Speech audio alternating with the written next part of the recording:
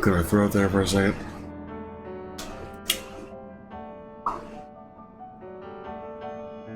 Okay, so fuck. That's all I can say about the story right now. Cause holy shit, I was not ready for that. I thought that was the final boss. Who the fuck is worse? I'm trying to think. I'm thinking, have they named the final boss before this? In another Final Fantasy, maybe? I don't know.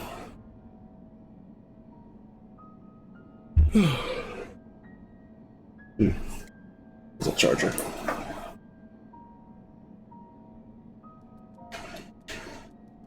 There we go.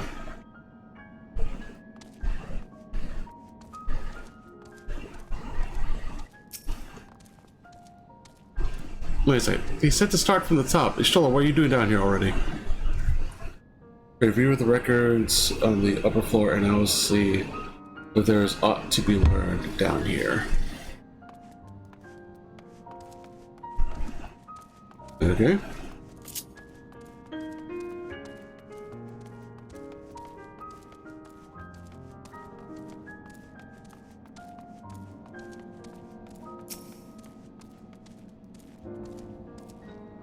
Zodiac defeated. While he may have been in an incomplete state, that's nevertheless an impressive feat. But even if you hadn't, his demise was inevitable. Bandania would have seen to it one way or another. That said, he probably would have wielded Zodiac's power to wreak untold destruction before taking his own life, making this the better of two unfavorable outcomes. Okay, what? That's fair.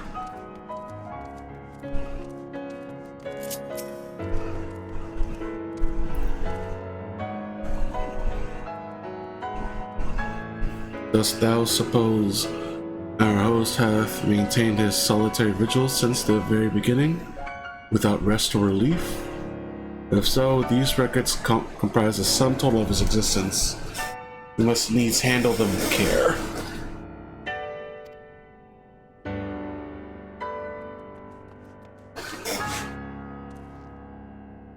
Shit, that is a long time. All these memories. And we're starting with fucking number 1. Okay. As you gaze into the crystal, ancient knowledge of Zodiac flows through your mind. Daily summary, no abnormalities detected, no abnormalities detected, no abnormalities detected. What the fuck is wrong with my tongue right now? I don't know how to speak.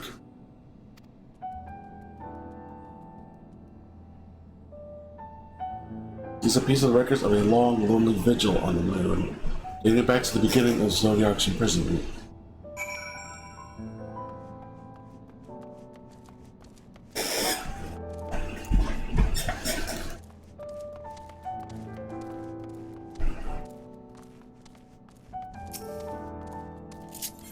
Wait.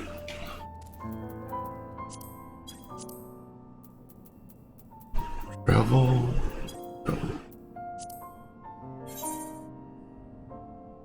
Okay, so there's no travel moon thing, no speed thing for here.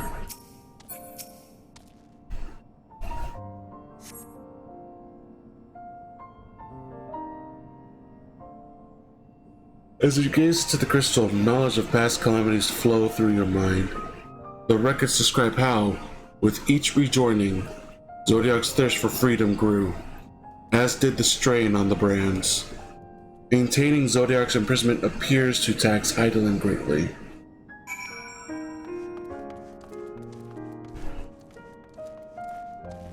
And I'm thinking I might have to kill Heidelin.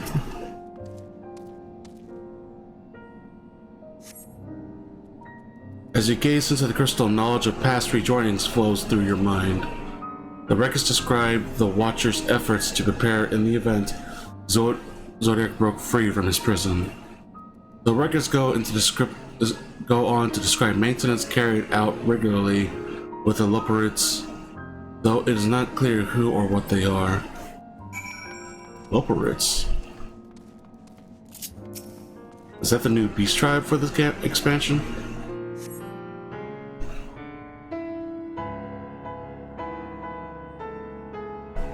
As you gaze into the crystal, a record of unexpected visitors flows through your mind. The records note the Watcher's musings when Elidibus is spotted on the moon, though clearly not for the first time. It is clear he and his brethren have a keen interest in freeing Zodiac from his prison, and yet they have made no attempt to destroy the brands. Perhaps they prefer he remain hidden from mortal eyes until the final rejoining. Perhaps they realize we would never dare bring harm to Zodiac, so long as he remains imprisoned. Okay, interesting. Elidibus was here.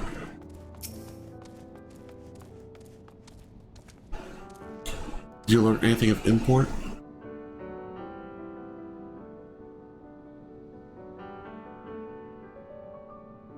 So it is as we expected. Maintaining the brands requires a great deal of our energy and focus, and this cost has grown higher with every rejoining.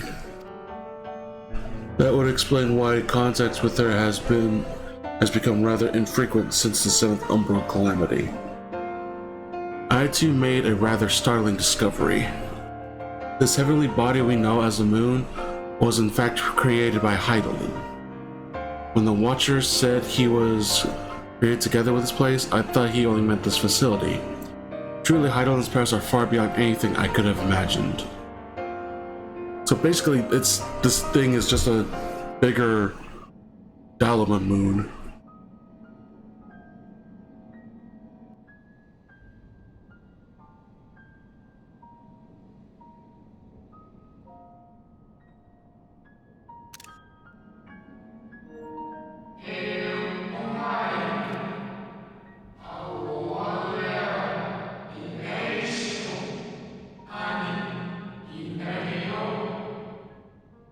I thank you for affording me this short reprieve. That's a lot of words just to say something so short.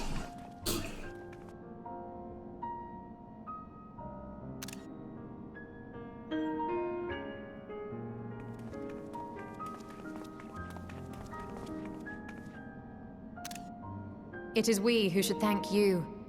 The records stored here are nothing short of extraordinary. There is much we could learn of Zodiac and his imprisonment, but perhaps you could offer us more focused guidance. Pray, tell us of the calamity that came before and comes now again.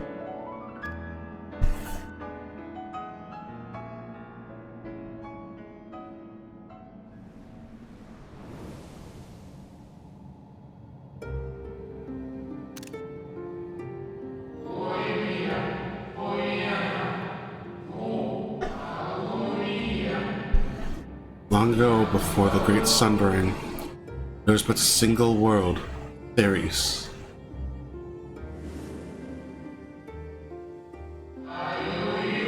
One day, from within the earth, a terrible cry issued forth, affecting a profound change in all manner of life. We were not exempt. Our creation magics ran rampant, giving shape and form to thoughts of hopelessness and despair.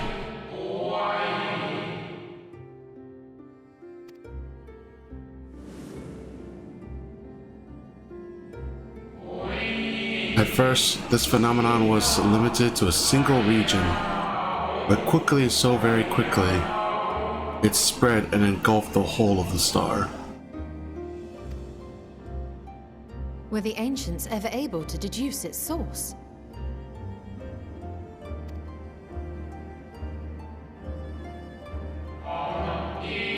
They were not. However, the convocation struck upon a method to predict where the next corruption would manifest. Is that the final boss, where there's this corruption?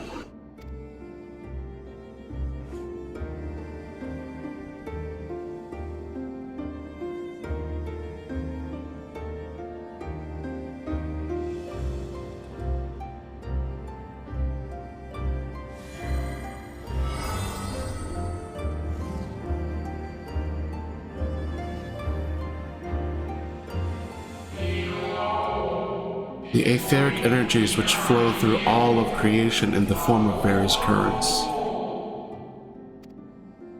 The live stream. The currents which course through the land and seas.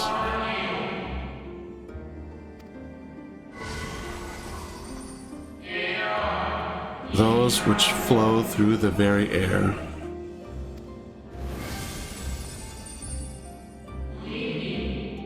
And those of a celestial nature which encompass both our star and this moon.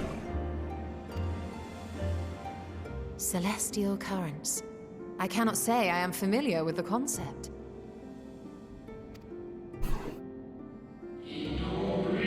Nor would I expect you to be. Few scholars of our time knew of their existence.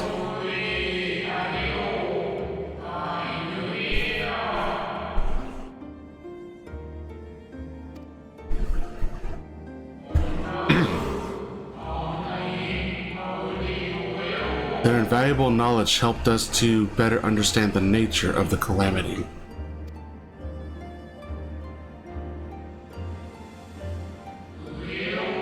Like the terrestrial ones of earth and air, the celestial currents form a vast network, but their distribution is not consistent.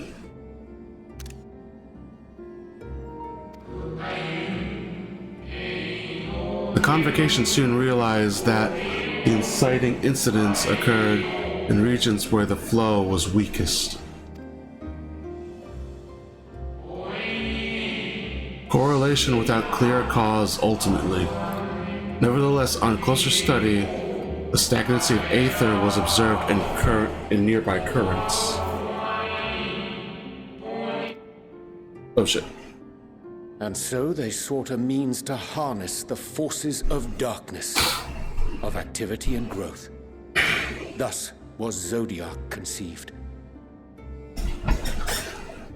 To harness the force of darkness, of activity and growth. No less a power than a god's could set right the laws of nature and quicken the flow of ether within the star.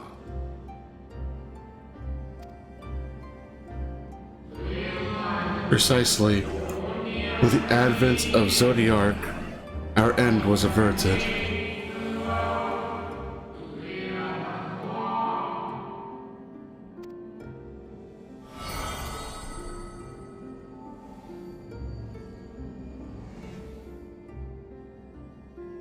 NameIsZ claimed that those who summoned Hydaelyn did so because they saw Zodiac's power as a threat. Is that true? Indeed, there was a faction opposed to Zodiac's creation, but their aim was never to unmake him. So then it might not be Hydaelyn then. They understand the continued preservation of the natural order was dependent on his very existence. Until we could identify and address the underlying cause of the final days, he would need remain. For his departure would set in motion those apocalyptic forces once more. So they pretty much unwittingly made another balance for the entire world. They needed Zodiac to posit, but they needed a counterbalance for him, Hydaelyn, and they just kind of like maintained that balance for that the entire time. Now something was going to disrupt that before Zodiac, so that's that should be the boss. Hydaelyn recognized this as well, and so rather than destroy, she sundered Zodiac, herself, and the star into lesser reflections, that she might confine him in this place.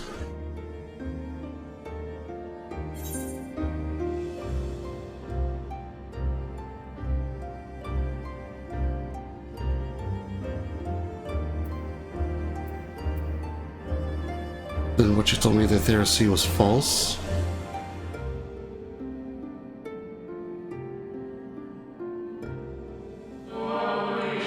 That the two once dwelled as one until Zodiac grew hungry for power, upsetting the balance twixt them?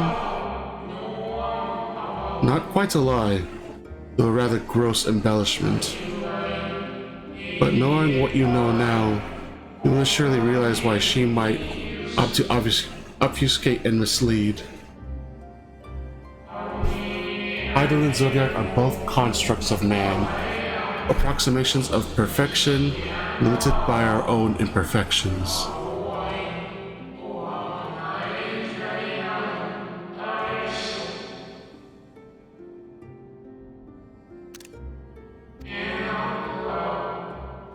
Zodiac was, without question, the more powerful of the two, having been born from the sacrifice of half of Aetherius' population.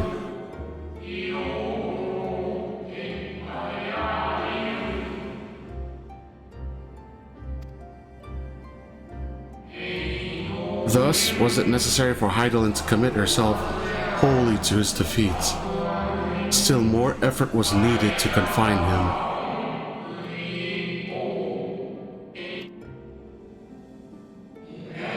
Maintaining the brands taxed her greatly. With what powers she dared spare, she cried out to any who might listen, and offered her blessing to those who heeded her call.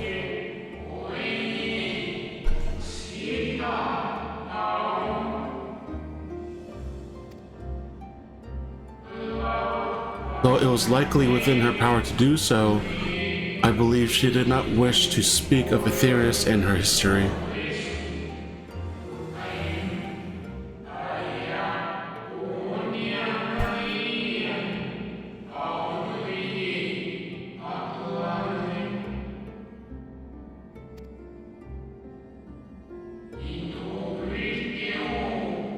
Like Zodiac, Hydaelyn's purpose is a reflection of her creators. They wish to look to the future and not linger in the prison of the past.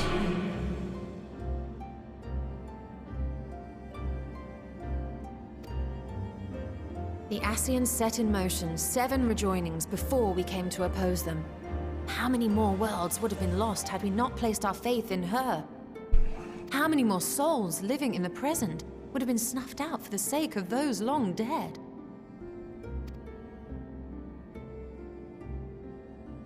Well, in light of recent events, I see no reason to doubt your words. And even if Hydaelyn is not a god in truth, if Minfilia believed that we should trust in her plans, then I choose to do just that. Which brings me to a rather important question. Let's suppose we try but fail to stop this second coming of the final days. Should the source fall, what will become of the other worlds?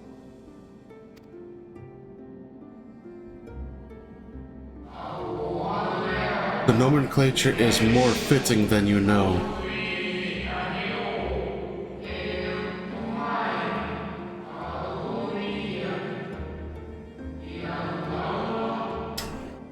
So, if it's more fitting, that means if this world goes, all the other world goes.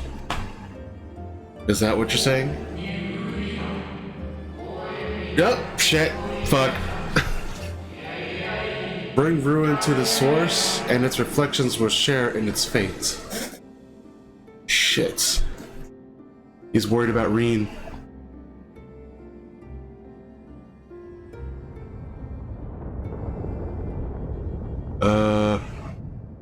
Should that be happening?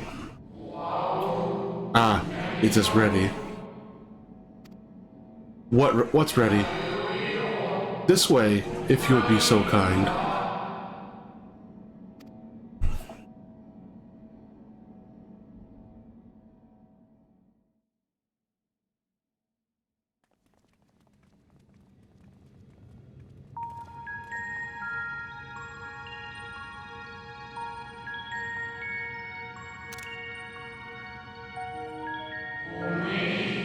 A beautiful sight, is it not? Yeah, it is. Yes, but what is it?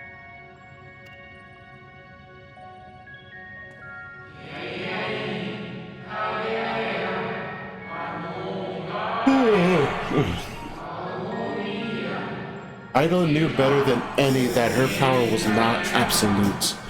Indeed, She has ever struggled to hold Zodiac and his faithful at bay. She feared the worst and so made preparations. In the event of his demise, there would be a contingency. She Batman planned this. The moon is more than a prison. It is a vessel capable of bearing the people of Aetherius to safe harbor? What? You need not go far to find its pilots. In fact, I should happy to take you to them.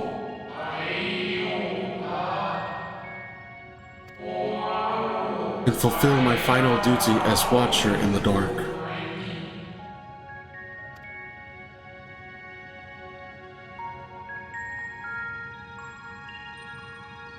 So, the moon is an arc?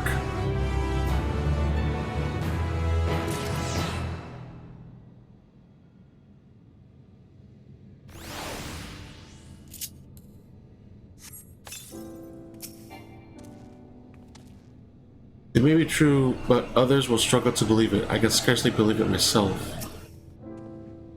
I should very much like to hear more of this extraordinary story. The moon is a ship? Well, now I've heard everything. At long last, the Watcher is ready to fulfill his final duty. The time has come for you to be on your way. The crater at the heart of the Mare Lamentorum, where Zodiac was imprisoned, is not so easily traversed, however. Let's call upon Argos, the familiar whom you met earlier. You should have no trouble bearing your cross. As Hydan created me as a Gowler, so too did she create Argos as the guard. It is true to appear when needed, yet he is nowhere to be found. Strange. Mayhap the imbalancing of Aether has affected him. Let us make for the crushing brand and attempt to call upon him there. You need but recall the path you walked with Argos before, and you will find your way. If he labors in service to Eidolon's plan, I see no reason not to do as he suggests. Should we make for the crushing brand then?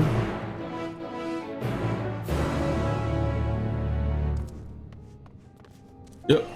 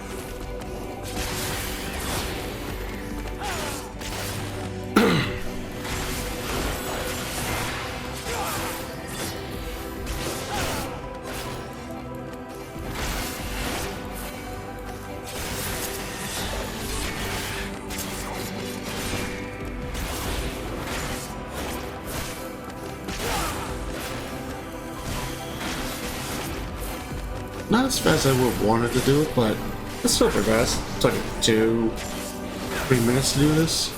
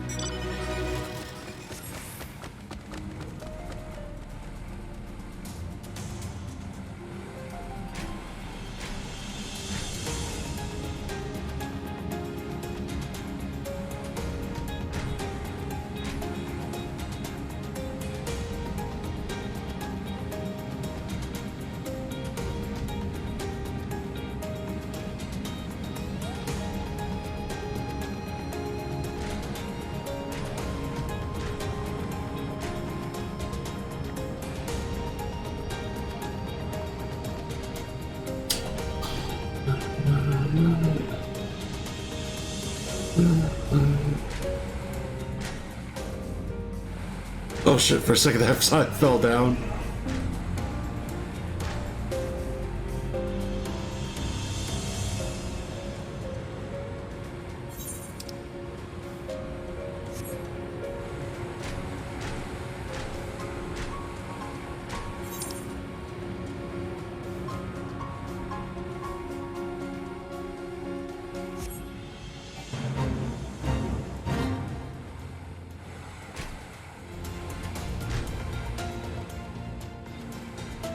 Who the fuck is that?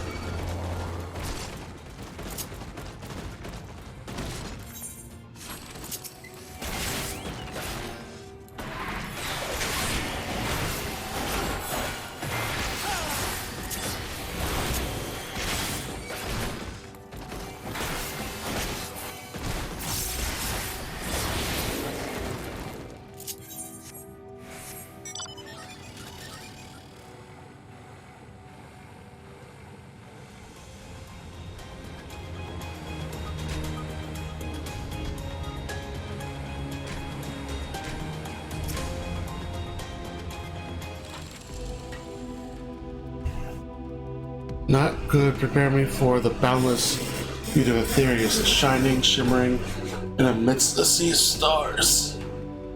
A blue sapphire, but none of the countless other jewels brimming with life, no doubt.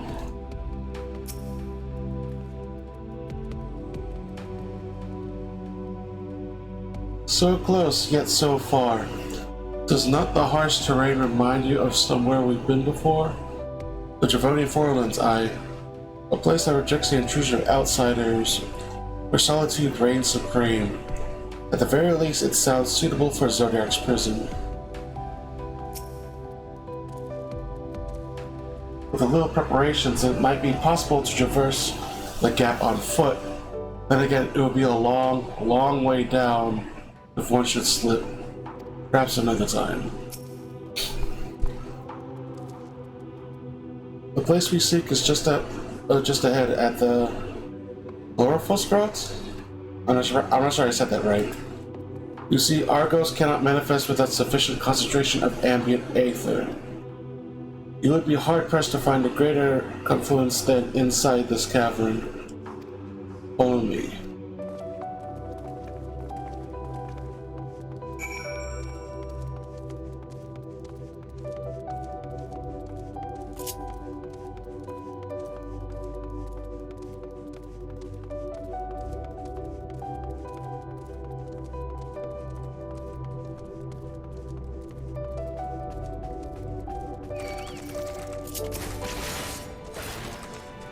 What the fuck?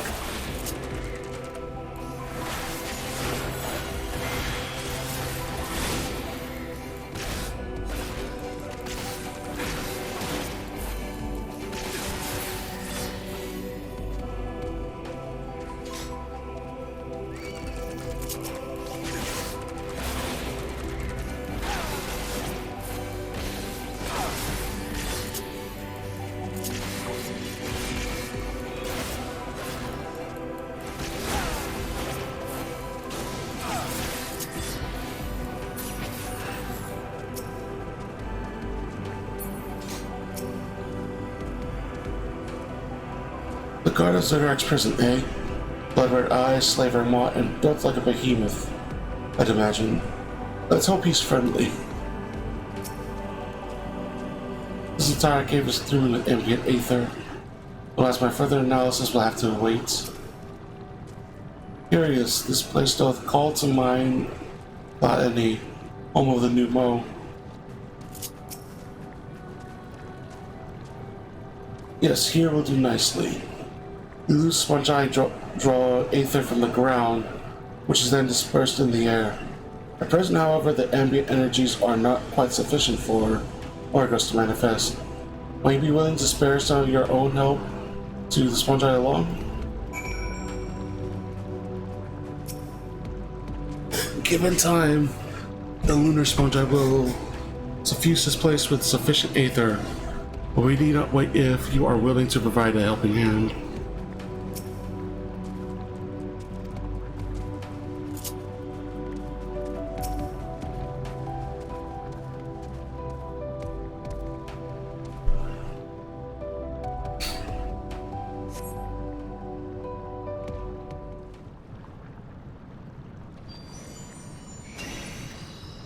Hey, good doggo.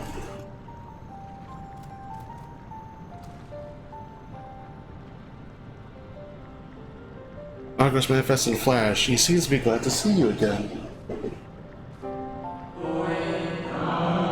The most fascinating creation of Heidelin's. Would you not agree? Should the need arise, he is even able to create reflections of himself on a whim. Do I assure you it was a reflection which accompanied earlier to the brand? No, Argos was quite eager to be at your side then, as he is now, it seems. I cannot recall when he last showed such affinity for anyone. Indeed, I thought him more likely to shy away from you and your companions. Perhaps it was more than a sense of duty that compelled him to aid you before.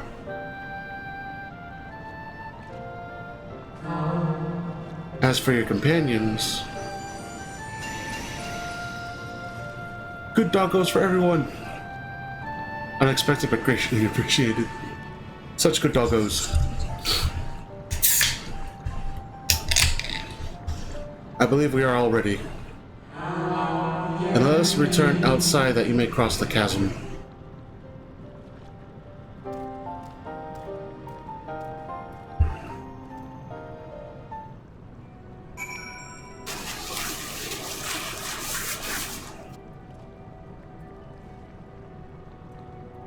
Spilled my drink a little.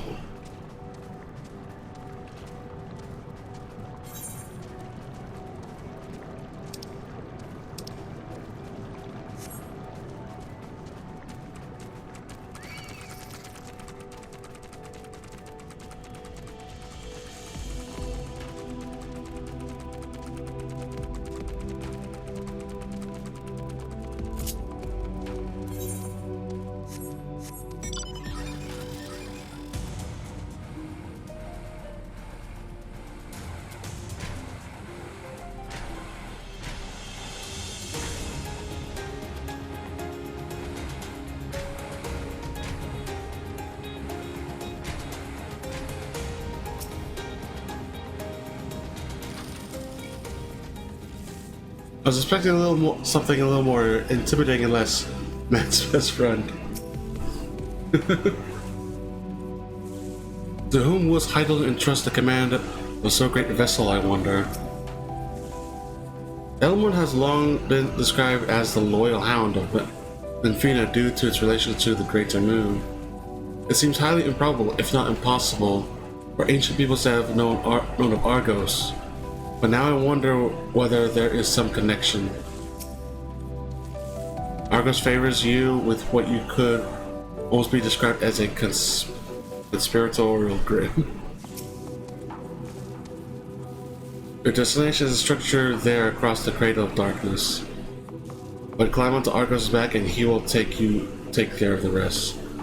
Once you arrive, it should not take long to find the ship's crew. The facility is designed to rouse them from their slumber in the event Zodiac's destruction. Heed their counsel. Together you may guide the star and its people to a kinder fate. This is where we part ways, but know that I shall forever be watching and praying for your success.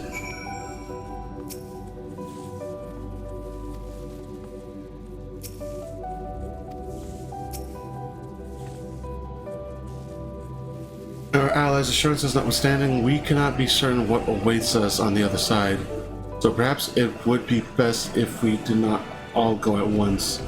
I propose the two of us cross over first while Thancred and Rayanja wait here. Whee!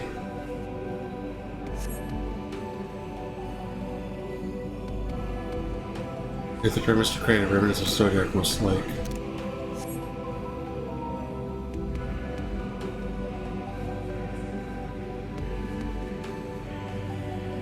What is that?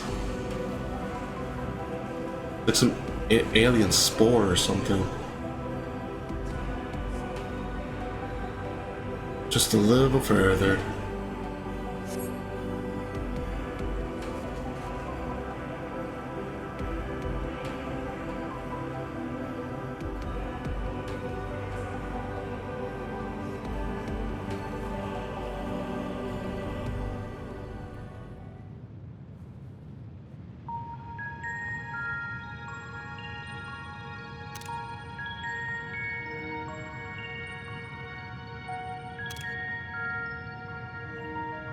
This structure is enormous, though it is hardly surprising given the size of the average Amaritine.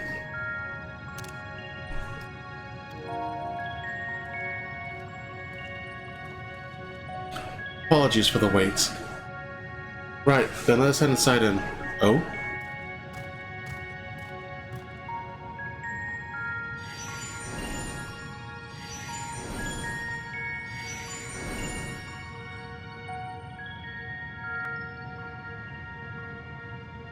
Most intriguing, by which does he conserveth energy?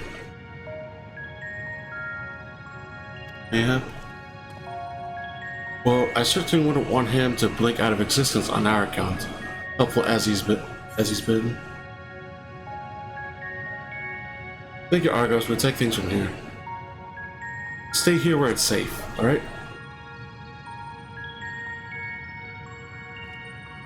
If Argos is to remain without, let's not keep him waiting over long.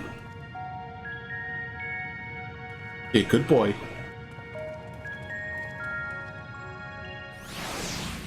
Be a good boy.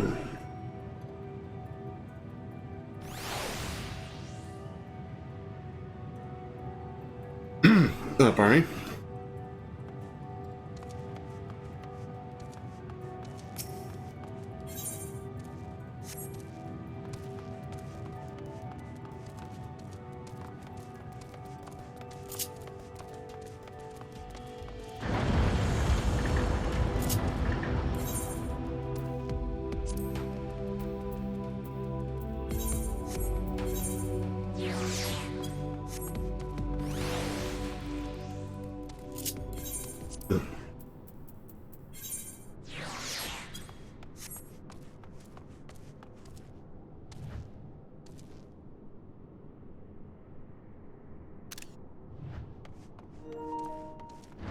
I could use this for inspiration for the campaign.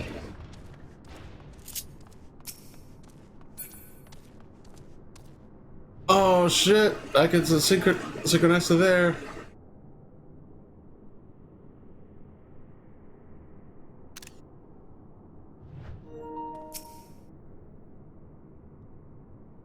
Its scale is reminiscent of Emerald, or rather the replica we visited on the first. Truly a marvel beyond description.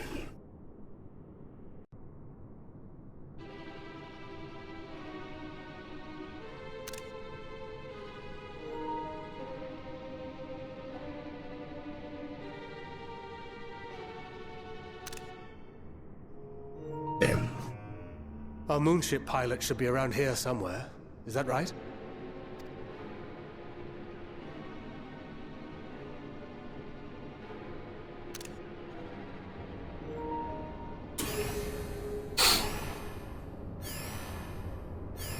Oh hey, it's the rabbit things I keep saying in memes of.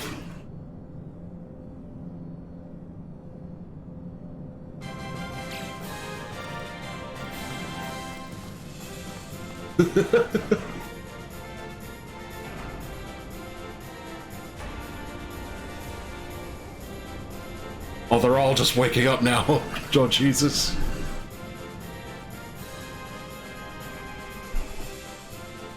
It's like tiny Lalafells, but with rabbit ears. Are they coming towards us?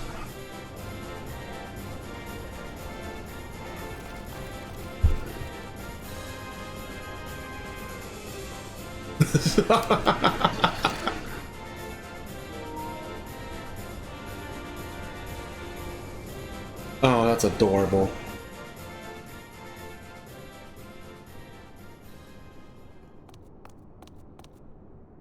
Look lively, everyone! Oh, it would sound adorable. I know. This 1243rd inspection is a mite ahead of schedule, but it is of the utmost importance. For Zodiac, alas, is no more. It's so casual about it. As of now, our mighty moon has a new purpose: to bear the people of Etheirys to safety. This is a fucking adorable, but I have concerns. Our time has come, my friends.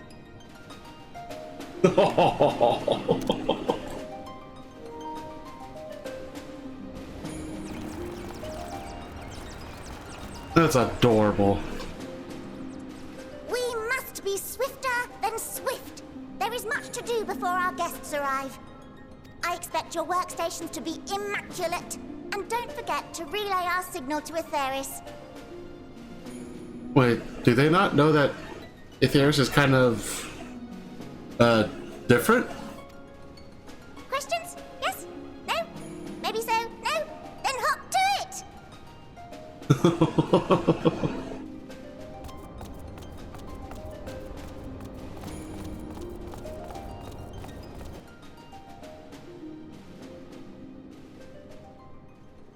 It was a little dumbfounded. It is a rather curious crew she hath chosen.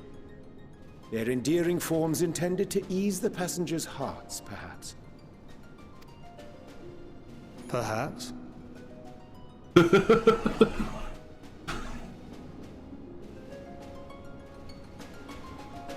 Perhaps.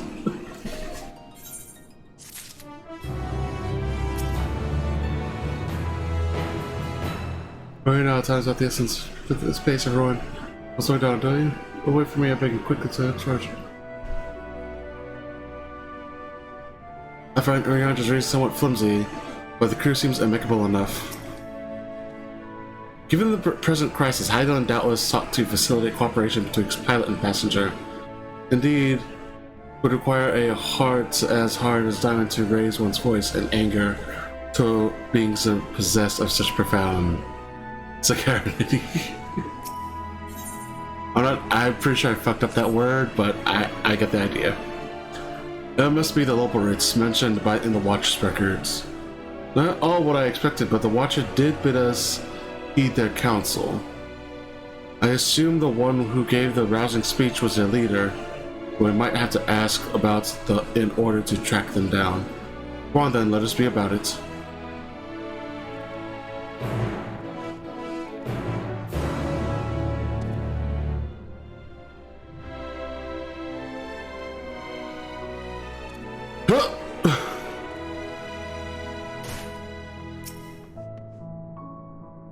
Lopers all appear to have set about their tasks. Is there a leader, I wonder?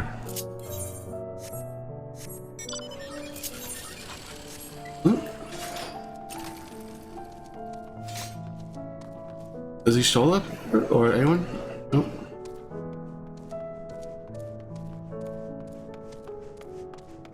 Very soothing music here.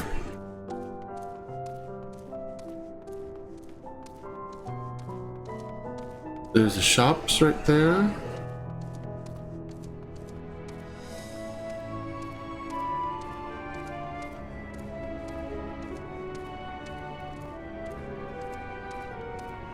Camping way. None for only one thing to be done. Scrap it all and start over. I'm thinking of spending a night outside Bestway's Burrow. I'm not sure what I'll need to take with me aside from a tent, I suppose. Hey, I can tune to it right now. Be right back, one moment.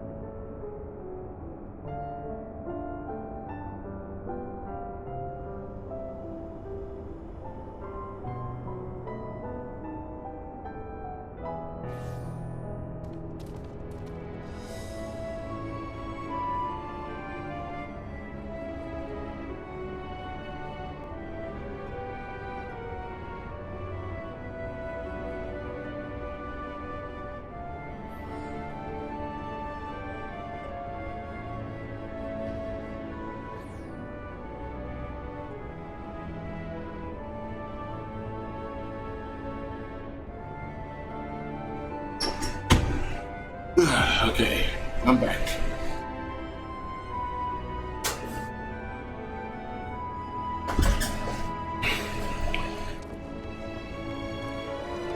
Let's get that speed mount service connected.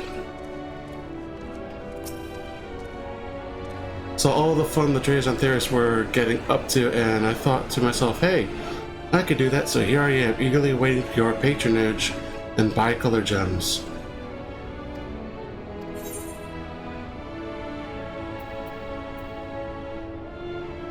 It looks like that's an easy way to get some lunar tender.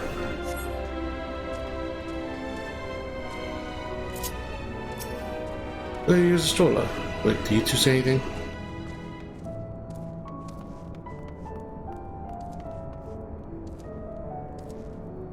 Such fascinating apparatus. Well, it's hard to believe it could house so many crew members. Even so, there is nothing else here to suggest other types of accommodation.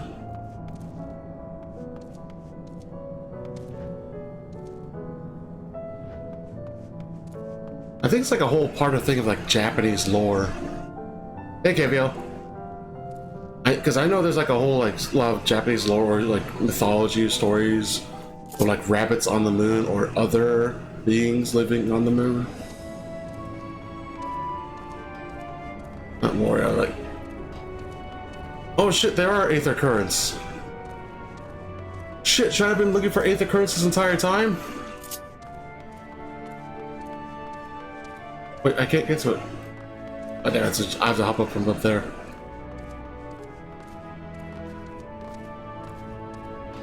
You hold up right there.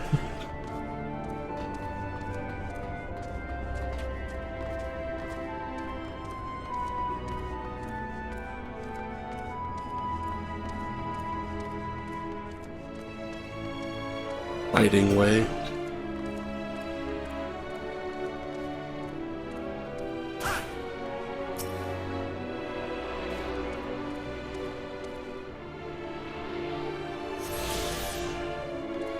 I didn't see any currents like in the on the like the looking for Zodiac part. I guess it did just like show up yet. I heard that your kind of hop about when they hear music. Is that true? Can you turn it off? That's adorable. I've decided to form a fellowship of protectors to escort people as they arrive. So relax, you and yours, and safe paws. Very, very safe paws. Look at enjoy it. You'll never see no fucking way.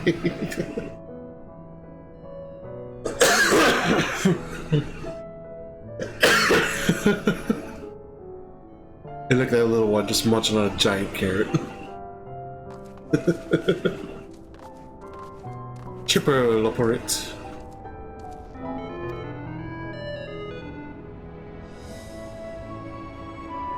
The leader of the crew? Not me, I'm afraid. Singing Way's the name. I'm in charge of the construction and maintenance of the atmospheric circulation system. One of the crispest, cleanest air for the people of Ethers, and that's a promise.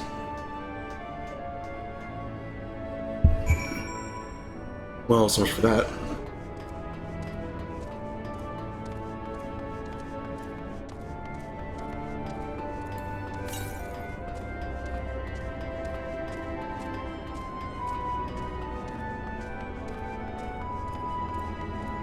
How goes the system change?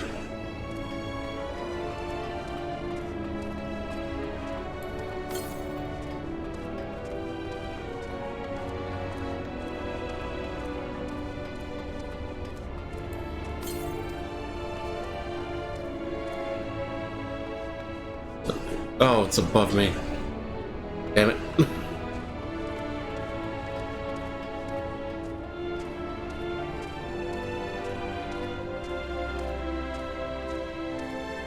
Guiding way.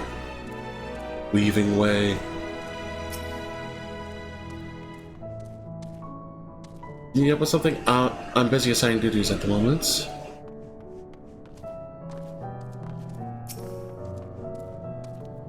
What do you think of our clothing? I'll have you know I'm the mastermind behind its design. Lim. Here? Leader? No. Sleeping way. My job is... perhaps I'd better ask. Sleeping way.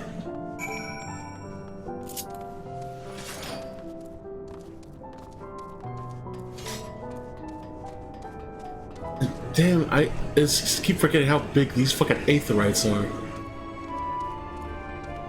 Oh, there's Stankard.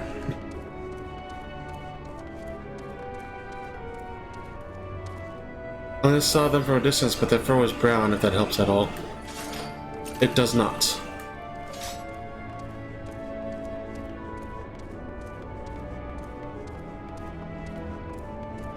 Nothing, wait.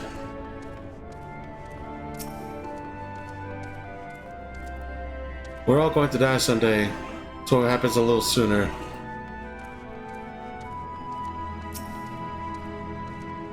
Recording way. Oh my, but isn't this exciting? I've never seen one of your kind up close before.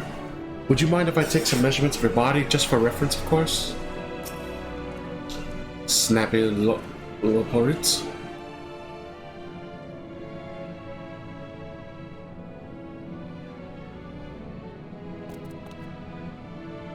What? Oh, and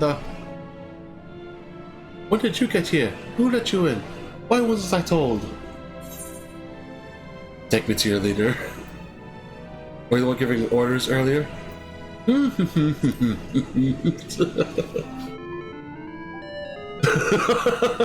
the fuck? But was that what was that supposed to be? You're humming. If one can even call it that, it's atrociously off key. It should sound more like this.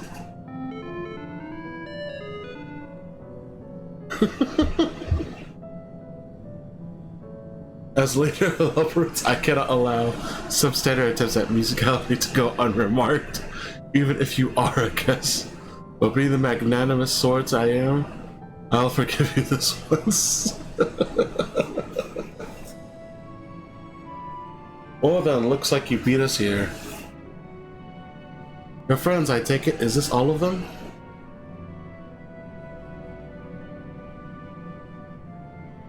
A group comprised entirely of children? What must their parents be thinking? What? Oh shit, right, you're thinking of Amaranthines, the fucking giants. This isn't a nursery after all, but perhaps we should build one. Or did we build one already? No matter, you need worry your pretty little heads. All will be well, I promise. But goodness me, we shouldn't be standing about gawping. I must take you to meet the others. We're the adults. If you could run along back toward the entrance, you'll find a path that leads to the central platform on the upper floor.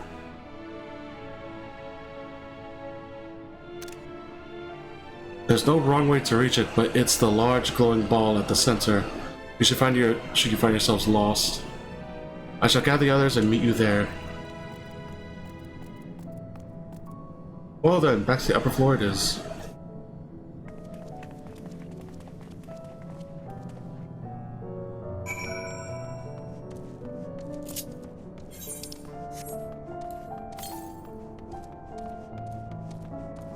Which is still just pointing to the one that's up there.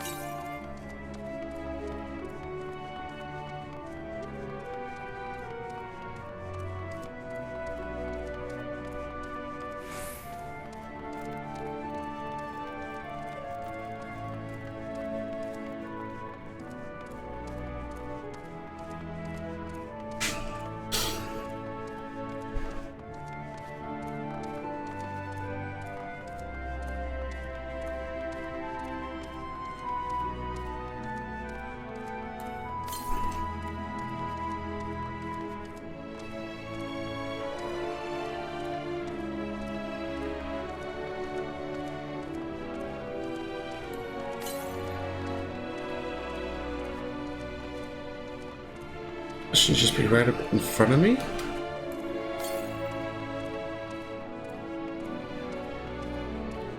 There it is.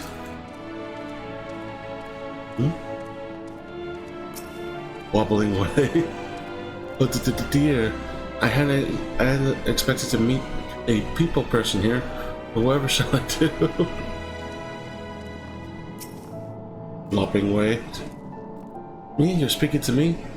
Oh, but of course, I'll answer any questions you may have. The management operation of the central control sphere, it regulates every single facility here in the best ways boroughs. If anything were to happen to it, the whole place would stop working in no time. It's very important, and so is my job. Mr. Borough is where we Loperites live and work in honor of Heidelin. We're all doing our best to make the moon a suitable ship to transport everyone. You'll be able to ride someday soon, don't you worry.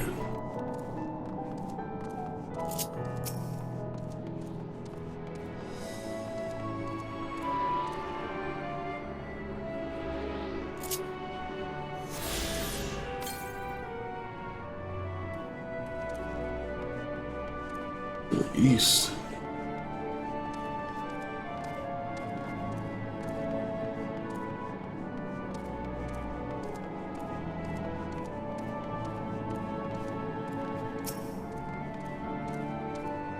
The aether composition and density of this sphere is quite similar to the crystalline concept we've seen before.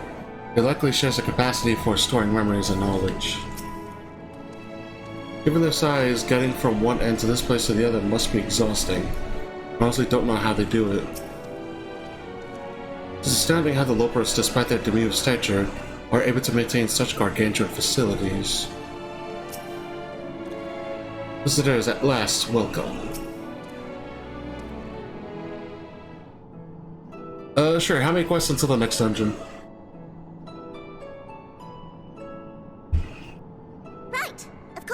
Introductions are in order. My name is Livingway, and we are the Loperites, created for the express purpose of commanding this ship and bearing the people of 7. Etheris to That's not too bad. World.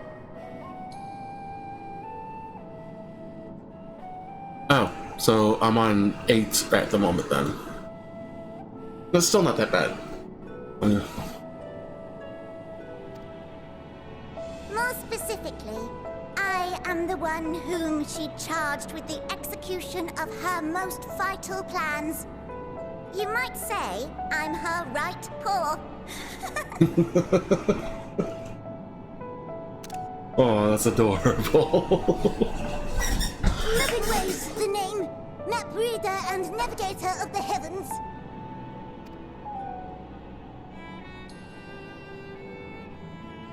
Pleasure to meet you all, but I'm still trying to make sense of this.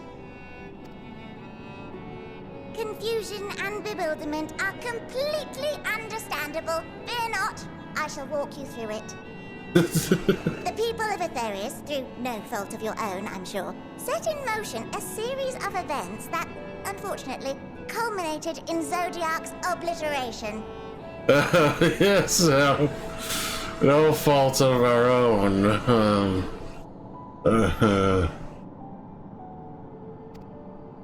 Oh, thanks for letting me know. Acutely aware of the imminent crisis, your parents sent you little ones on ahead while they began the necessary preparations.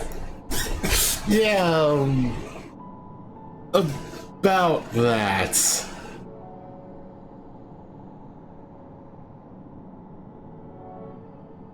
not following? No? Very well, I shall elaborate further. I want to give them head pats.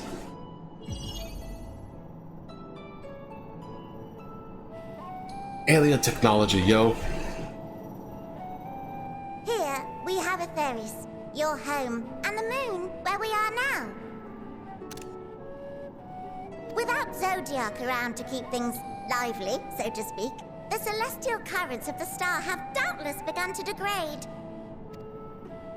A calamity of apocalyptic proportions will be visited upon Aetheris, bringing an end to all life. Very sad, that.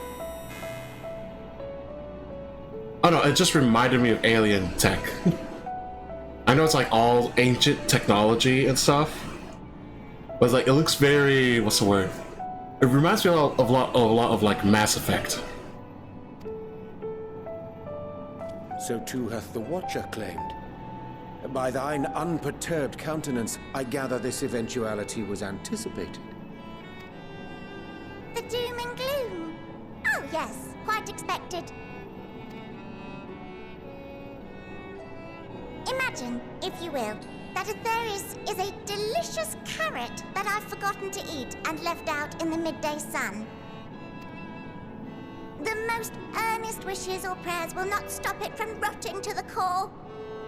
So sadly, there's nothing to be done but to abandon said carrot, Aetheris, in case the metaphor is lost on you, to its grisly fate.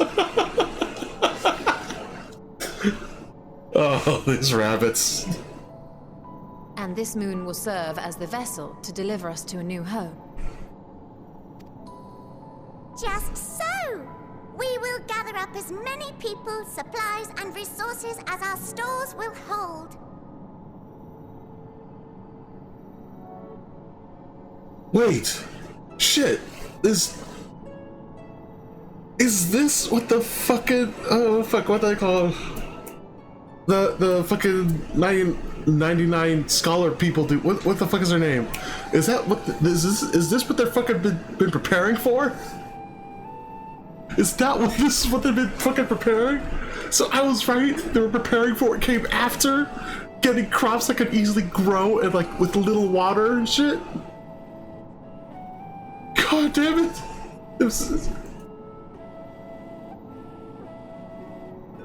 God damn it! They were trying to do a Fallout, not a Fallout shelter, a Fallout Ark. God damn.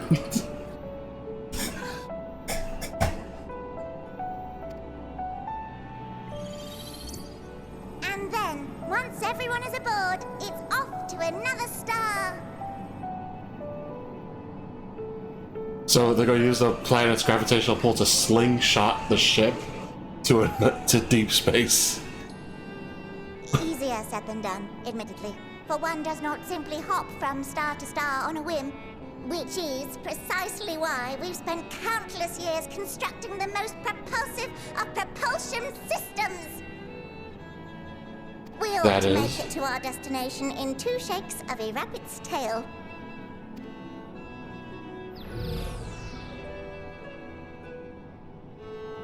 Zach, the moon! Impressive technology. I dare say it is beyond anything we have ever seen. I was still half expecting like the moon is haunted meme. I pull up with a fucking Machinist gun. Moon's haunted. Entire fucking moon. No need to shower us with praise. All we've done is faithfully carry out the instructions left to us by Hydaelyn. Back in the old days, when she was still just Venar, she was dedicated to the study of the world and its inner workings. And the Watcher, the real one, not the simulacrum you met, was one of her fellow researchers. I'm sorry, what?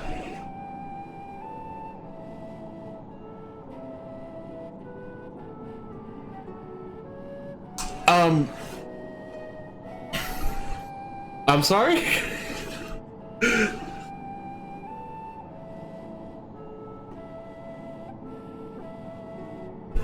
I'm trying to recall.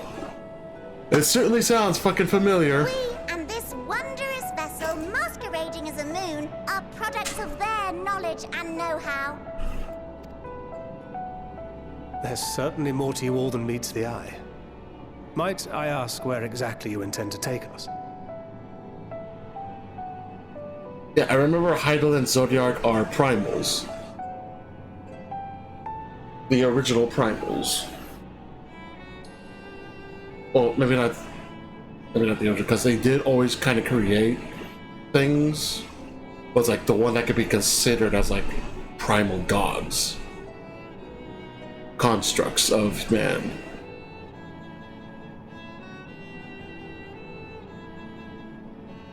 Elidibus was the heart of Zodiac, and if Hydaelyn was kind of made in the same way, given the drawings, that must mean this the Nat is the heart of Hydaelyn. Was she the one we met on the boat in the beginning?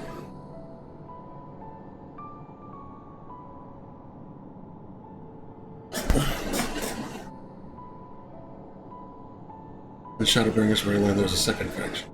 Wasn't that second faction Hydaelyn's group? We identified a few promising candidates for resettlement some time ago, but we cannot guarantee that they are fit for habitation. Moreover, the ship can only travel in short bursts. We intend to go down our list, hopping from star to star, until we find one suitable for resettlement. No need to worry, though. The vessel is being refurbished with accommodation for an extended stay as we speak. While we did have to rely upon outside help to determine what amenities were essential, I dare say we have risen to the challenge. Help? From who? From you and yours! Who else? Each time we woke to perform regularly scheduled maintenance, we were greeted by the resources you sent us. What better way to learn about preferences and proclivities of our present-day charges? The 99 scholars. God damn it, I was fucking shit. A lot of things are connecting in my mind right now about all the theories I had. Oh man.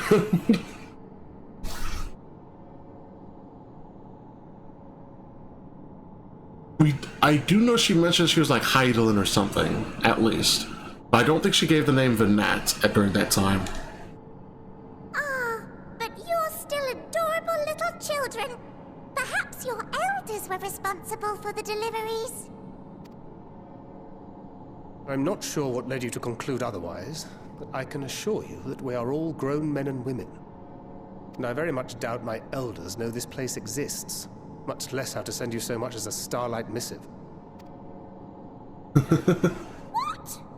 Then who in blazes let you on my moon? About that. Sorry. Hydaelyn herself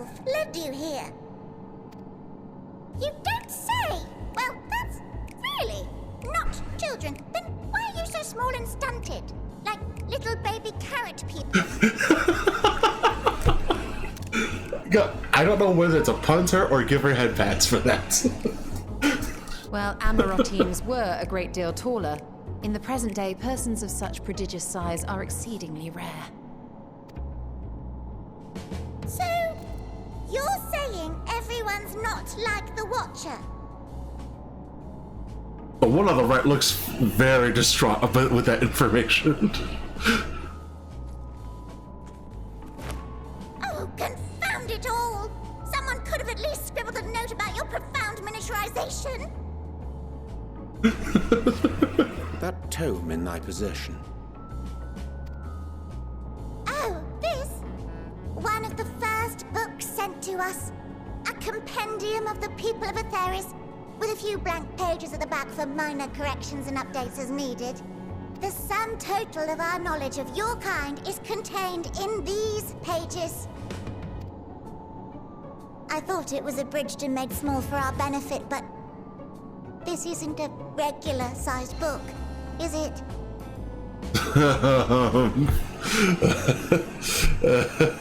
Sorry.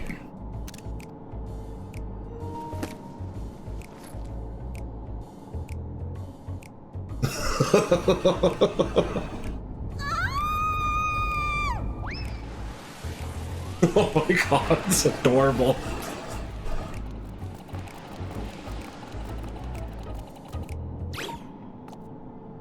Building Way, can you hear me? Yes, we're all very busy. Change of plans. I need you to rebuild the domiciles at 1/3 the scale.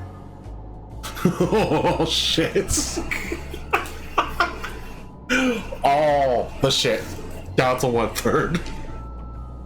All of them.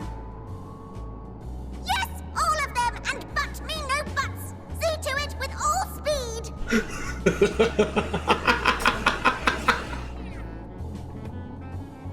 Perhaps you could tell us a bit more about your terrestrial collaborators. Yes, in due time. But first, I'd like to hear more about you, if it's all the same. I'd rather not risk any other complications due to outdated knowledge of our passengers-to-be.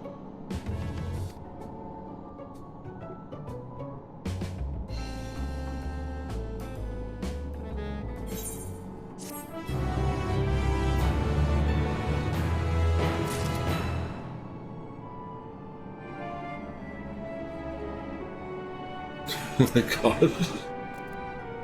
Oh dear, I certainly hope Billy can complete the renovations before Moore gets right. Or perhaps you should leave them as they are, that way you'd have more space to lounge about. Honestly, he could leave them that way. Why do I get the feeling we're not supposed to have our hands full with the lovebirds? I should have realized something was amiss when Living Way referred to us as children. What other delightful misconception do they hold, I wonder? It is unfortunate that the domiciles were constructed in error, but their willingness to perform such a sweeping renovation is a testament to their commitment. I cannot fathom the resources required for a facility so vast. But hey, this means you can actually, carry more people.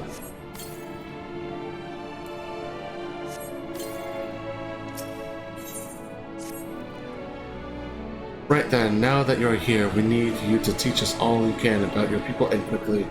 Won't be long before the final days are upon us in all their terrible grandeur. So it is imperative that we be prepared to receive our passengers to be. If there's anything at all that may displease them, must be addressed post-haste. And address it we shall. Here at Bestway Burrows, we have assembled everything required to offer our guests the best way forward. We have produced a myriad amenities that we understand to be essential for day-to-day living, and wish to hear your opinions on them. I'm sure you've all worked up an appetite, so why don't we start with foodstuffs? Meet me at the Caratorium.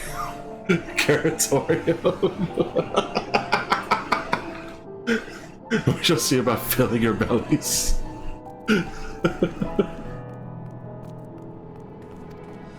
Oh shit, I didn't see it. Right. Oh, that should be I want to with leopards in this festival.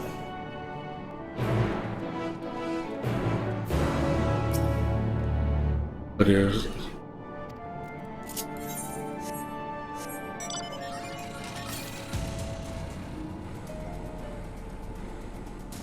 south. That's out the door.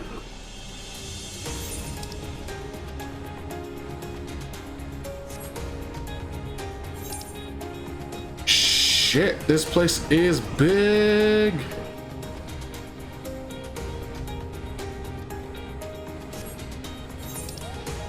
Oh, looks like there's a hunting train nearby.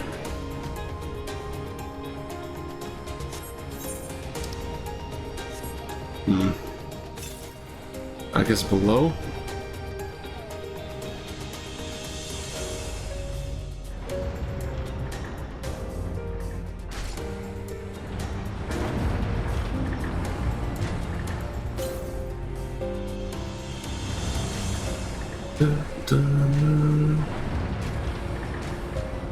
Oh!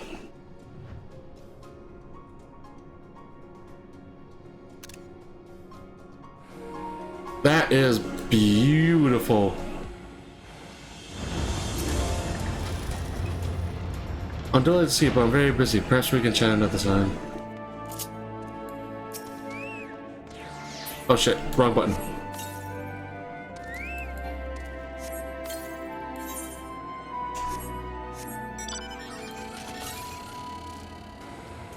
Northwest.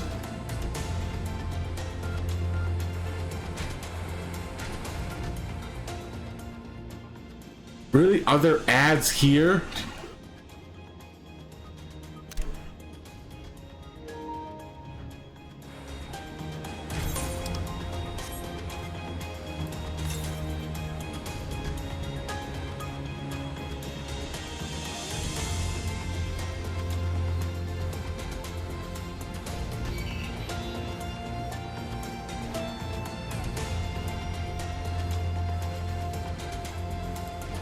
Caretakers and supporters, my ass.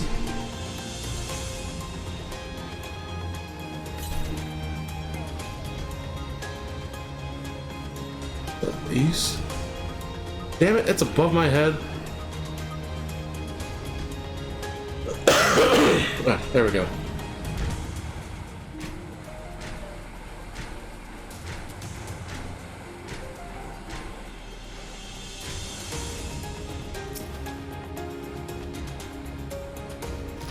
Blasting away. Where are the continuous question? I vote Philosopher's Carrots, they must be kept like no, Iron Carrots first. We won't get forward without bulging. This does require debate. We want to quick dragging your feet into it.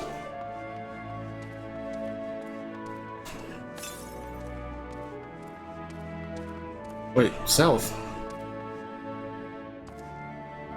Did I hop on the wrong one? Southwest. Nope. But should be right around the corner.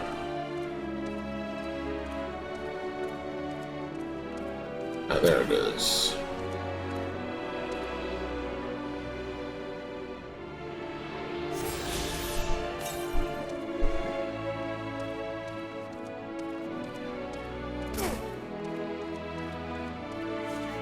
Am I the only one who suspects we're not going to find anything edible whatsoever? As Al spied the peculiar sentinels patrolling the vicinity, approach them with caution, or better yet not at all. We make no distinction between friend or foe. Given their earlier confusion regarding our size, I can't help but wonder if they even know the first thing about us. Cooking way! Now that's why they're expected by I trust you still have large appetites, yes? It depends on the size of the dish you give us. Look at the Caratorium.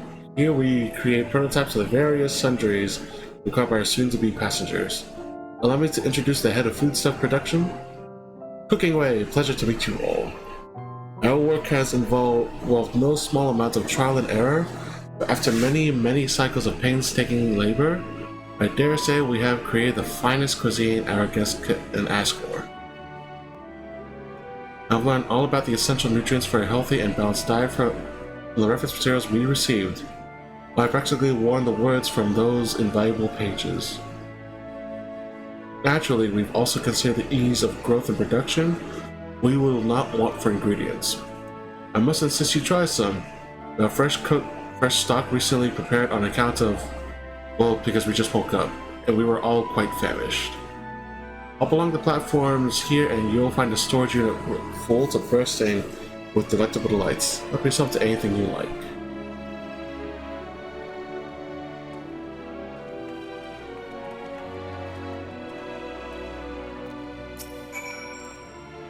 One serving's never enough. You'll be back for seconds and thirds, I'm sure of it.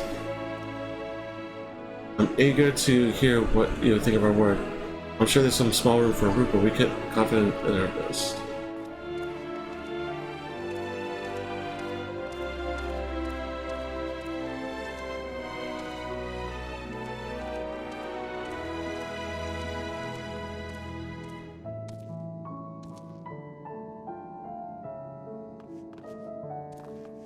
I thought I could spot Vagrant or something in there.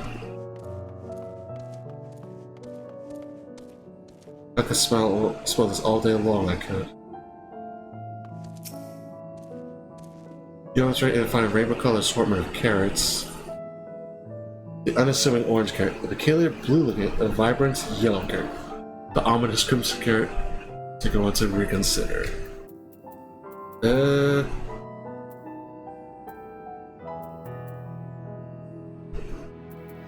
Eeny, closing my eyes.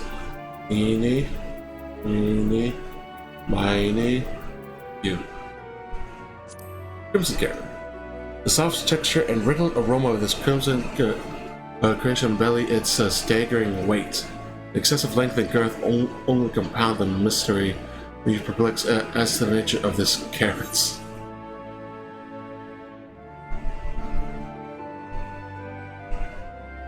Oh, I can consider. In that case, let's take a look at the blue one. Blueberry is strangely supple to the touch and smells vaguely of mint. Its excessive length and girth only adds to the dubious of the so-called care.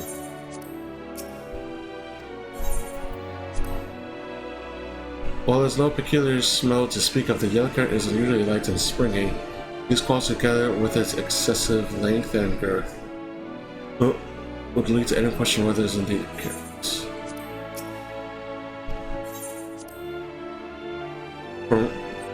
From front to tip, no scratches or blemishes near this immaculate specimen. Nevertheless, for its excessive length and girth, one might think this is an ordinary carrot. I picked Crimson, so let's go with Crimson.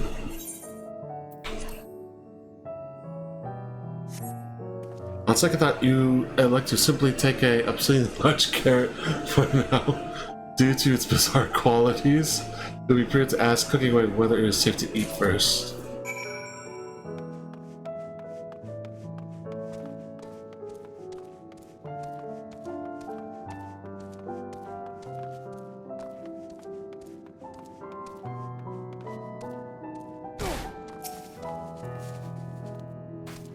So did any of our selections set your mouth to watering?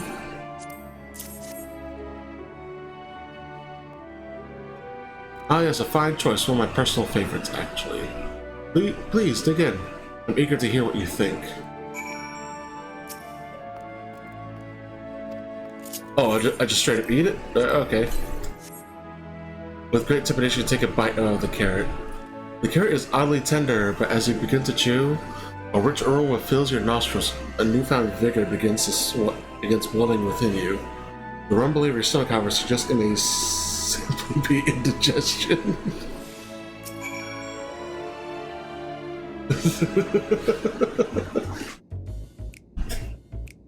What did you think? Unlike anything I've ever tasted, yes?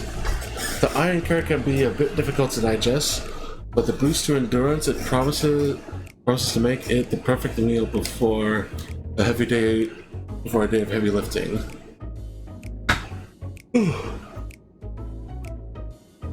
Plenty of other varieties too. Bleeding carrots to improve blood flow, dream carrots to help with sleep. You see, we have a carrot for every occasion. These carrots are extraordinary. I can certainly see the demand for this in Charlian. But what if I don't like carrots?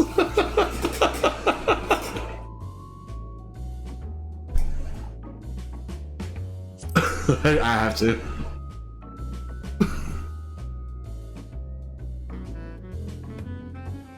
You don't like carrots? Oh, you must mean you don't like them served in this fashion. Worry not, we have puree versions on hand if you haven't the time to chew. I take it you two had a wide assortment of carrots to choose from and not else. Everyone had a carrot.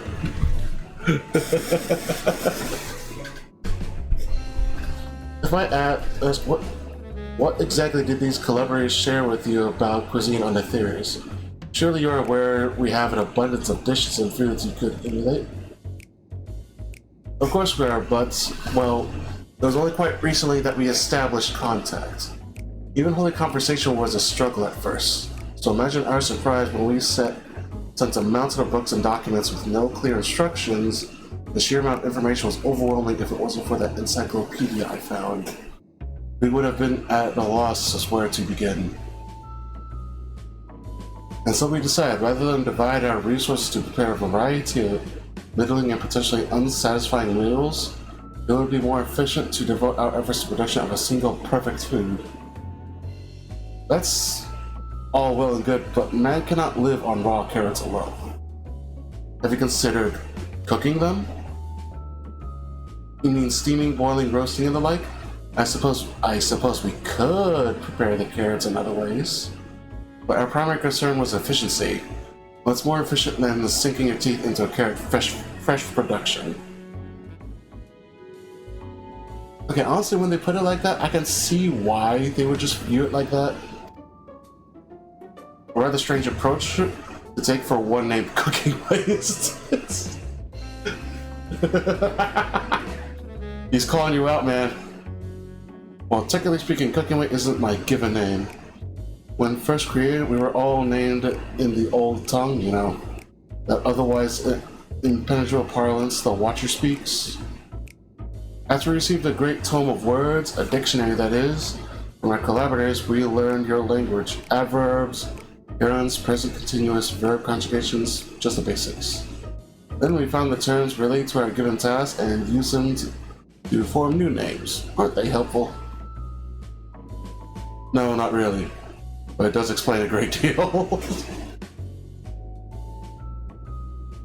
Wherefore didst thy kind deem such a change necessary? When the rest of your people arrive, we want to be certain they understand immediately what each of us does. We'd never be able to pronounce our original names anyway. I see. I hope your critiques, such as they are, were helpful to you. Though if you should decide to preserve flora and fauna from Theris as well, you would be able to offer the passengers a more balanced diet. Until such a day, one I pray comes sooner than later, it would appear there is naught but carrots on the menu.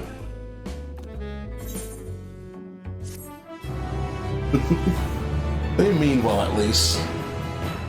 But yeah, that would seem like a boring diet, just eating carrots the entire time. I'm sure the Loperites would hop to the chance to expound upon carrots in exhaustive detail. Perhaps it's time we moved on. I hate to admit, but I did rather like the carrots. Hungry for more carrots? Fear not. You can eat your heart's content after you've seen the rest of Best Ways Burrow. I think we've had our fill of carrots for now. Let's move on to other necessities, shall we? Our clothing production is sure to impress. This way.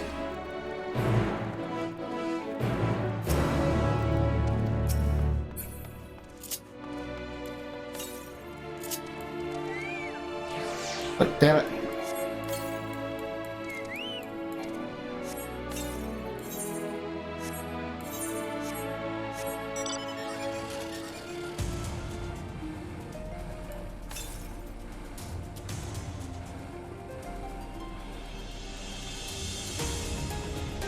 No, let's just do this one first.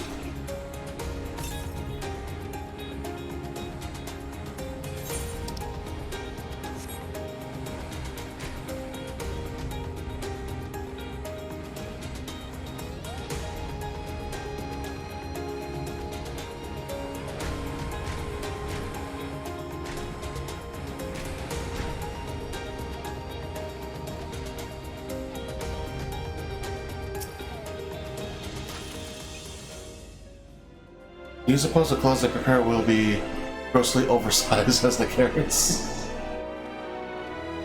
It's hardly sun silk tapestries. Perhaps you'll be pleasantly surprised. Garments born of the heavens, crafted with methods ancient and forgotten. Just befitting me who walk in shade, stewards of the esoteric. Here we are, the Opera production station. We've chosen to employ more traditional methods for this task. Creation magics. Idle in her infinite wisdom blessed us with a self-same affinity for magic her people possess. We have other amazing talents, of course, and I know you're dying to hear about them. I'll regale you with the details another time. That said, we did run into a spot of trouble at first. Our magic was not sufficient to see our work done. In the end, we discovered crystallized aether was a wonderful catalyst that could provide us with the extra vis we needed. My, how resourceful. Sweet sound of recognition. You will also be impressed to hear we've read all about your habit of changing attire to match your chosen profession. For the sake of efficiency, I presume, this has also been taken into account with our designs. But why take my word for it when you can simply try on our clothes? Make yourselves known to the workers and we'll see the rest.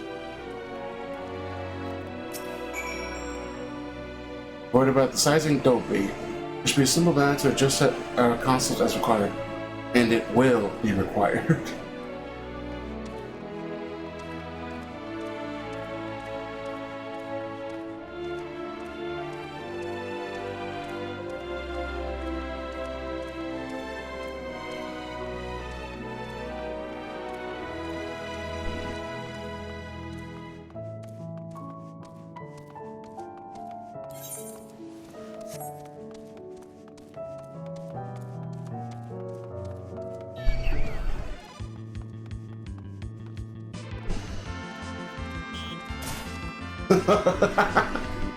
The 8-bit battle music. Okay, yeah, let's do this.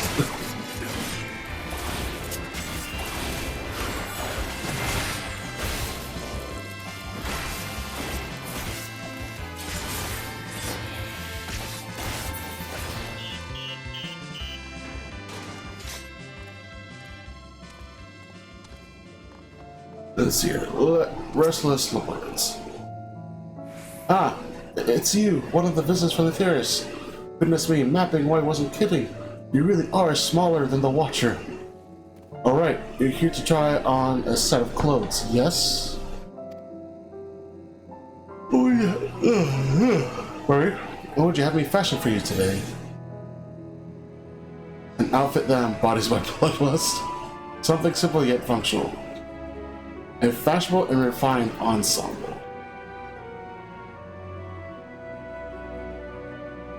Let's see, this version that I pick is going to be adventurer, so something simple and functional.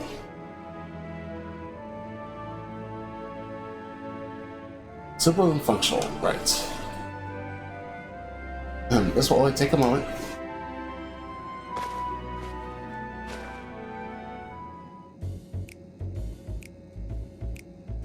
Oh. I see. I see.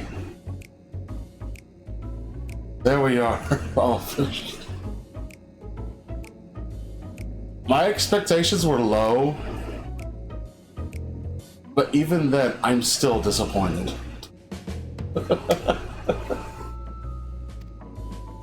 A perfect fit, if I do say so myself. Nothing too big or frilly, just as you can see. Also light and durable, sure to serve you well wherever your travels might take you. Would you look at that, speechless, and here I thought you may not like it. Oh, buddy. If you've a mind of trying something else, why not speak with my fellow artisans? I'm sure they'd be happy to oblige. You must continue wearing these garments in order to progress. You will change back to your normal garments if you move too far away. Look around for garment change areas of effects. Speak with the wrestler to reset or prolong the garment change. Oh no. God damn it.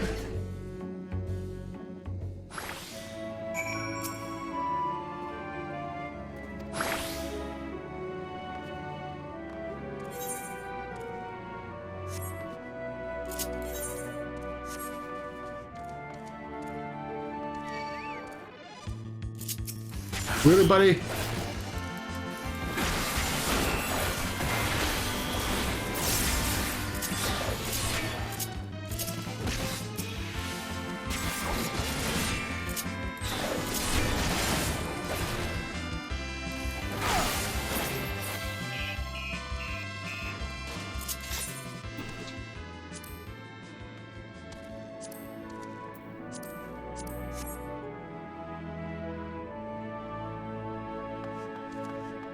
And they even gave me a little mask.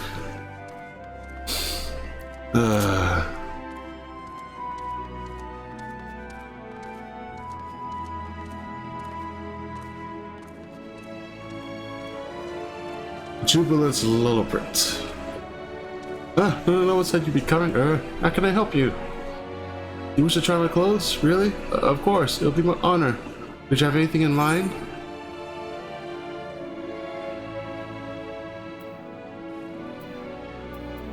Anything with a little more flair? I'm looking for clothes with an altogether different design. Surprise me! Fuck it, surprise me. Now I know what to expect. Let's just see it. This should do.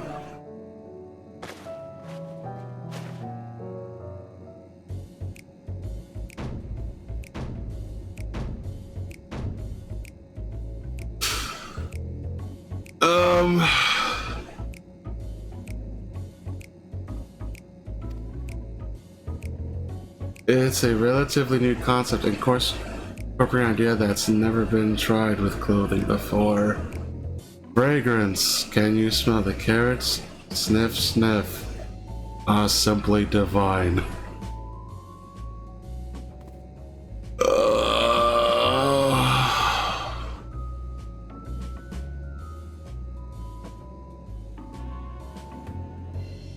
Oh man.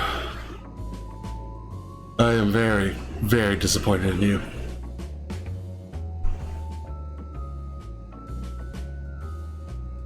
I was worried how the concept would turn out when put to the proof, but it looks stunning on you. Would you go and show Living Way? I'm sure she's eager to see what we've come up with. You must continue wearing these garments.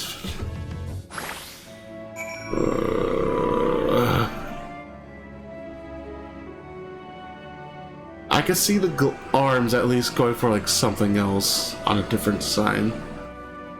But leopard prints on like a chest and shoulder plate?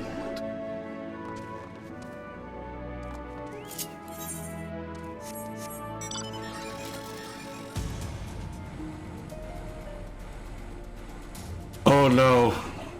What are the others gonna look like? Oh no.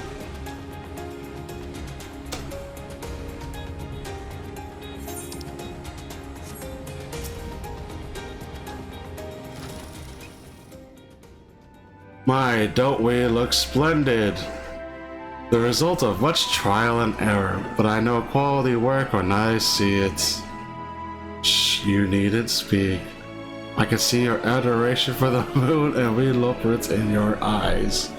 No doubt your friends feel the same, having sampled our creations. We're gonna kill you.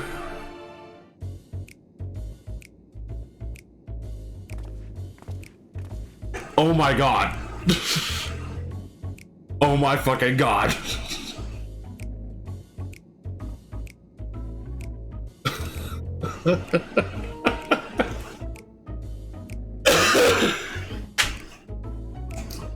Oh fuck. and insisted we sample all of their concepts ere we returned. Verily, 'tis an ensemble most becoming. Oh, so Urianger likes it. You can't see my eyes, but you can see the disappointment in them.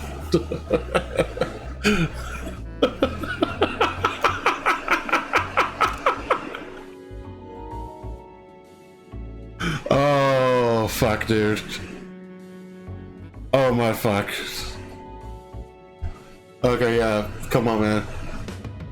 Let us change. I think it's past time we return these clothes.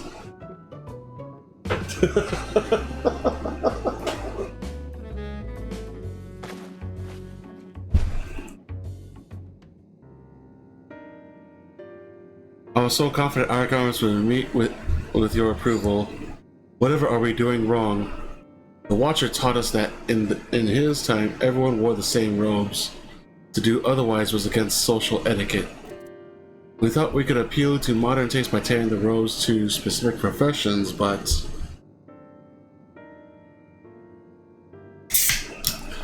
Please, but you mustn't be so hard on yourself. Should we resort to evacuating the people of Theris? They will most certainly have need of your attire. It is clear you spared no effort in addressing our needs, but you must understand that we are not quite so... homogeneous.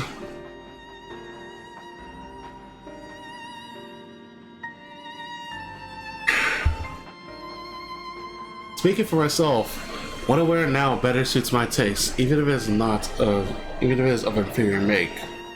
There are others whose choices may be influenced by traditions or personal experience. Rather than make assumptions for the whole, we must consider the individual and their potential preferences.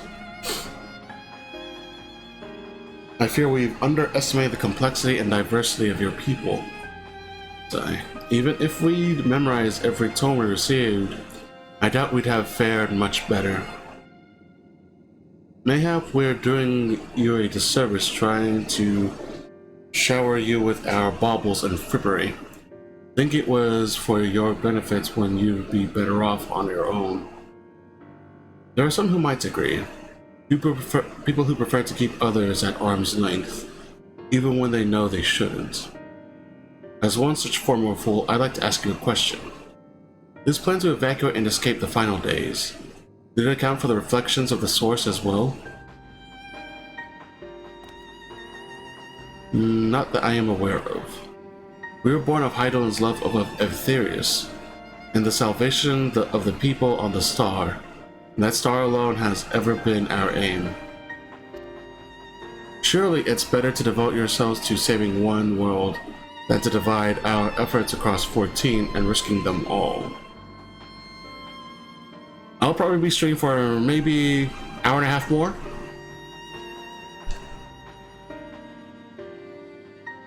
I suppose you're right. Man, Thancred is really worrying about Reem. Oh, you gotta go see her again somehow, man.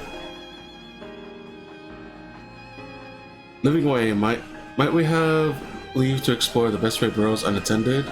You have given us much to think about. Why, certainly.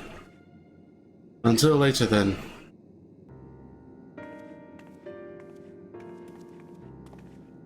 Man, I gotta post on these screenshots on fucking Twitter or something. If I may, I should like to accompany thee a while longer. Really? I mean, you're more than welcome to. There was actually something I wish to speak with you about. Let's be off then, shall we? Well, not with that attitude, KVO. Huh?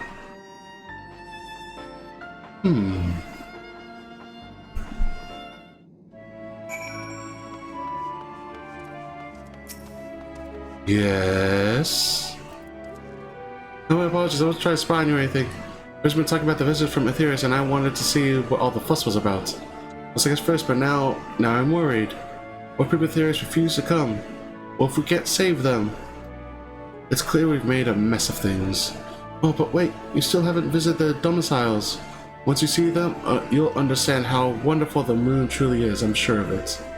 I'll be waiting for you by the teleporter near the entrance. Oh, but... Oh, the name's Growing Way, by the way. See you soon.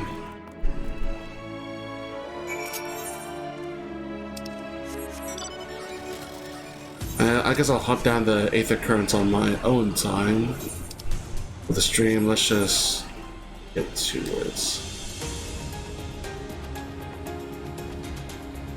Shit, I never really popped open the map when I was here.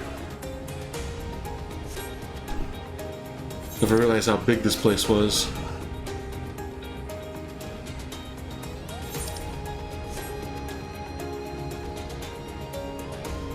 Stairs meant for the big people.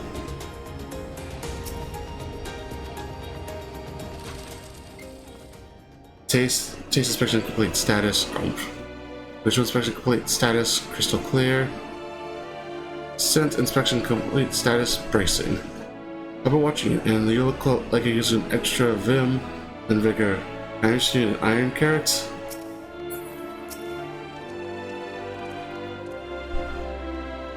I'm dying to see you, but I'm very, very busy. Perhaps we can try another time. I need to stop. I need to stop doing that.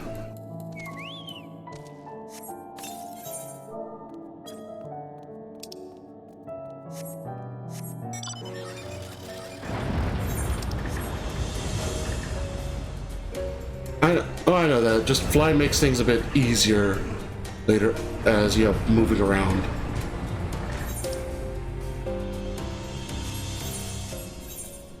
Is it above me? No, it's not above me.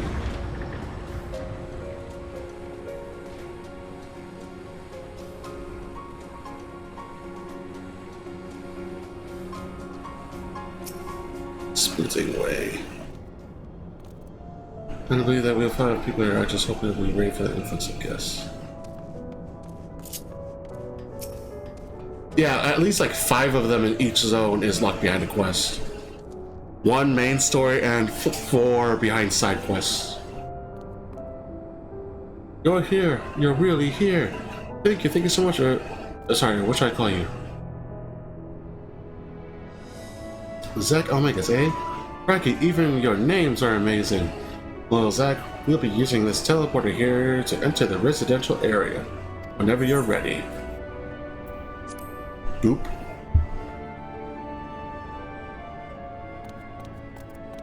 Ready in the teleporter.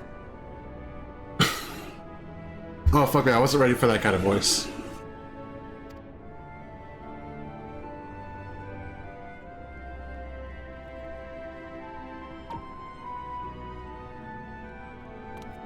Wait a second. Is there gonna be Aetherius sickness? Huh?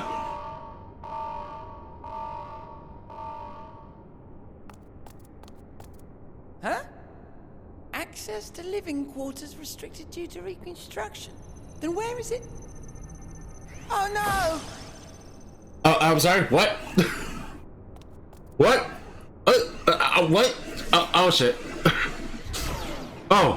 Oh, okay. So we're cool. A private audience, as thou didst request, for reasons I know not.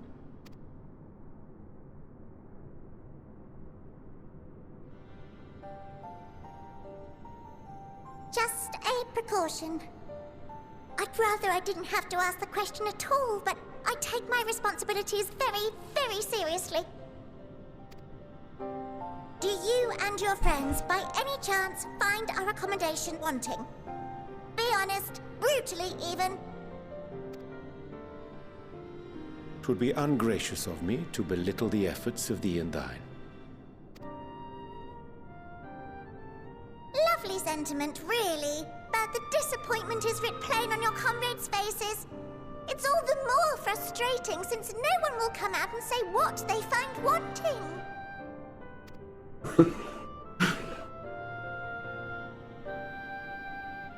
If there are faults in our work, we need to know. We can, we will do better. But time is not on our side. The final days will wait for no one. If your people are to be saved, we must take quick and decisive action.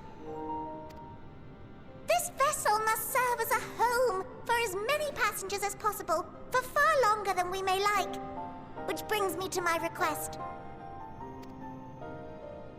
Our collaborators on Atheris are doing what they can to prepare for the voyage. Would you be willing to go and lend them a hand? Having seen the moon for yourself, you could speak to its many splendors, learn what else they might require, and assuage whatever concerns they have.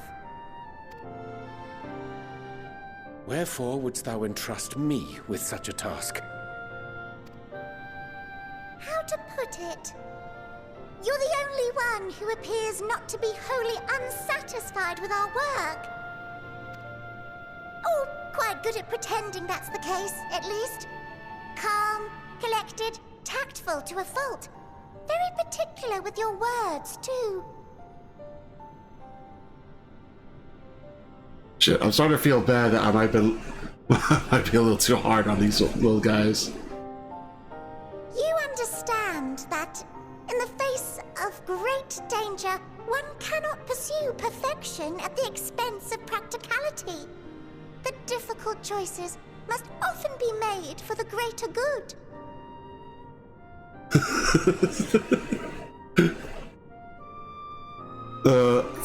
Design-wise, it's litany for wanting, but overall, I would say it beats like the bare minimum necessities.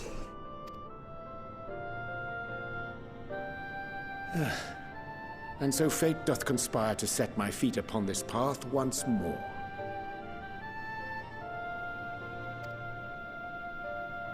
Come again?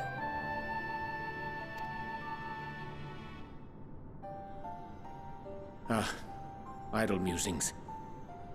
'Tis no trifle thou dost ask, yet full well do I understand the urgency and necessity.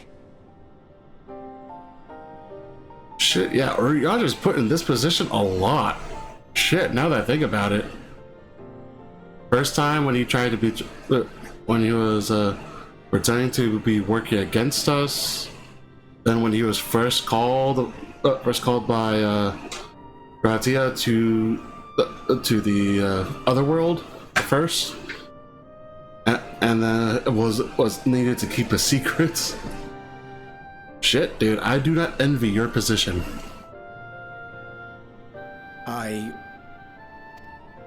Oh, dear me! Dear me! I was terribly sorry for the mix-up. It's a bit of a malfunction. I hadn't realized the residential quarters were inaccessible, you see. But you're still in one piece. So, all's well that ends well, yes? Won't happen again. I promise.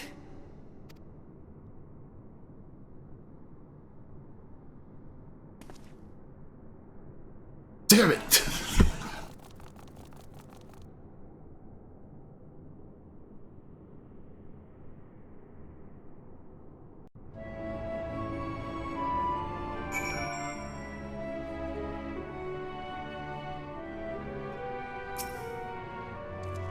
Well, sounds embarrassing. I promise to be a co-worker from now on. Since the residential quarters are closed for now, I've rewrote the teleporter to allow travel between floors instead. Perhaps it proved useful in the meantime. Assuming you could see it though, you really would have liked it.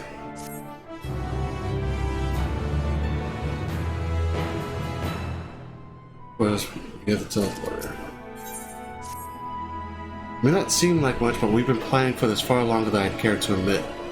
Each time we woke up, we'd have long discussions about how to save as many of you as we can. Felt like everyone had an opinion on this or that. But the one thing we all agreed upon was that the people of Atheris wouldn't take action to save themselves until it was far too late. That's why we've been striving to take the moon a vibrant, magical place they'd hop to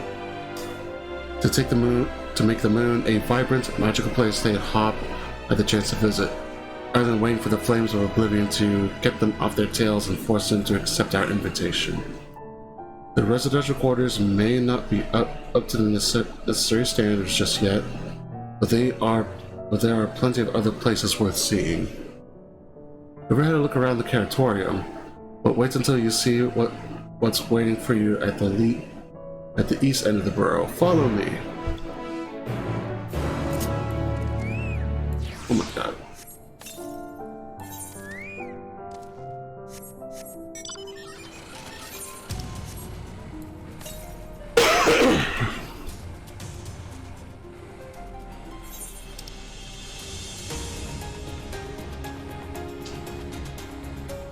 Okay, I need to get those two later. Probably when I'm off not on the stream.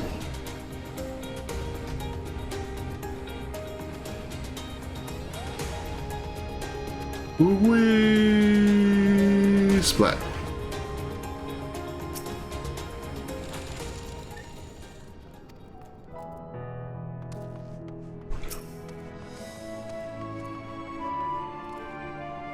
Good, you're here. This door is Greatest End's Veil. It was named as such because it's the veil to end all veils. The most beautiful forest you'll ever see. We understand that people of Theris enjoy taking leisurely walks through natural spaces and the like, so I'm sure you'll enjoy it. How about we start with a nice stroll into the fountain? This way. Well, that sounds nice.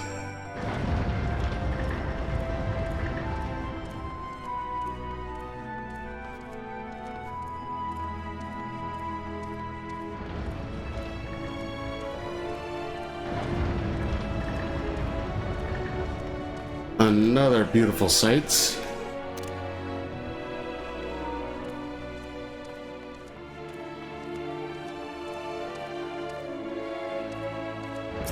Reading way. Don't you just love books? I absolutely adore them. They've taught me so much. Don't tell anyone. But they also taste delicious. Don't you fucking eat the books.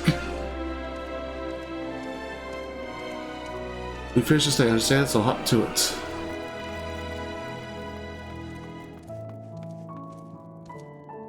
There must be something to be done about this. Come now, think. Truly more of your kind coming. I'd rather not be able to do this all work for nothing, you know.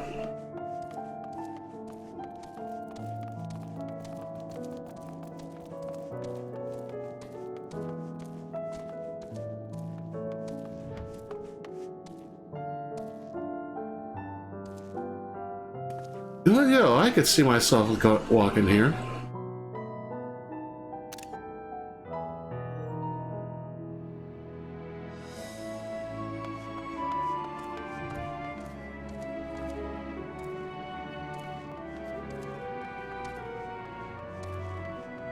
Alright, Gabriel, I'll see you, man. I'll probably be streaming for a little bit longer just to try to catch up.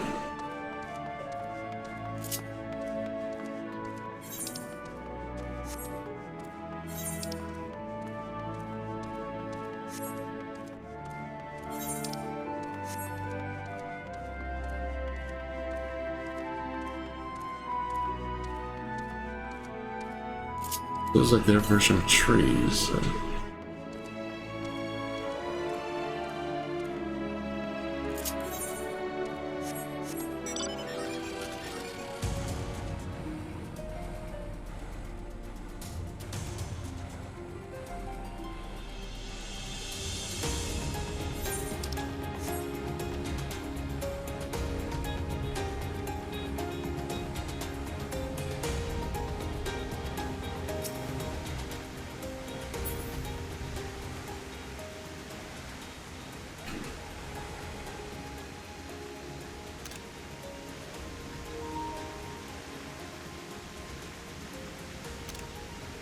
Oh shit, I forgot.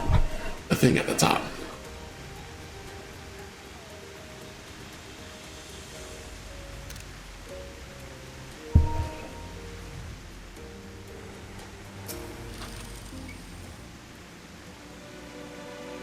So what did you think of the forest? Isn't it positively pleasant? Simply sublime?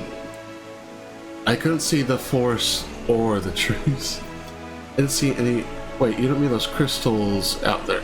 Or does the transcend it as bearing your face in the chocobo's plumage? It's taking a good long.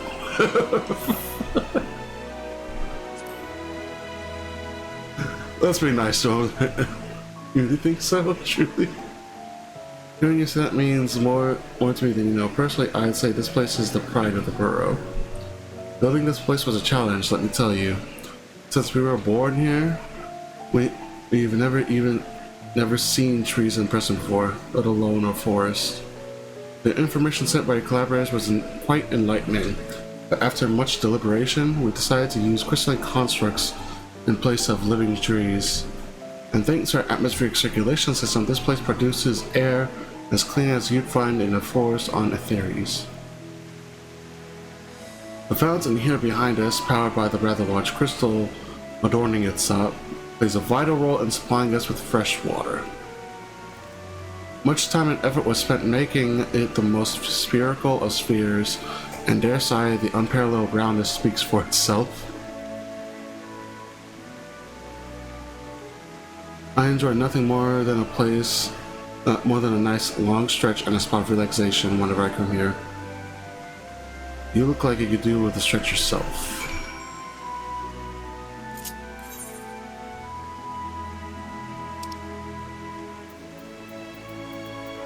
Let's see here. Where is it? Stretch.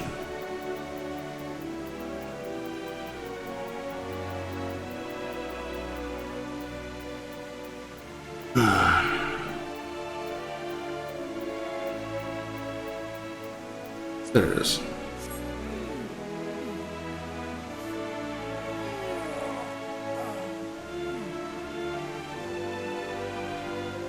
That's the spirit. I feel more relaxed simply watching you.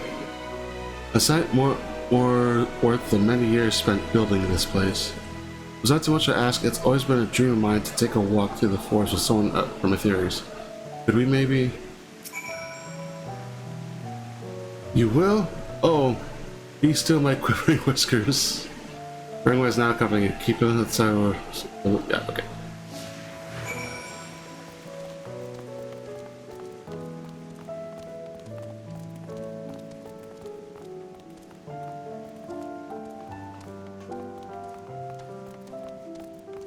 I mean, granted, with what they had little to work with, this is pretty amazing.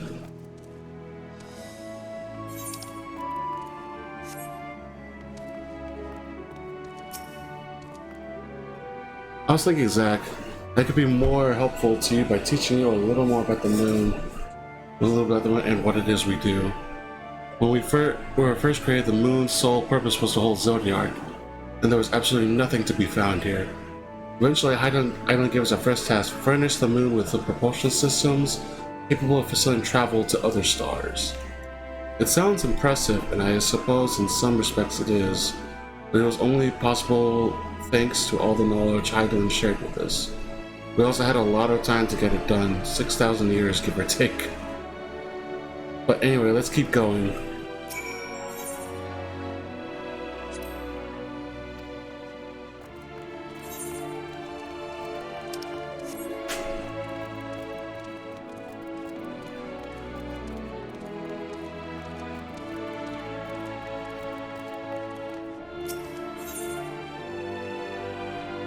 Ask if you taste the rainbow crystal.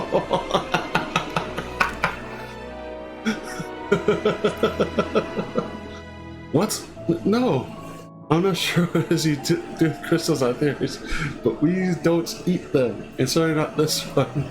It's possessed of all 6 elements: wind, lightning, rain, fire, earth, I said water.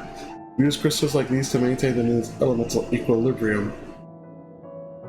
Oh shit, like the fucking, like that fucking Eden place.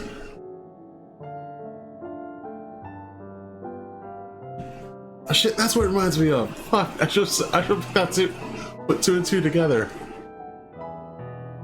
It's worth mentioning though that because of Hydaelyn's influence, being the embodiment of tranquility and stasis and all, manipulating the elements here is different than it might be on Aetheres.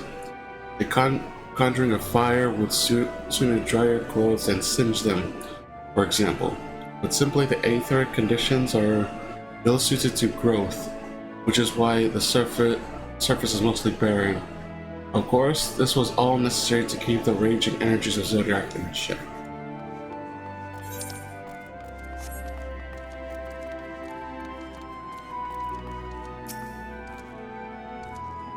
This may come as a surprise, but we didn't begin building the habitable areas until after the propulsion systems were ready.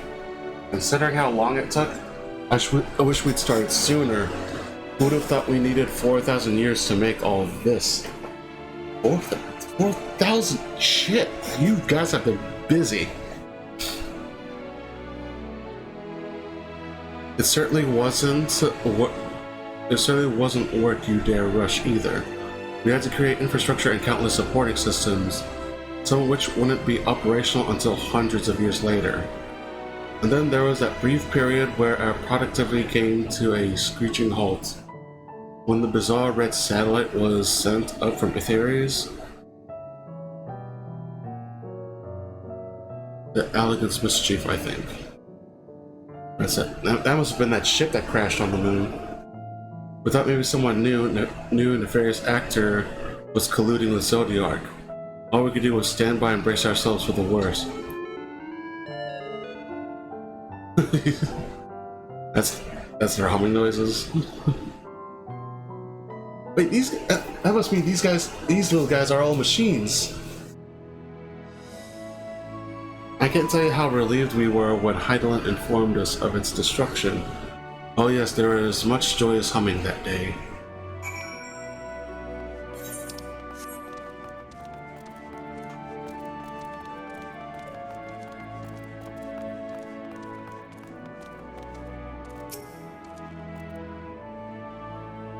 Say, do you say anything particular about the treetops? I mean, apart from the fact they're massive crystals and not trees.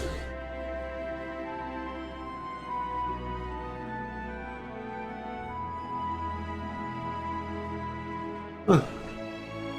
Now that you mention it, I'll give you a hint. Its golden rings emanate from the glowing spheres. What is that? Along with the device civics near the ceiling, will fulfill a similar role to our sun, and do so better even. Oh, so that's your solar energy?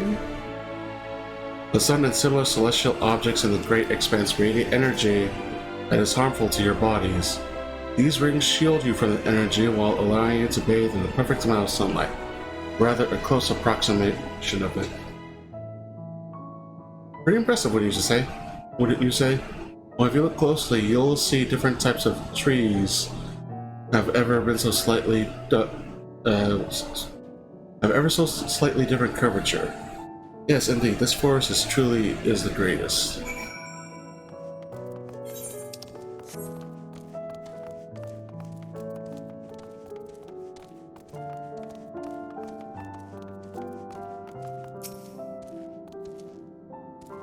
There's something else I wanted to tell you about. Oh right. The propulsion systems and habitat facilities were completed around 2,000 years ago. With that, the most important features were fit for purpose. Which was all well and good, except we still knew absolutely nothing about the present-day people of Aetherius. Why not go and visit Aetherius yourself, you might ask? Strictly forbidden. Were our technology or knowledge of the moon's true purpose exploited for evil ends, the results could be disastrous. I mean, yeah, shit, good point. Then there were a few more rejoinings, and it became increasingly difficult to converse with Heidelin. Fearful we might lose the ability to communicate with her altogether, we beseeched her to find people on Aetherius we could trust to help. We were quite fortunate everything worked out as it did.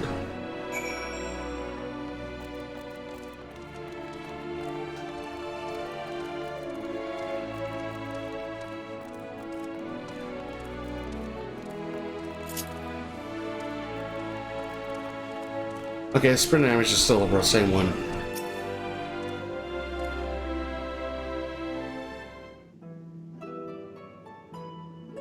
With the exception of routine inspections and maintenance, we remained asleep and waited, hopeful Heidelin would find someone who would help us.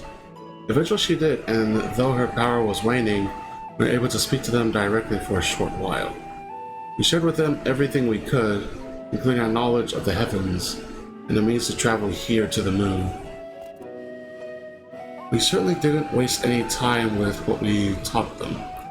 No more than a few years after that, our collaborators found a means to convey messages and supplies to us from down below. With all the letters, books, and other resources they sent, we learned enough to start making more meaningful changes to the moon. And now you're here, hopefully enjoying yourself as much as I am. I knew you would like Great Endsvale. I knew it. Thank you again for coming here, by the way. I know it was just a walk through the forest, but it meant a lot to me. There you are. I take it you've already received the Grand Tour? A shame we missed it. Growing Way, I've been looking all over for you.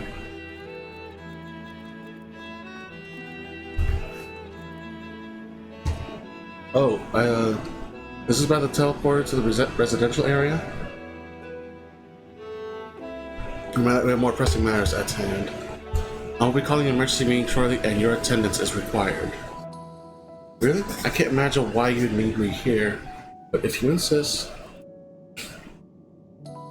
Won't be away long, so you'll all have more than welcome to continue looking at the burrow. Now, come along, Growing Way.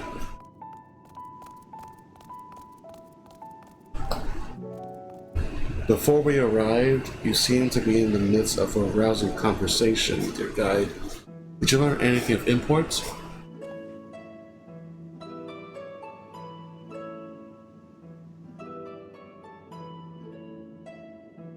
They've spent 12,000 years preparing for this. With the appointed hour fast approaching, I can certainly understand their restlessness, but still. It remains to be seen if the people can be persuaded to evacuate when there are yet no signs of the final days. What's more, the technology of this place defies imagination. I doubt there are many who would readily come to terms with living in such surroundings. Whoever these collaborators are, unless they are possessed of the world's most charming personalities or a means to forcibly evacuate people, they will be met with a great deal of resistance. Indeed, even if faced with annihilation, the decision to forsake all one knows cannot be made lightly.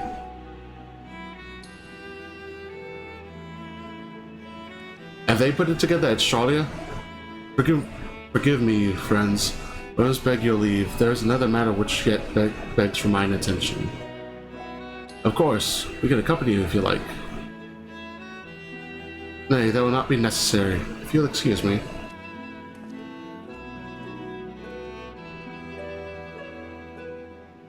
Man, we are mad suspicious of him.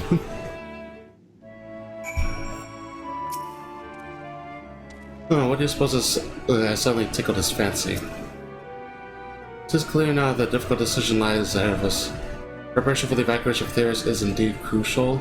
I am not yet willing to forsake our world and its reflections. I trust I am not alone in my reluctance. Final days will make brave fools of us all. By now, Thanker can tell when his friends are up to something. Did Orange seem strange to you? More than usual, I mean. I know he has a penchant for keeping his own counsel. I'd be lying if I said I wasn't worried. You go see if he's alright. Ishol and I will remain here and see what else we can learn about the final days. If you hurry, perhaps you can catch up to him. Better if only one of us go, in case it's a delicate matter. Hopefully I'm overthinking things.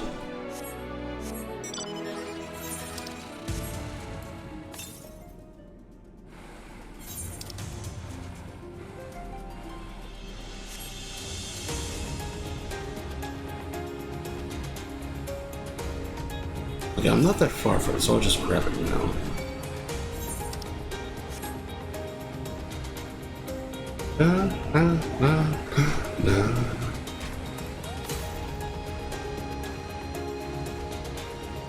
So there's.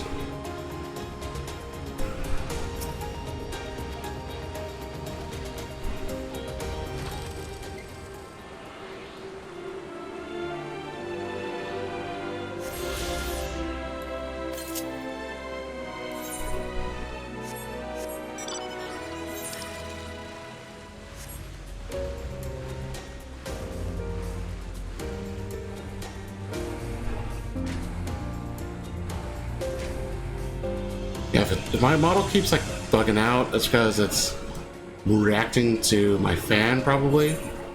Because it moves whenever there's noise to the microphone.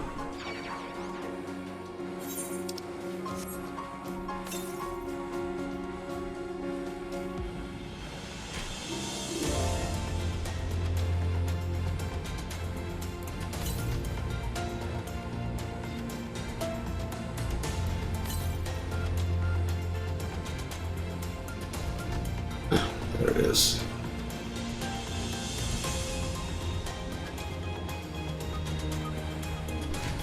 I can't just slip through that.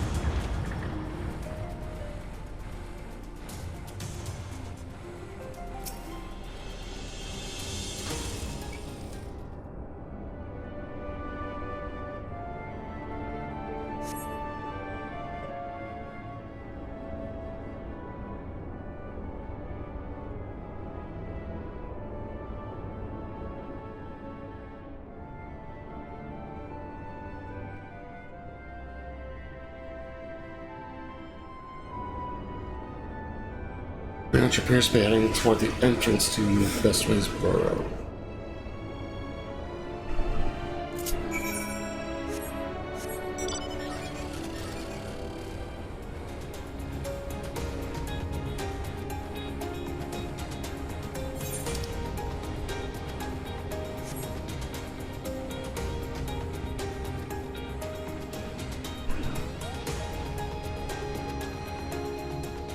Okay, right, that's bugging me. Let me change that.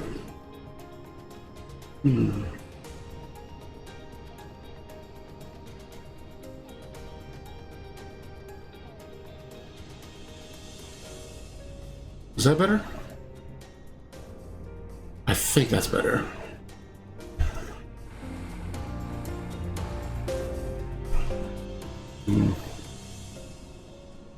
Let's just put it to max just in case.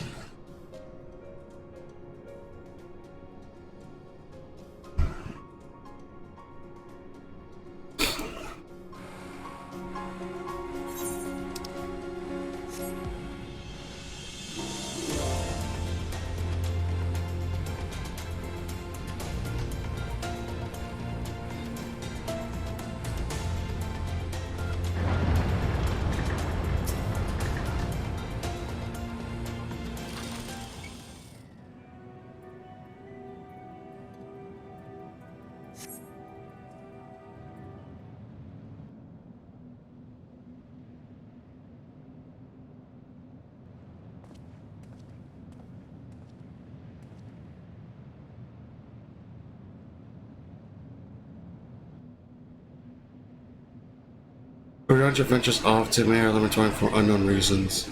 You must tread carefully, else he might sense your presence. Oh, another sneaking mission. Okay. We gotta solid snake this. Got it.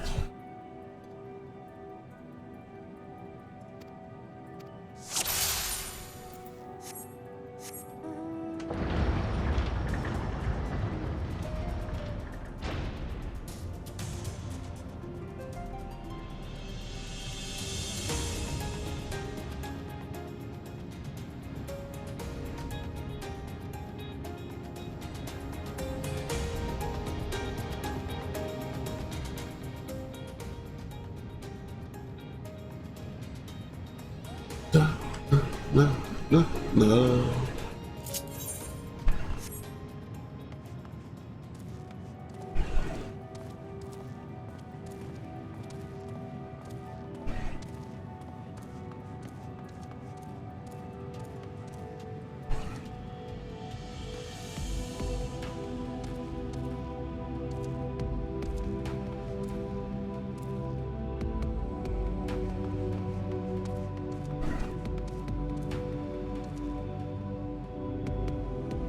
Ignore the giant chocobo or yonder.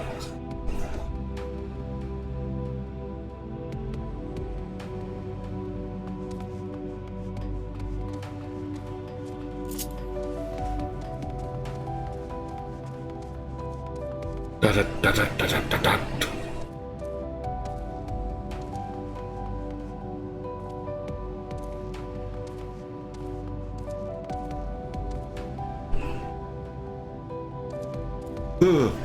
If only there was a way to know if someone's very familiar chocobo is here.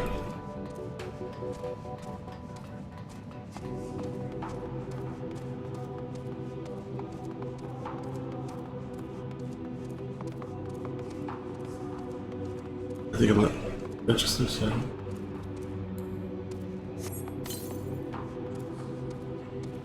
Oh, that was it. Okay. Hey, that works for me.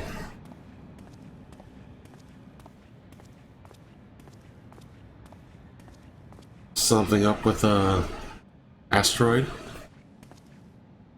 Thine arrival is timely as ever. I totally wasn't tailing you. Thou didst chance to overhear my conversation with Living Way, I presume? Not by choice. 'Twas not mine intent to move in shadow. Nevertheless, I have been asked to do that and more yet again. I mean, you don't have to, man. But I understand. Is it so plain that these strangers could intuit it at a glance? My capacity for silence and secrecy and duplicity.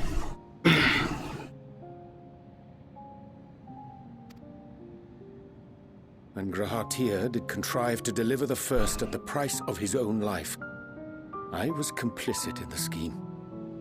A sacrifice averted for a mercy. Would that I could say the same for Minfilia. One life for one world. And by that bloody bargain brokered by my hand were the scions robbed of a dear comrade, and Flamine her beloved daughter.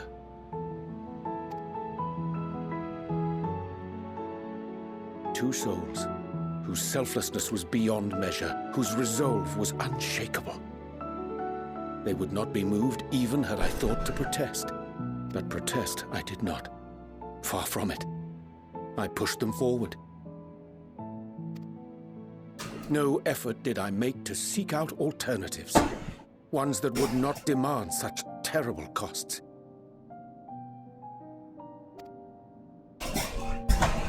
That resignation weigheth heavy on my mind, as does the memory of another lost to mine inaction. Oh shit. Yo, why the hell's my model freaking out?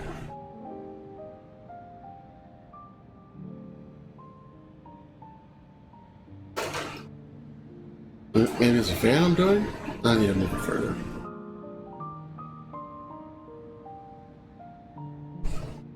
Dearest Moonbritter, who did face death unflinching, that we might secure a means to bring low the Ascians.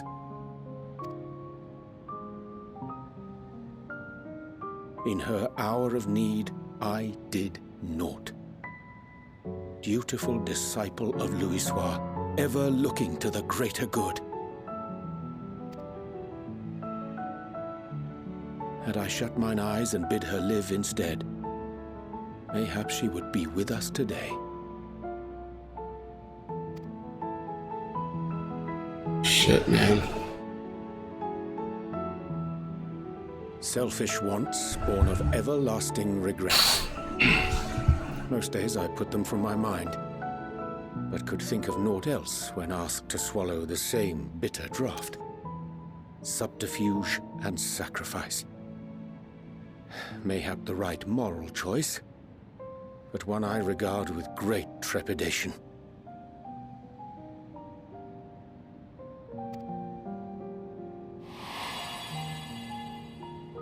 The calamity of Amarot was a tragedy beyond reckoning, one which must never again come to pass.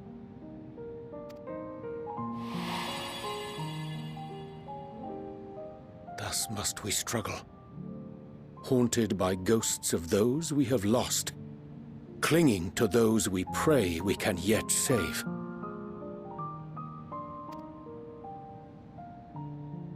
But what of those we cannot?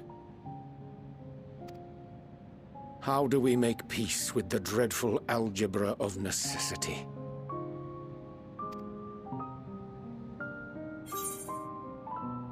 Sometimes there's no right answer. Have faith in yourself and your decisions. Take heart and protect well those you can. Would that we had time to weigh the costs.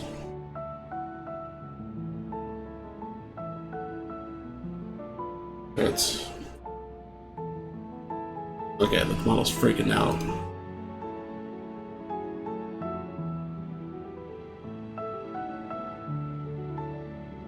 Let's just leave it right there then. Oh, right, maybe here? Maybe here? Here.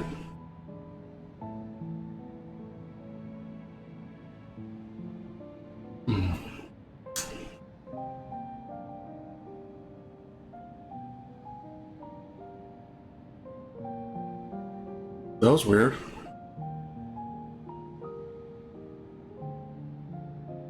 But okay, yeah, that...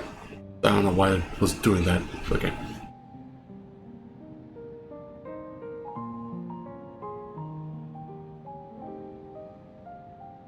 Sometimes there's no right answer.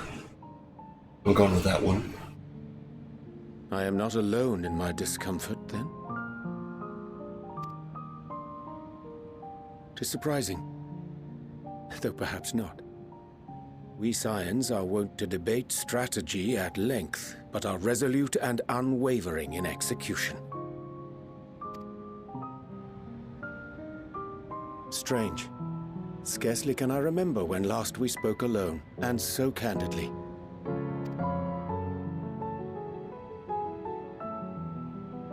I thank thee. For all my supposed skill with words, I find it difficult to express such private thoughts. As for the Loporrit's proposition, I will take time and consider how to respond.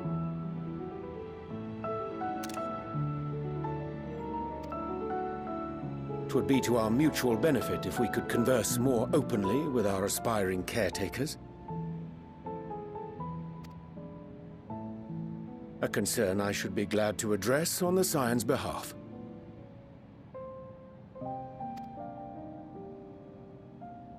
To dispense with all pretense and bare one's heart to another is a frightening thing indeed. But we cannot move forward ere we take that bold first step. A lesson I have learned many times before. And today.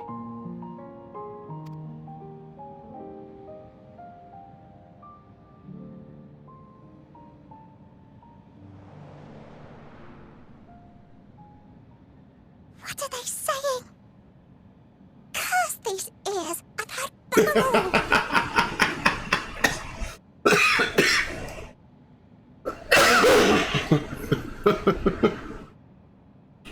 Oh, that's fucking adorable.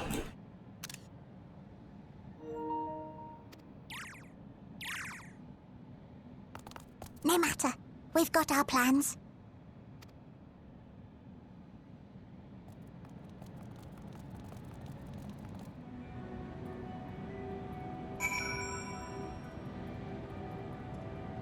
You have your plans. But did you plan around my plans so that you can plan when I planned around your plan? Dun dun dun. And in truth, my reasoning for travel hither was to effect a plan of my own.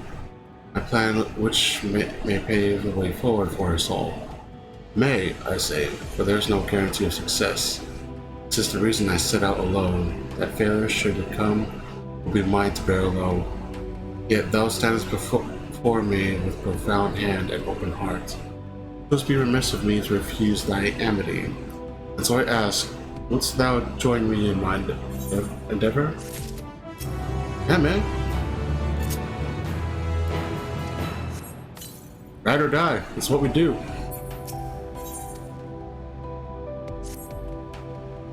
I thank thee for accompanying me. It's a simple plan in truth. We shall not be long away from Bestway's Burrow. Difficult decisions must and needs be made in the coming days. I nevertheless believe we are all of one mind in our desire to save the people of Theirs. To make clear our resolve to the Loporits, I would offer them a gift, but its making doth require the most singular ingredients.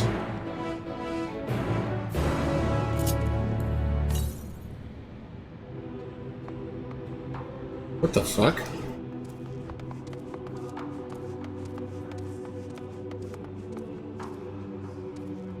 I don't think I've ever seen a hostile mob to another mob before.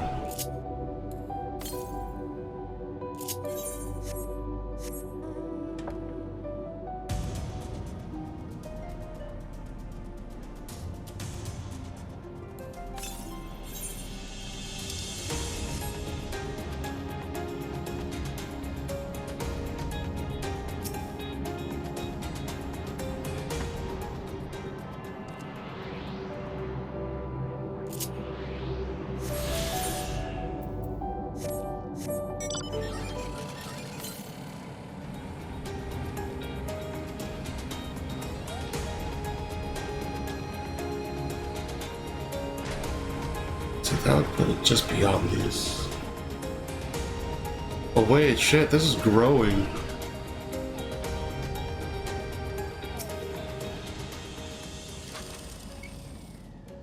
An abundance of sponge oil, excellent. I chanced to spy this aggregation when crossing Zodiac's erstwhile prison. Using a spell taught to me by the new Maw, I believe these shall suffice for the gift I would fashion. The magic requireth considerable concentration, however. Might I prevail upon thee to stand watch while I perform the incantation?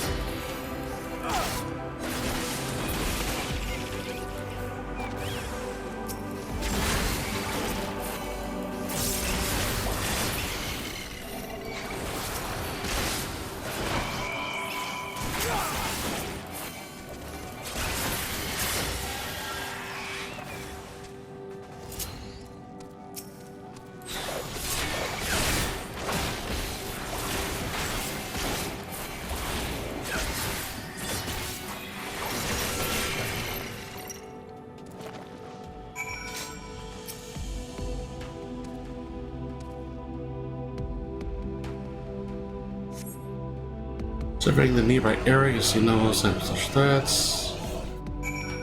Yada yada yada.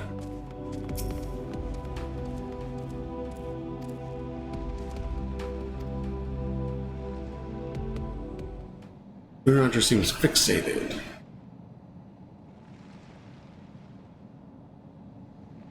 There, 'tis done. A magic ink, every ounce as efficacious as that crafted by the new Maw.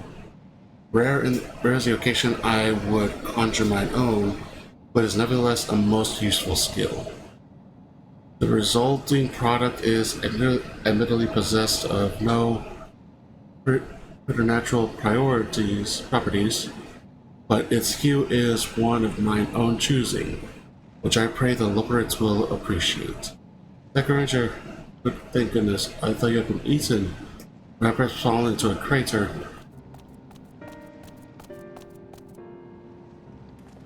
Hey, Loporits. Hey, Living Way. Ursula has been looking all over for you, Zack. She says she needs to speak with you about something most urgent, dire even. It was also quite clear that she wishes to speak with Zack alone, which means I'm afraid you must stay behind, Oriander.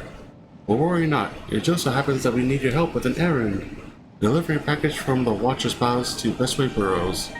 It's quite large and heavy, perhaps even too heavy for we poor Loporits. And We would ever be so grateful if you could lend us a hand. Well, I suppose I should get going. How about an extra pair of hands before I go meet with Stola? That's convenient. Suspiciously convenient.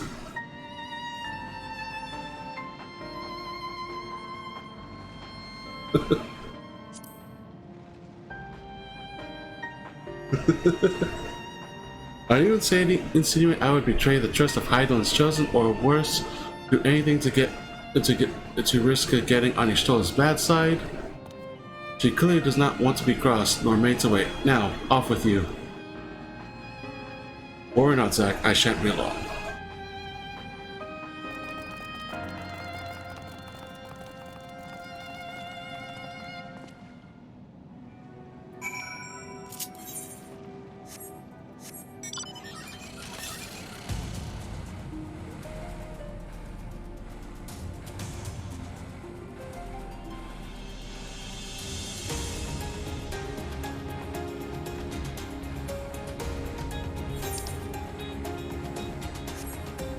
Makes me wonder how many light years could this thing travel?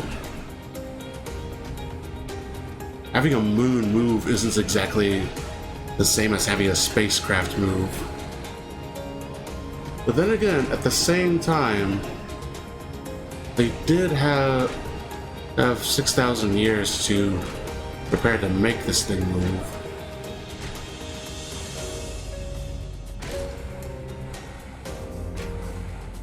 Oh, I'll be right back.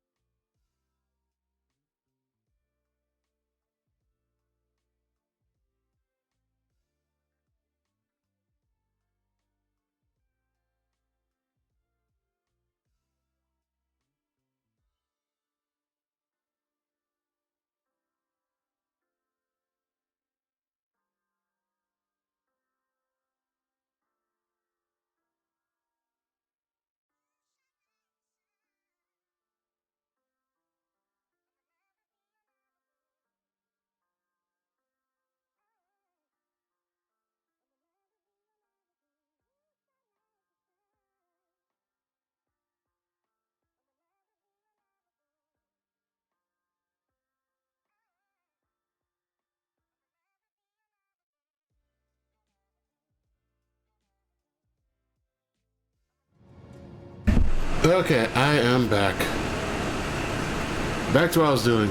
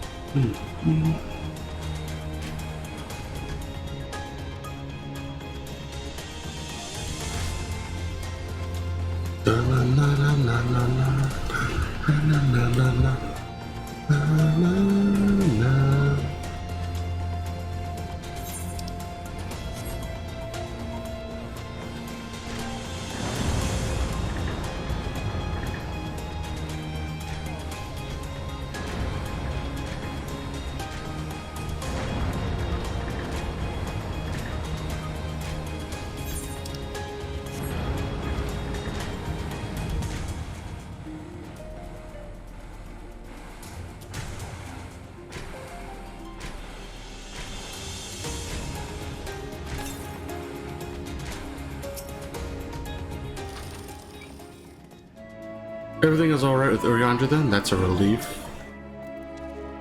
Oh, but back so soon? Oh, Zach, we thought you would be away for longer. Sorry. Dire emergency? I said no such thing. As you are here, I could use your assistance with one small matter. Running Away, a companion of Growing Ways, apparently has much to tell us of the final days. The problem, however, is that he is determined to live up to his name, refusing to stay still long enough for us to hold a conversation. Is there anywhere likely he'd stop and rest, or perhaps there's a way to slow him down?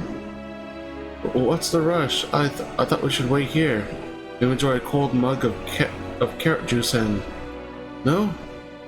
Well, if it's really that important, you could try using these balls of mouse flesh, as we confused with the other thing. What? Moose flesh? Mouse? Is it moose or mouse? Yeah, I saw an E at the end. Running Away's other notable feature is his incessant chatter, so you'll have no trouble finding him in a crowd. When you do, try lobbing your balls at him. Oh man, I wasn't ready for that.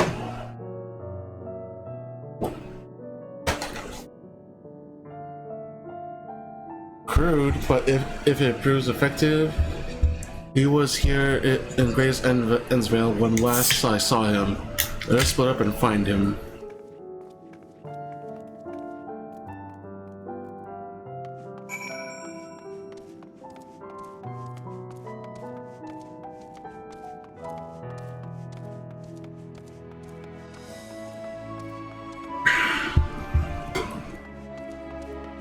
Excuse me? Is this supposed to be like a playground? It's a low-print wrestling playground area.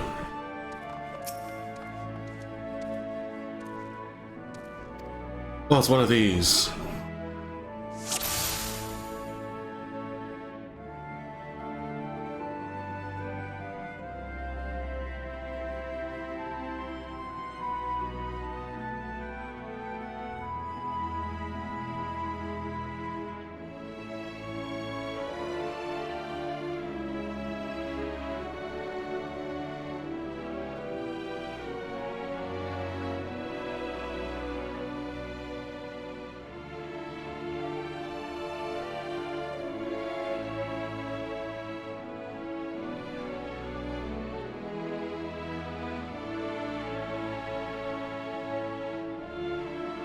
Okay, zoom in on these.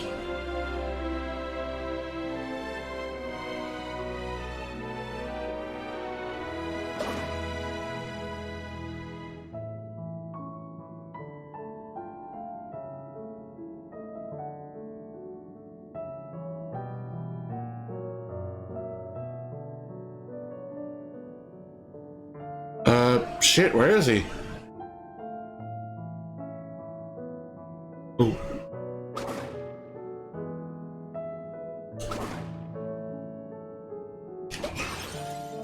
There we go. Gotcha, motherfucker.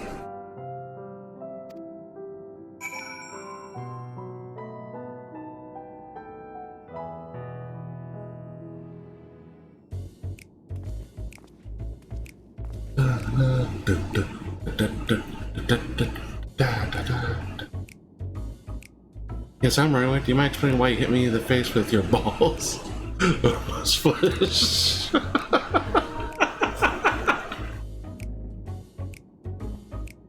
Oh. Oh man, the translators had too much fun with this. I'm highly knowledgeable about the final days. That's the most ridiculous thing I've heard since I woke up. Who told you that joke? As if we've got time to look into the final days when there's so much to do before the Great Voyage. It's true that Heidelin did impart to us some knowledge of the event, but I know about as much as any lumper around here. Less probably. I don't know why anyone would think it's funny to go around telling people I'm an expert. They'd better hope I don't get my paws on them. I could be of more help, but if there's nothing else, I've work to do. Then I'm off.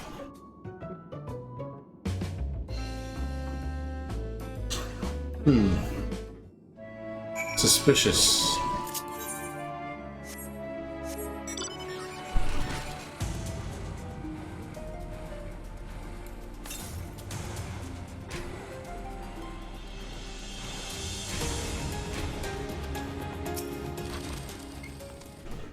Oh, you got him? I mean, well done for you.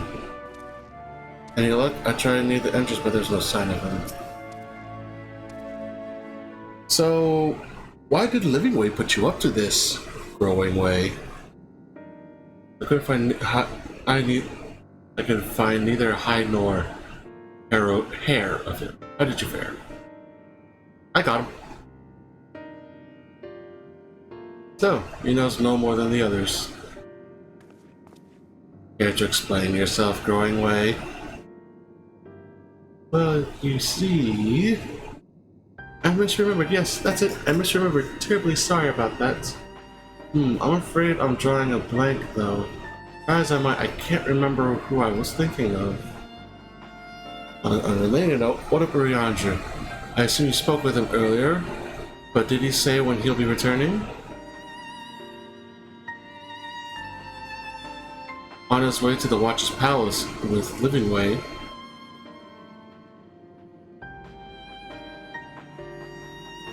Between Growing Way's sudden lapse of memory and our lack of other leads, maybe our time would be better spent lending Urianger a hand. What? Now hold on a moment. It's all coming back to me. Yes, I remember.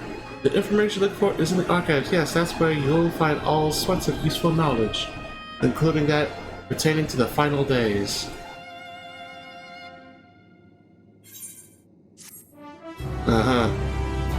Yes, I totally believe that.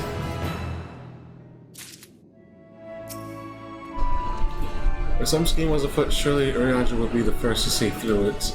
Then again, he does tend to give others the benefit of the doubt. Excuse me. I'm beginning to grow tired of these games.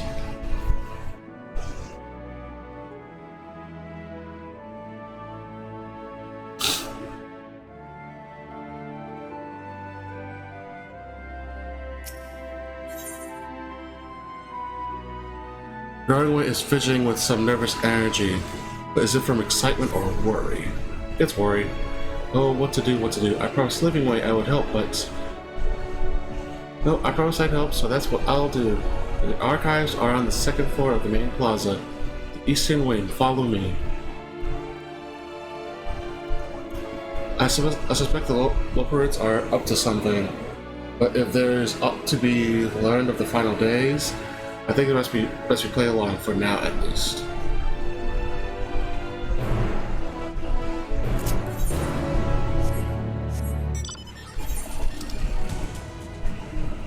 And then there's the last two.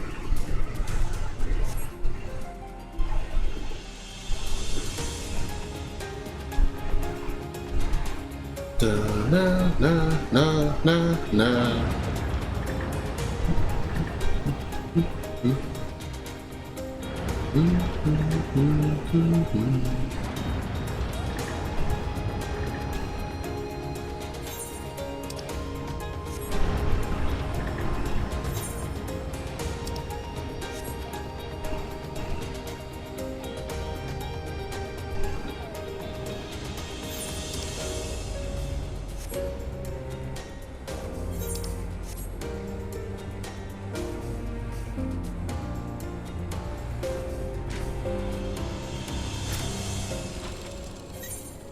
I need to do the quest for the other classes.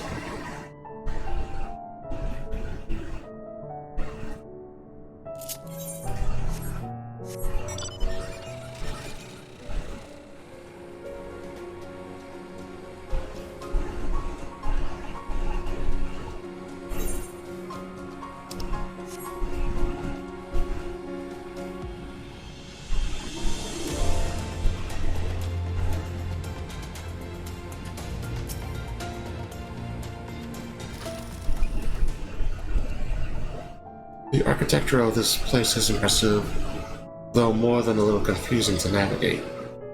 Is it too much to ask for clearly marked exits, or a map perhaps? What other knowledge do you possibly glean from their archives?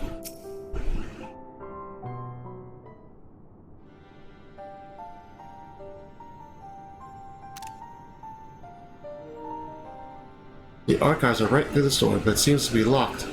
I guess we'll just have to go and find whoever has the key. Growing away enough. If you have not else to tell us of the final days, you need only say so. We can ill afford to be wasting time here, as you well know. Did you yourselves not tell us we must act quickly? Yes we did, but the moon was to be a perfect paradise for the people of Therius, and we're running out of time to make everything ready for their arrival. We hope you'd see the wonders we'd have to offer, but you found nothing but faults and flaws in our work. Only one of you saw our potential, so you others must be kept here. Ah, so that's Living Way's game. Run us about in circles and failing that, lock us away so we can't put the plan at risk.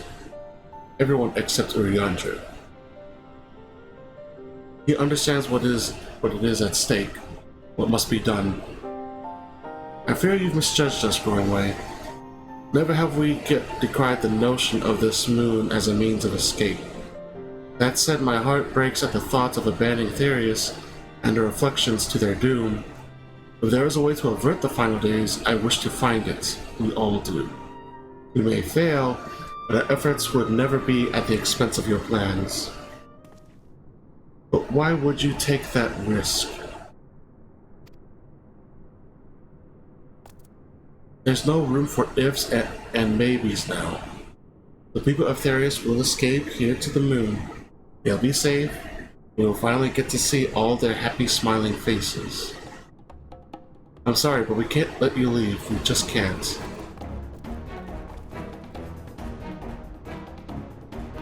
You don't want to do this. Do what you must, but try not to hurt them. Oh, sorry, that's adorable. You think you're a threat. Be back in the room. Don't do anything rash while I'm gone.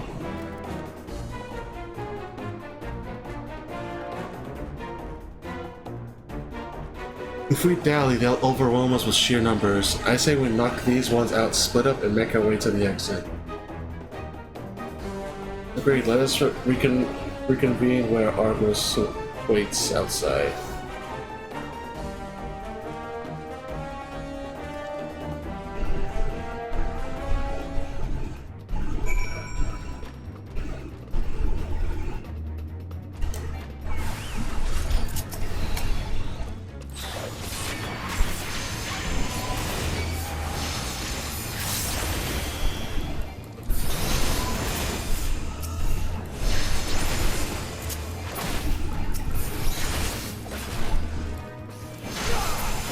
Wow, that hurt Blarg.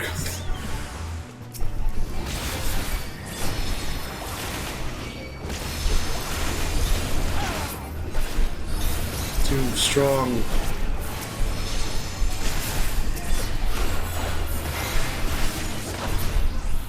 He's too powerful.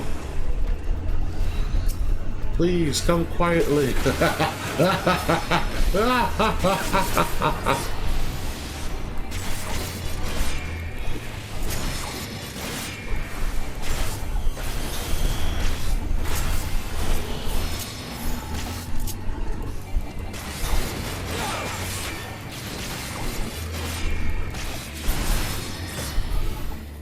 You have to save them.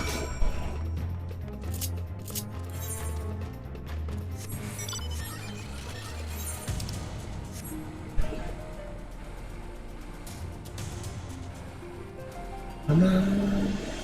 A for effort, guys.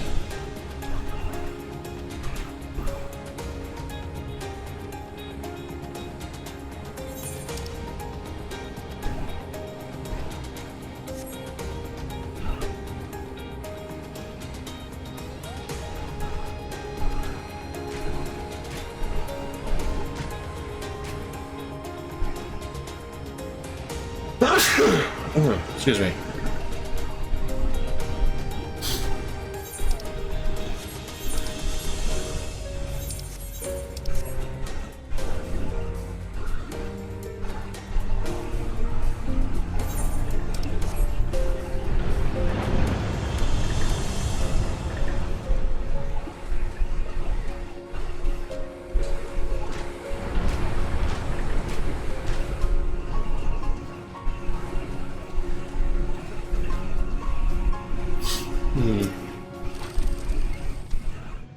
Oh, there you are.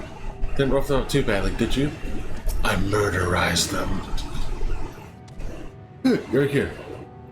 We must hurry to the Watcher's Palace and find her around.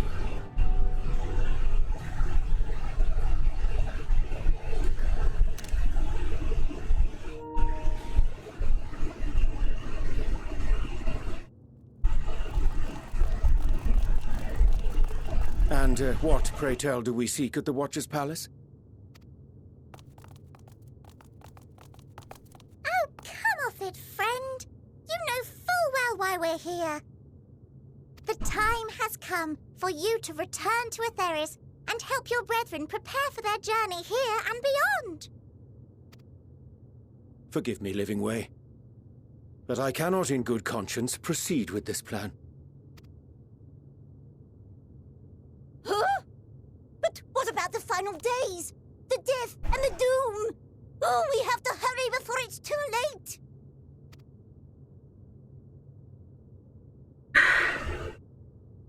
Your unflagging commitment to your duty is endearing, to say the least.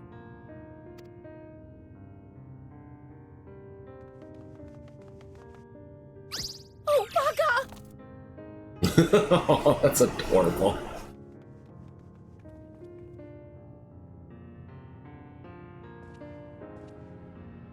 Be at ease. They bear you no grudge, nor do I. How could we, having come to understand your purpose? The guy gets a fan is hitting the microphone.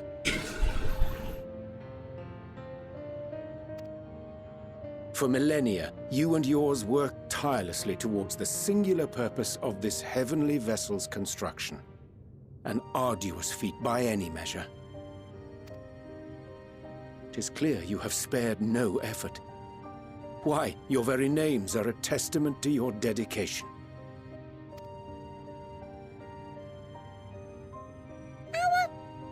Our names? I'm not sure I understand what you're getting at. Names are an expression of the self, a declaration of one's hopes and aspirations.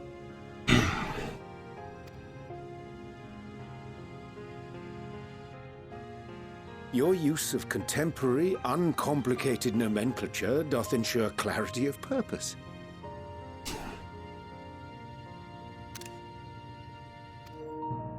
There can be no doubt that your love for the people of Aetheris is boundless and pure.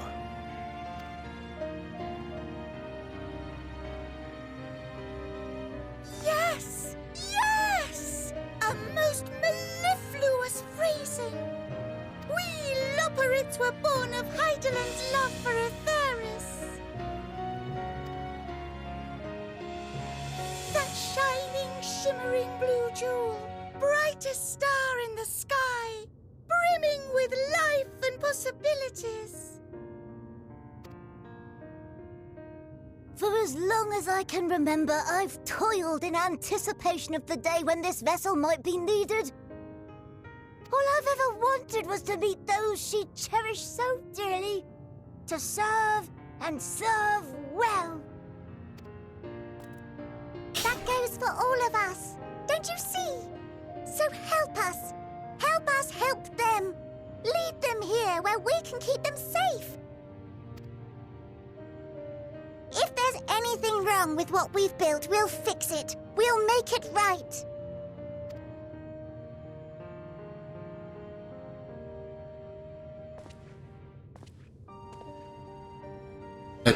That. Your works want not for repair. Yet there remaineth much for you to learn of men, and your own kin besides. Singing Way, thy name bespeaketh more than the simple marriage of rhythm and rhyme.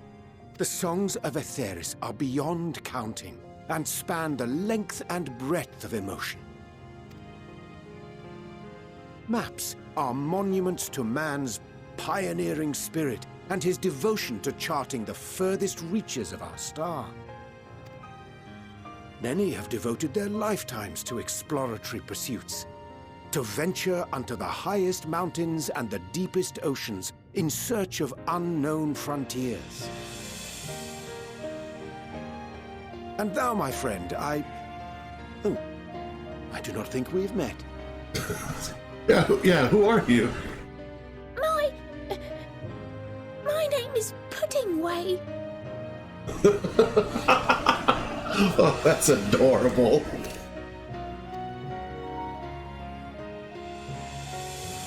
Puddingway? Yes, indeed. A name of deep and abiding significance, I'm sure. But one perhaps better communicated through delicious deeds than tasteless words.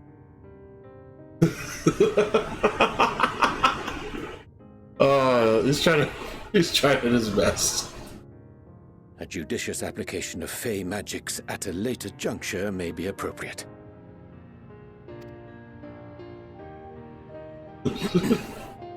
And Living Way. 'Tis no easy feat to convey the significance of thy moniker. When I was a bookish boy, a dear friend of mine was fond of peppering me with questions as I read, to my occasional annoyance. One day, I posed to her a question of mine own. What doth it mean to live? Oh, that's a good line. After much contemplation, she proffered this answer. The anticipation of a half-read story's conclusion. The hope today's mistake may serve as tomorrow's lesson. The wish that a new acquaintance may one day call thee friend. She believed it to be all these moments and more. Yeah, I'm taking last screenshots. I want to understand, but I, too, still labor to find mine own answer. 'Twould be my pleasure to assist you and yours in embarking on a journey of self-discovery and enlightenment.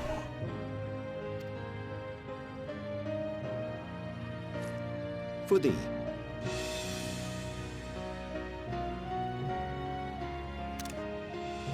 Offer him up a cold one.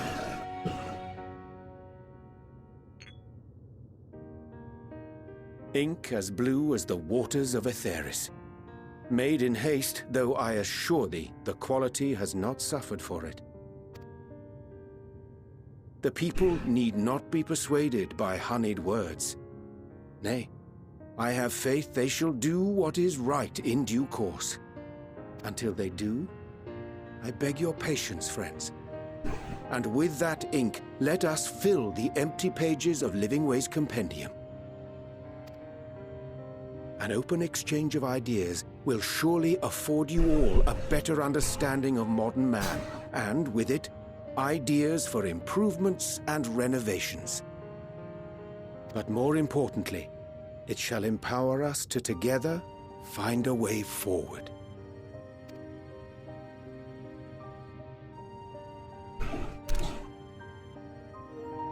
I hope you're right. Thank you for this lovely gift.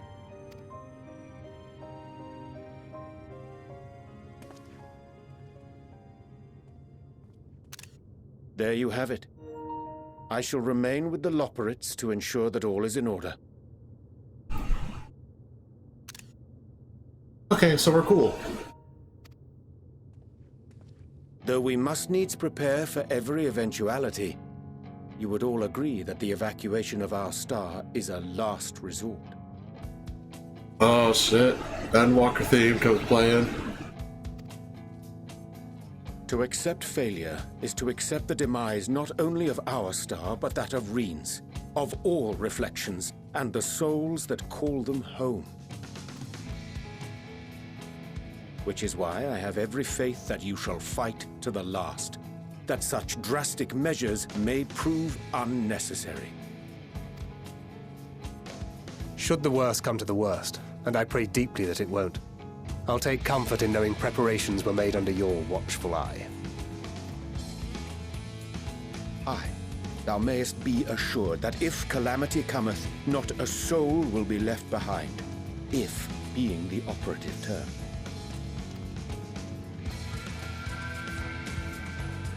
Oh, the flower.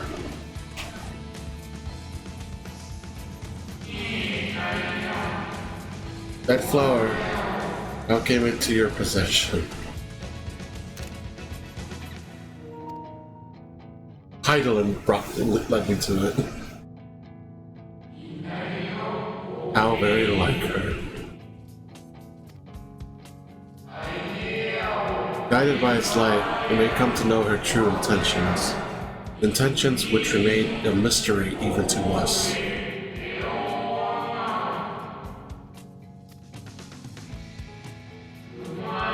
In our time, we called it Elpis. You would do well to remember the name.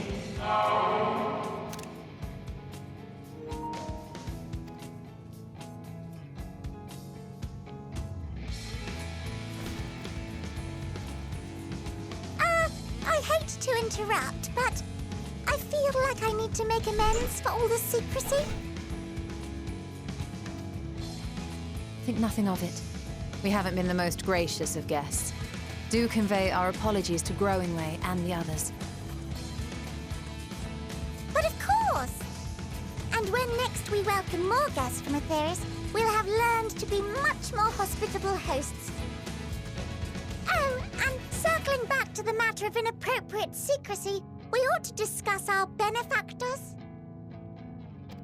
Yeah, the Charlian guys. Agreed. The Charlian Forum, yeah? Hey! You still picked up on it too. What? How did you know? The more I heard, the more obvious it became. The Forum's aims align closely with those of your anonymous patrons. A telling coincidence would be an understatement. Though had we not taken it upon ourselves to peruse certain restricted tones in Labyrinthos, we might still be unaware of their plans. But let us continue this discussion upon our return. I dare say we have kept Alphino and the others waiting long enough.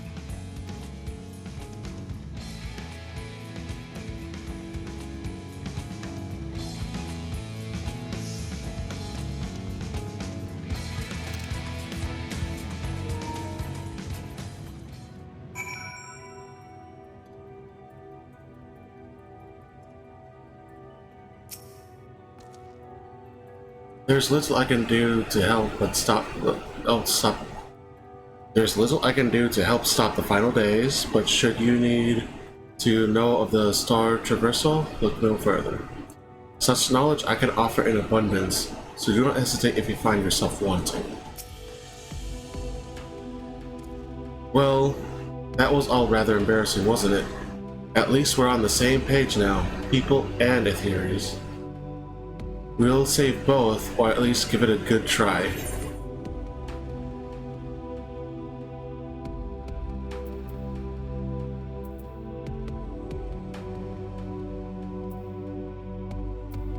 Make sure everyone listens to Urianger, would you? Oh, we'll be all ears. You know how we can be. Tell Granway I look forward to the next walk. I will. I'm sure he'll be glad to hear it. You lovers are sure excited a bunch. Well, it's not as if we've been waiting 12,000 years to meet the people of Theories. Oh wait, we have. That's neither here nor there.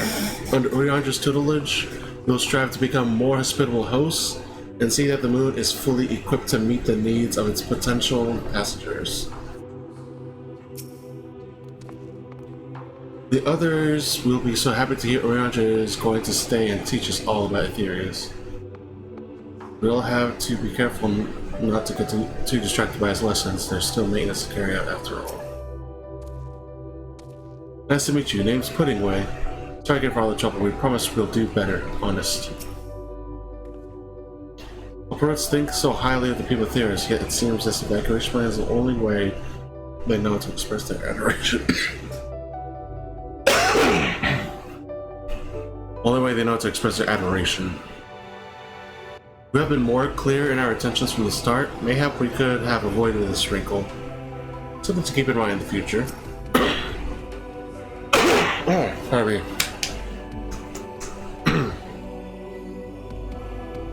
A declaration of hope and aspirations. I hadn't thought of it that way before. The Loperits may be in good hands now. That doesn't change the fact that their plan is a last resort I'd rather not employ. Let's see if it does. Let's see it doesn't come to that. For the first and all the other reflections. I chanced to spy you crossing the chasm. I feared something was amiss. But all is well, and more importantly, I have been given opportunity to behold a wonderful sight. Keep the Elpis close, and its light will be your guide. It was a relief to see Livingway was pleased with my gift of ink. To serve and serve well. Though the knowledge may be lacking, the boundless love is a blessing without peer. It will not be easy to prepare them for what must be done, but gladly I do embrace this duty, even if it doth necessitate that we part ways for a time. Forgive me my absence. I have the utmost faith in you, and all our fellow scions. When next I return to Aetherius, I pray I find you all in good health and good spirits.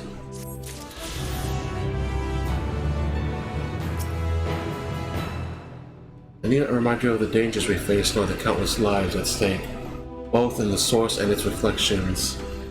Go with courage, my friend, and pray. Give the others my regards.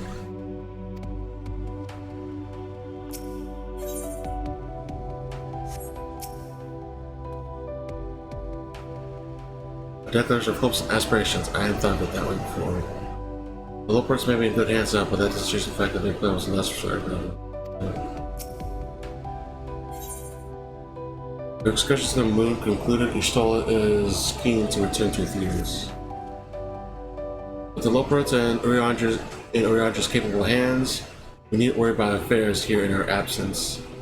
Knowing the face of their earthly collaborators, there's much to discuss with Alphanoda and the others. Let us return to the Tower of Babel. Our battle for the star will soon begin in earnest, and we must be prepared.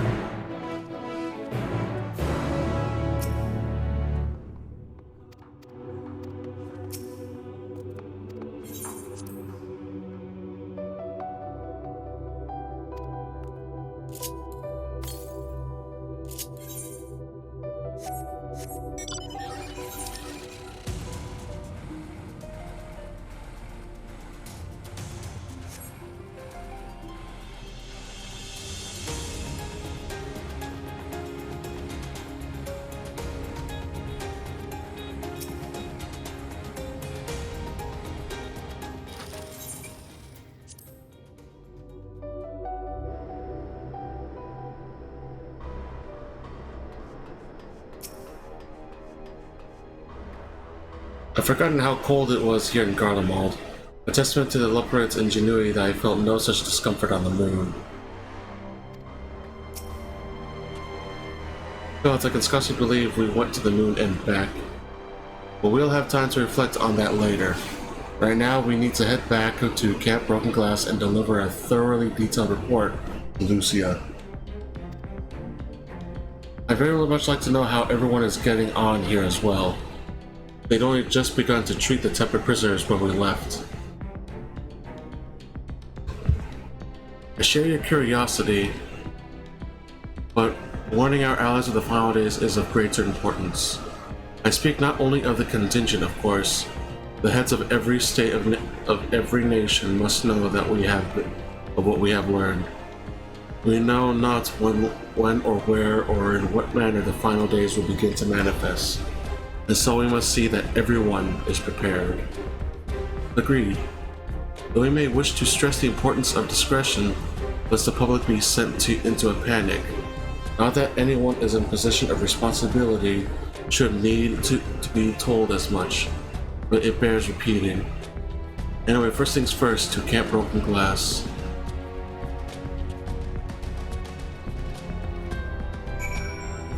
Okay, let's change this real quick. Right here? Maybe here? No, right here. Right here. Maybe right here? No? And that should be good enough. So I was changing some settings real quick.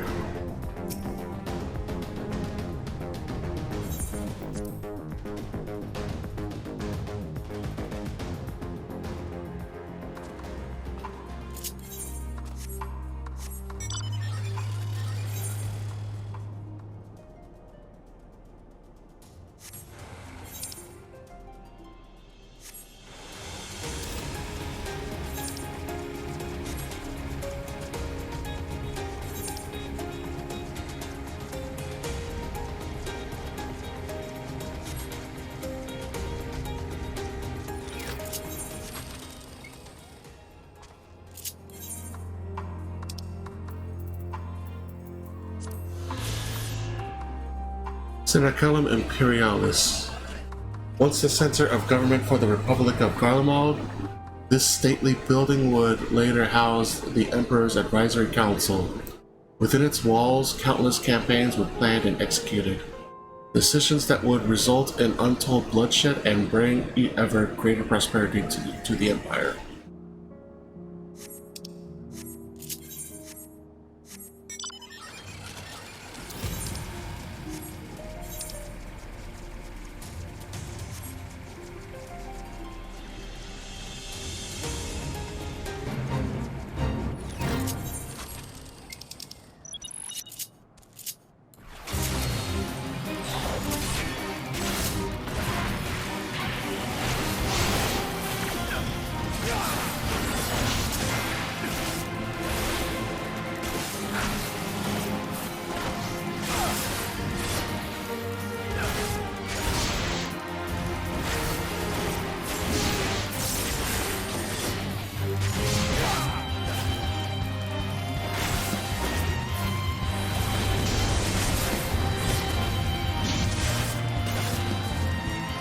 Yeah, we can kill this real fast.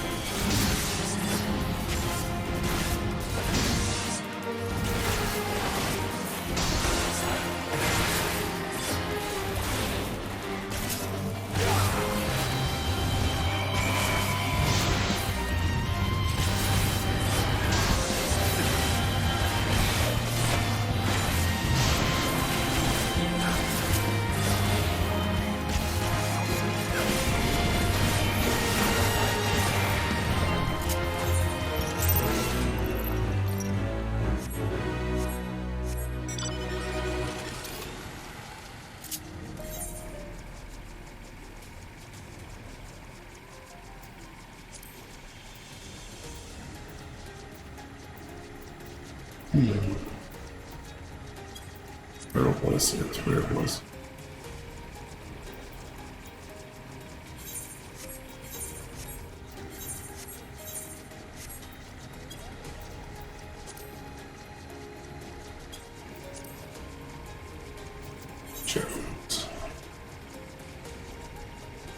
Alright, let's see here.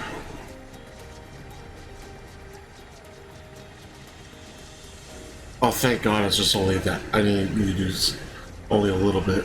Because Jesus Christ, that took forever.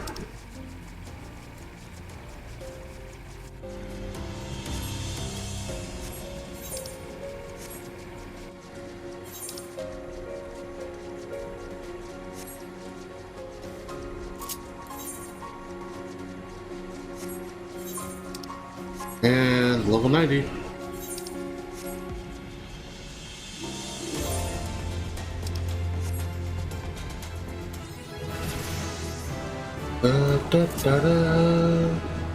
Shadowbringer. Let's do Warrior.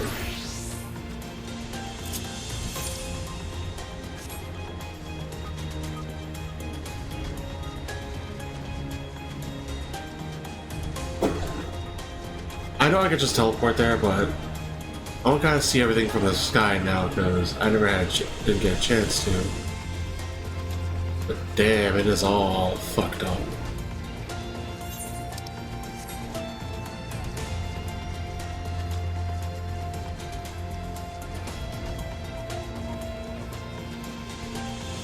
Big ass craters here and there too.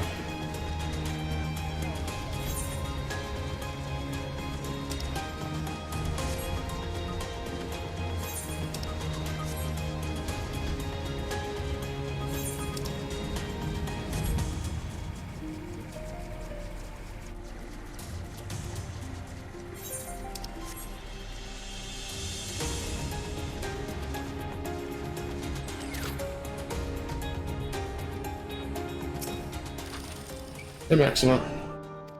At last you have returned. Hey Lucia.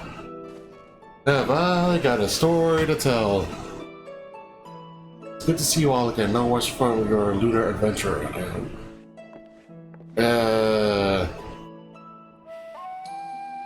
About that. We've done what we can for now, believe me. We intend to tell you all about it. Before we do, might you tell us what's become of Garlemald in our absence? We succeeded in subduing the tempered inside the Tower of Babel. We took many alive, but combined with those who were already in our custody, the number requiring care has grown exponentially. The inclement conditions here have made it difficult, if not impossible, to treat them all here. So we have petitioned the aid of all the allied nations. Some are understandably hesitant to offer assistance, particularly those that were but recently subject to imperial occupation. That said, several others have agreed to grant them refuge for treatment. With the assistance of your fellow scions, we endeavor to see them safely transported and subsequently cured of their temper. Will all the tempered be relocated? Not all, no. We have sufficient shelter to attend to those whose treatment has begun, and enough healers have volunteered to remain until their patients have recovered. Ulysses is one was one such patient, though he's not yet fit to receive visitors. Truth be told, he and those in his company were not harmed in the chaos. If not for Alphinaud and Alizé's timely assistance, I dare say none of them would be with us today. Man, look at me standing there like a proud older brother. In light of recent developments, have the Alliance leaders come to any decisions regarding Garlemald? Given the tremendous ramifications of what has happened here, it will likely take time to determine what must be done. In the meantime, they intend to work with the Eastern Alliance to keep a close watch over our provinces. We have other news to share. Shortly after Anima was defeated, we received reports that each and every tower has vanished.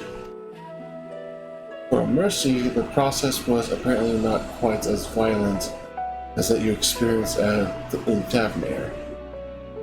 Those who were trapped within them have been rescued and are receiving treatment. To hasten this endeavor, the Beast Tribes have received instructions on the magics needed to cure Temporary. Master Batoy is no doubt thrilled the Mother Porxia affords her so many visitors. Yes, we are grateful for her ongoing efforts, as well as those of our comrades near and far. As for the contingent, several of our members have been granted leave to return to their homelands after the transfer of Temperate has been completed. Lucy and I will remain, along with a small force, to continue offering aid to those here in Garlemald.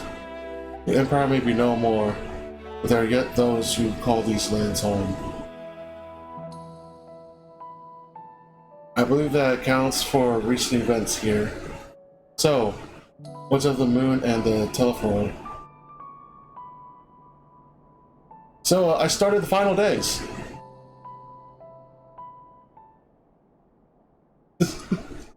I mean, shit, how do you break that to him?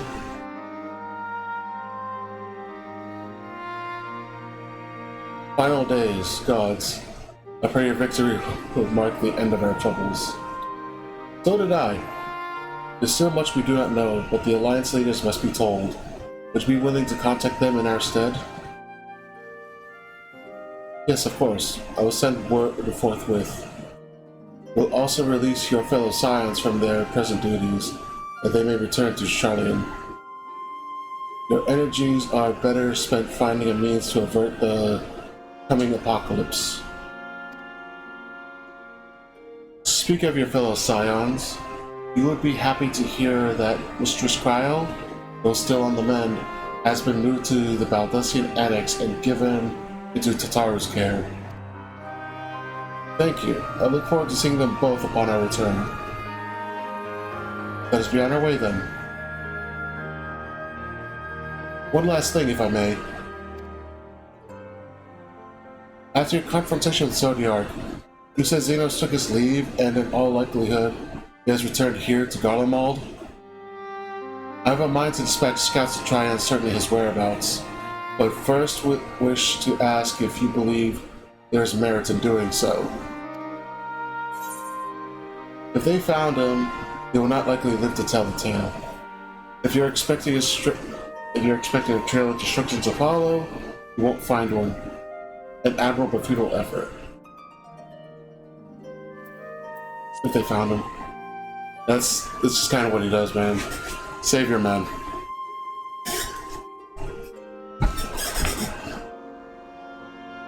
To dispatch good soldiers in pursuit of such a beast would be to send them to their deaths. Pray, forget I entertained the notion. While on the subject of Xenos, the 10th Legion has made an official proclamation. They denounce the Crown Prince and condemn his role in the Empire's downfall. His very title has become a source of shame among his former subjects, and has continued to serve only to hinder relations with foreign nations. For this reason, he has been declared as Xenos Viator Galbus, outcast and an enemy of Garlemald. Oh shit! That's big. Granddaddy's no more, and now his people turn against him. It seems he's not but his bloodlust to keep him company. Much of that than an army to see it sated. At any rate, I will not keep you longer. I pray you safe passage back to Charlian.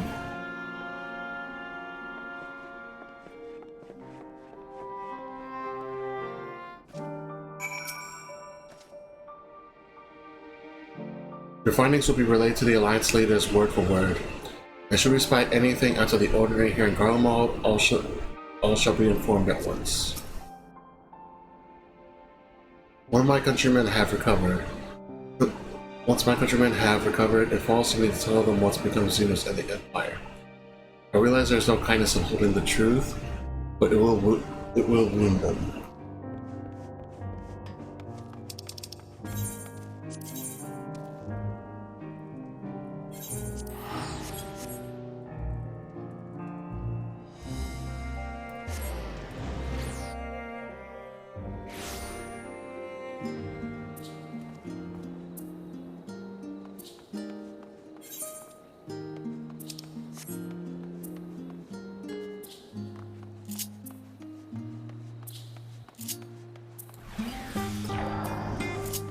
Let's just turn that on just for the hell of it.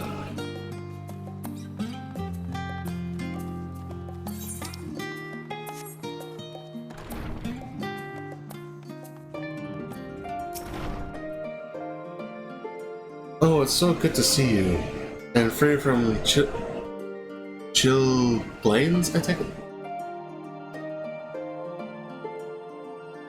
Chill blains is actually a word?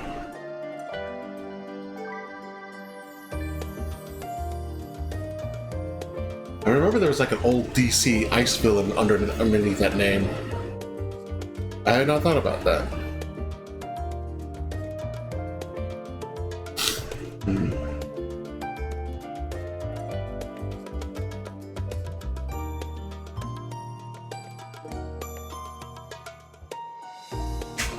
You'll be pleased to know everything's been kept in order since you've been away. I even brought a few useful knickknacks with me from back home.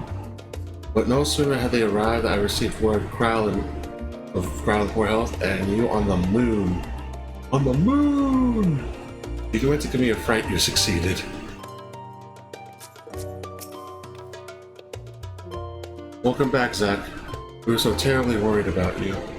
Though it is plain I have caused my own fair share of your worry, and for that I apologize. Heidelin called to me that day when you entered the Tower of Babel. Her pleas were faint but desperate. I knew what she required a vessel to carry out your will. What came after feels like a dream barely remembered, my body flowing through the life stream toward Garlemald. When I regained consciousness, I was all aches and frostbite, exhausted of aether.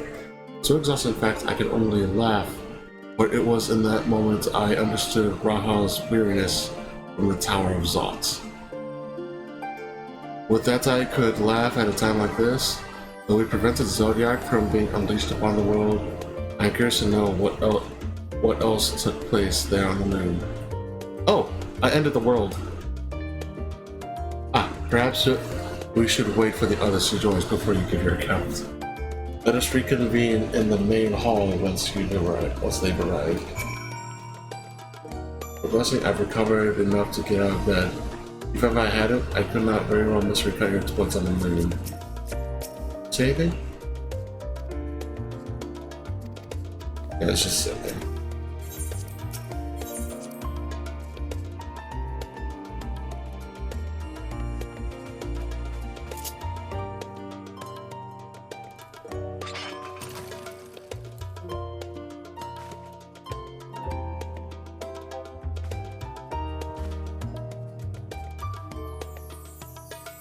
I like how this axe spins.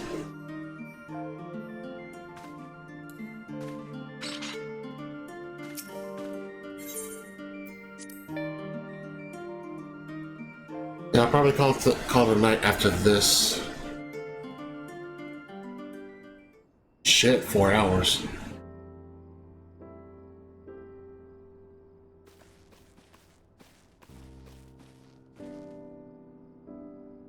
Sorry to have kept you all waiting. Not at all, we understand you've been quite busy. Will Urianger be joining us? He's on the moon. Duty keeps him away, I'm afraid. Though Zack can explain why better than I. I can? I ended the world. And Urianger's on the moon preparing for evacuation. That's the long and short of it.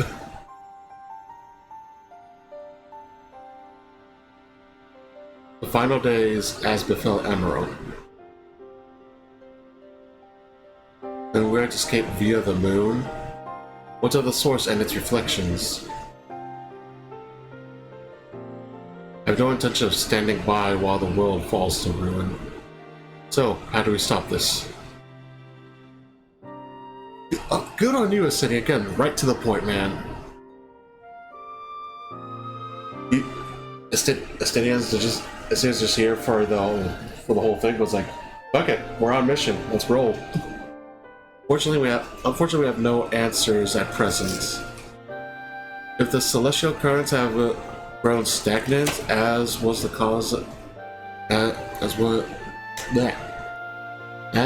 case in time of Amarant, the solution would be to alter the flow of aether throughout the entirety of the star.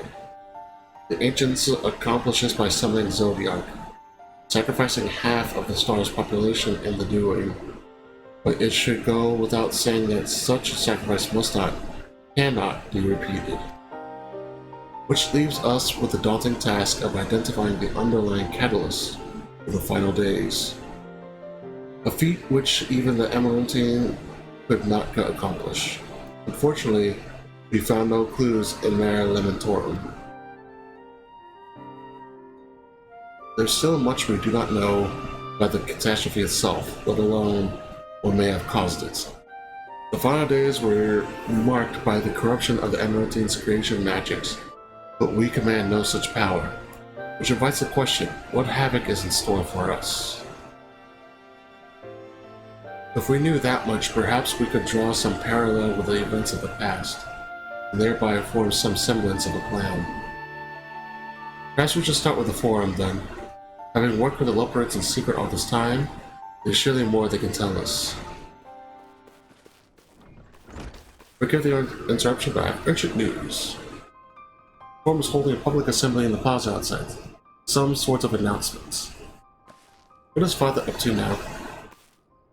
There's only one way to find out. They're probably letting them know about the evacuation.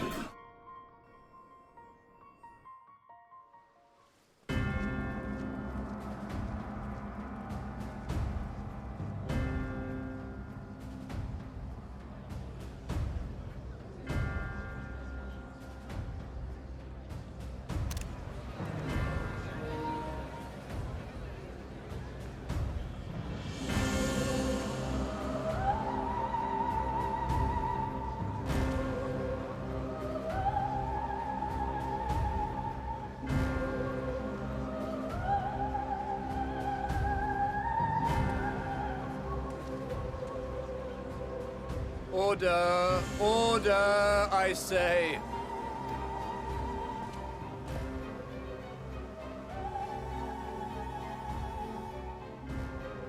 I thank you all for gathering here on such short notice. This day we must speak of grave affairs and their implications for the future of Charlium, nay, of this very star. Said affairs concern all citizens. So we have called for a public assembly.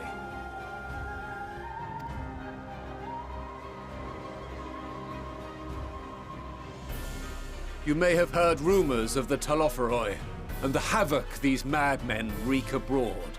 Under normal circumstances, we would pay little heed to petty disturbances outside our borders. The final days, however, are another matter altogether. For we dare not ignore these prophetic words of Eld.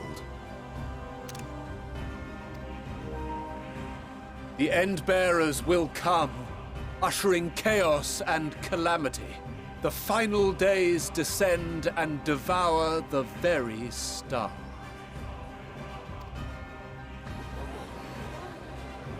I've never heard this prophecy. Is it true? Will all that really happen? Calm yourselves. The time has come to speak of the Forum's most sacred duties. But first...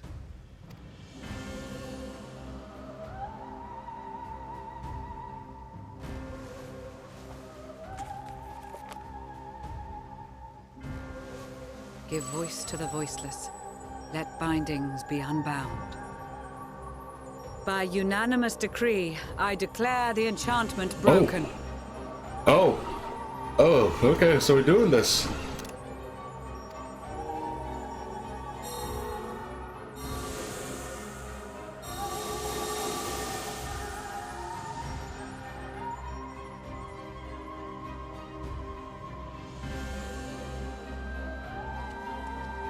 Master Le Veilleur, if you would.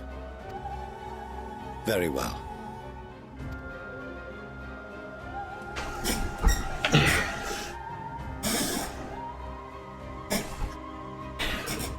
"270 years ago, our forebears began an expedition in the Dravanian hinterlands, in search of a route to access the ethereal sea.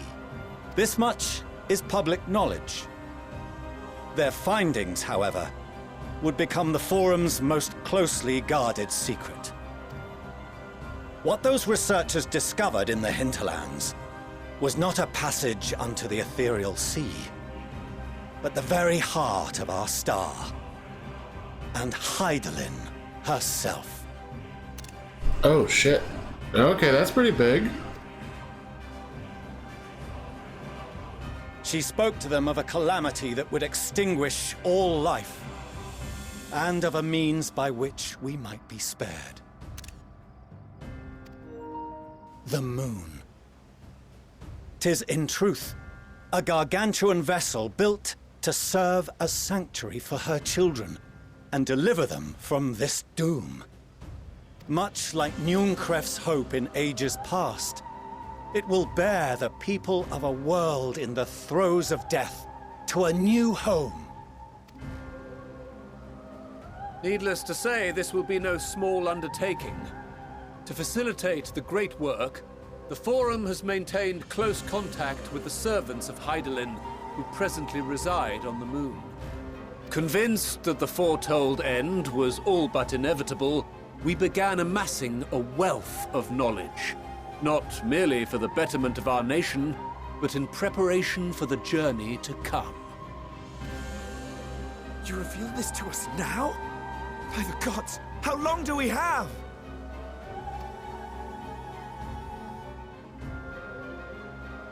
While we cannot say with certainty, we believe the hour to be nigh. We received a transmission from the moon suggesting as much not long ago. Which is why we must in earnest begin preparations for the great exodus. For his impressive contributions and the leadership he demonstrated during our withdrawal from Dravania, we have elected Master Le Veilleur to oversee this initiative.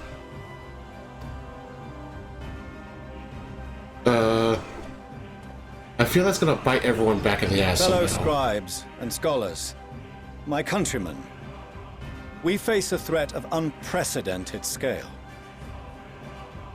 We must challenge the trials before us with composure and conviction if we are to find salvation.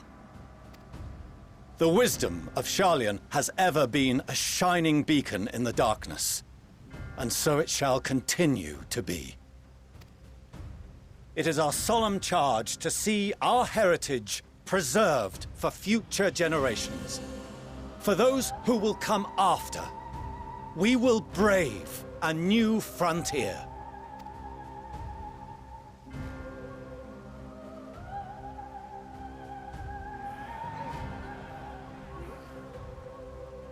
Administrative edicts will be relayed to all major institutions ere long. In the meantime, carry on with your duties. With that, I hereby call this assembly to a close.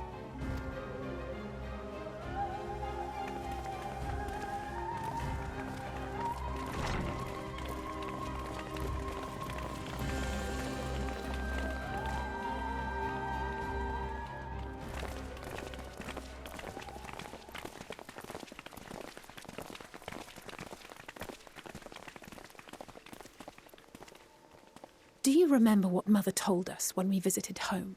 That it wasn't until after we were born that Father seemed to lose himself in his work.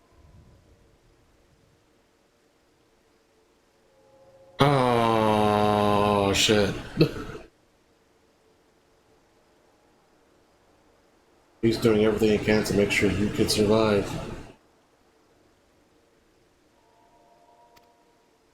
If that great work of his was the evacuation of this star, then...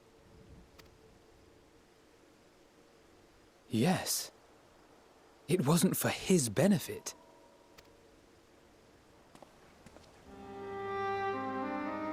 Would you mind waiting here a moment? I wish to speak with Father before we leave.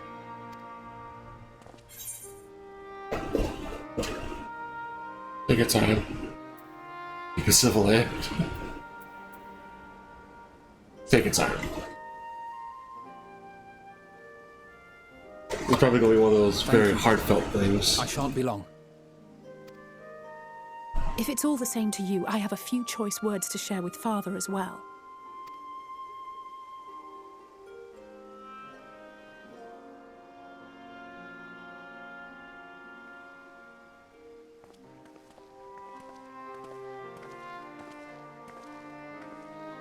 So, come to call us cowards and bid us join your fruitless battle against the inevitable. Maybe a little bit. Nay, we do not object to the Forum's proposal. On the contrary, those who wish to flee have every right to do so. Urianger is cooperating with your associates on the moon to ensure that all is ready should evacuation be our only recourse. Then whatever your business, I suggest you be brief.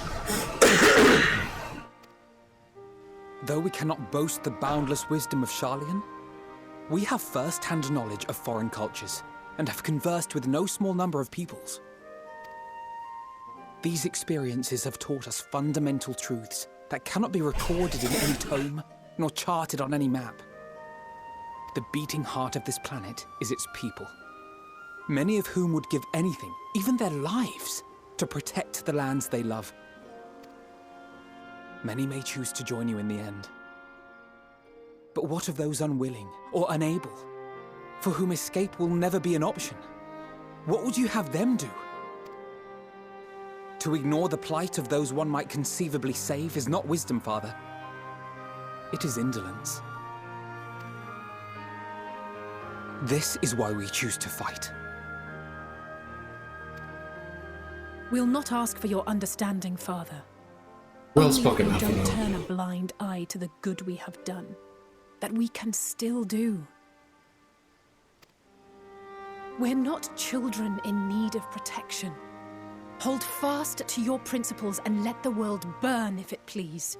But we believe there is still another way. And if there is, we will find it. You see if we don't.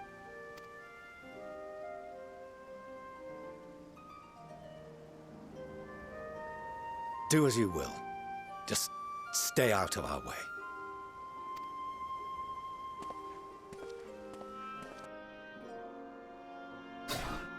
He fucking cares.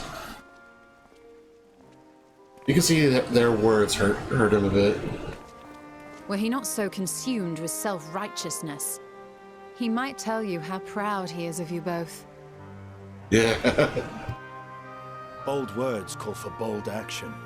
And there'll be no turning to your father should plans go awry. As if I ever would.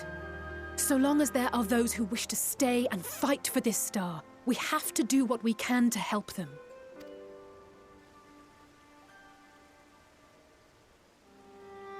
And if we're to do that, we'll need to be well rested. Wouldn't you agree? And having triumphed over what we once thought to be the source of all evil, I can think of no one in greater need of at least a dozen winks. Okay, what fair point. Shall we then? To the Annex. To prepare for tomorrow. Caviel, I thought you were going to bed, dude. But yeah, thanks.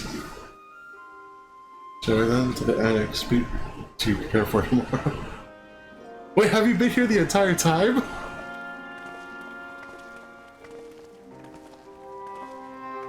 Have you been here the entire time, dude? I thought you were sleeping.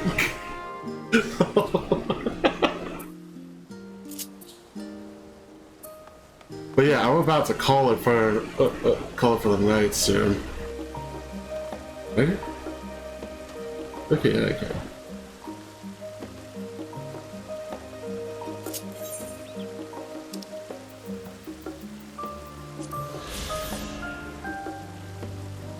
You were unable to hear what? Man, I'll be calling it for the night soon. Yeah, I'm gonna finish this quest first. I'm gonna finish. Oh, start the next quest. Oh, you had no sound? Oh, it was on your end, okay. Is it on your end? Okay. Okay, okay, shit, it's legit, okay.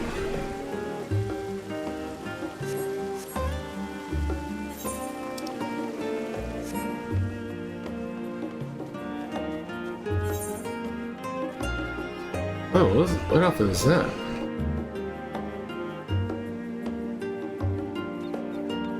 I need to find the glamour for that one.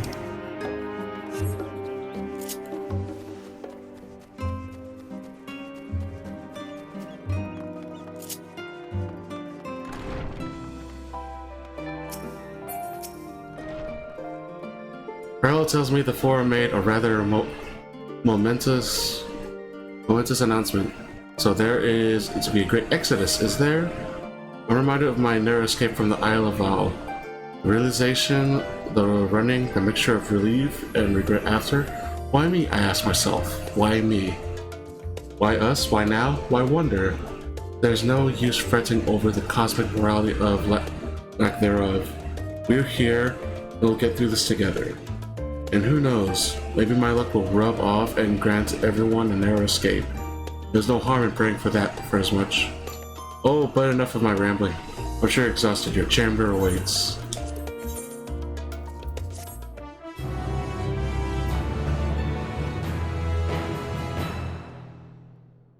I think it's streaming again on Friday. Tomorrow I'm gonna help a friend do a D&D thing.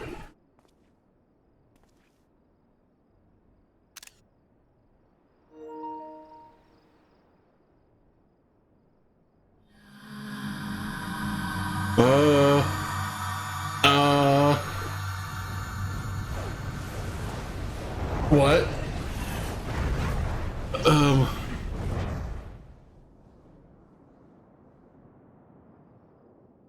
What was the voice? Who was that?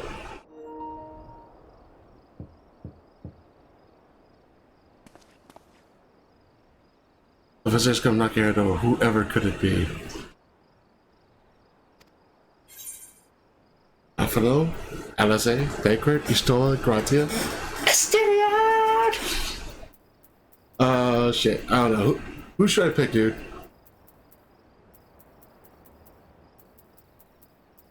I don't know who to pick. Who will I choose?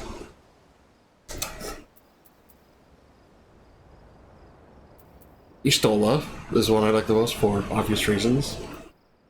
Second would be Baker, Alice, or Estinian. And third is Graha and Alfano. Fourth would have been Oriandra.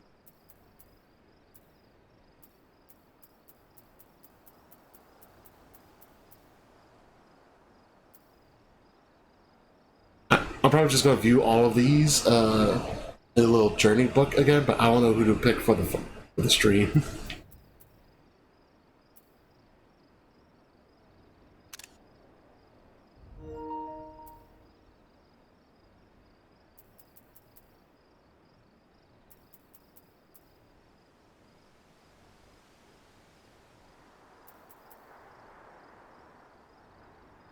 What do you think?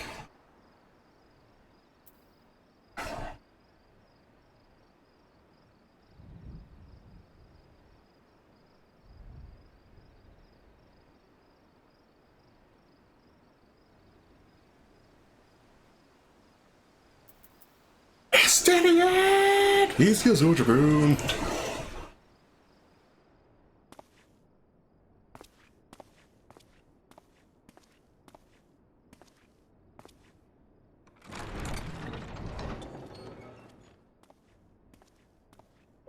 You're always in a casual outfit. Good. Why is that good? Well, why'd you expect me to be with someone? And I bet a bunch of fangirls definitely chose Garaha for this bit here. The twins thought now would be a wonderful time to pay a visit to my chambers. Rather than listen to them bicker over tonight's snacks and tomorrow's plans, I seized the first opportunity to make my escape. Ah, I see. Older brother wanted his time alone. To their credit, they decided against intruding on your peace and quiet.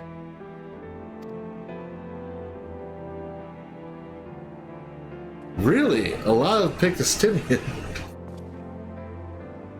Can all be a bit exhausting at times, can't it? Yeah, you're telling me, buddy. I wasn't sure what to make of you at first. During the Dragon Song War, how quick you were to take up a cause not your own. But I came to see that is simply the way of you and yours.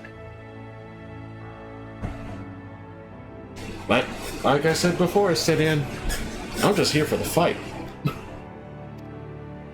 I will not pretend to kind of, understand sort of. This talk of Mostly. ancient primals and the final days. But I trust in your judgment and choose to believe in your cause. You and Alphino have my lance, now and always. You'll need it. Rack and ruin looming on the horizon. Calamity bearing down upon us. There's no place I'd rather be than here. Standing shoulder to shoulder with friends on the front line. So do not hesitate to send me against your enemies. I'll make them rue the day they met me.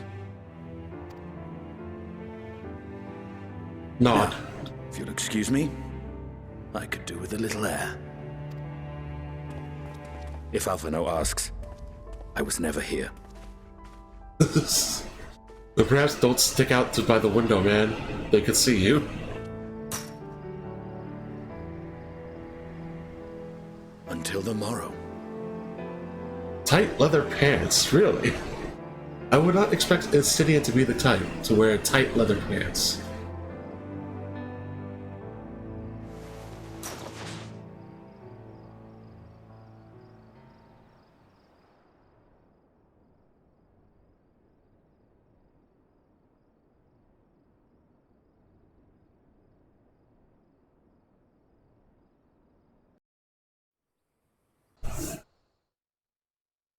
A short while earlier in the Alamigan quarter. Hours are gone, Gollum all dealt with. What? We're snapping on the moon. What do we do now?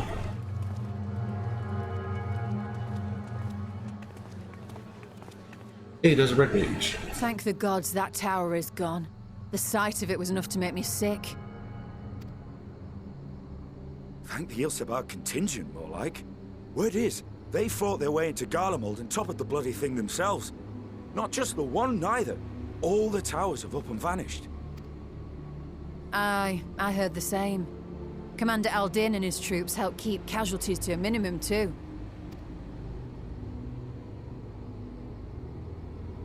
But is it true? They brought back tempered Garlean soldiers? Don't start that. They have a treatment for that now. But don't you worry. Cured or not, they've no plans to bring them into the city proper. I see. Well, that's a relief then. I know we've brothers and sisters among the lot, but I can't say I'm eager to welcome them home. Who's that? Won't need to think about it for a while yet. They're to be looked after in Alagana for the time being.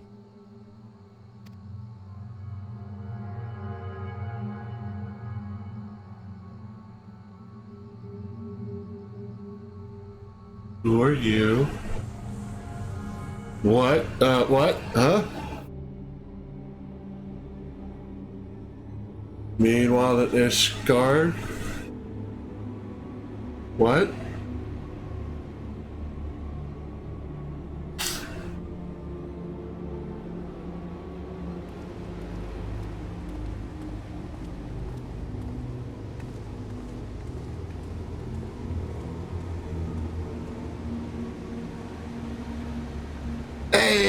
There's my boy in the back. There's my girl in the back. Another day, another commission of paramount importance. Hey, man. Well, what have we here?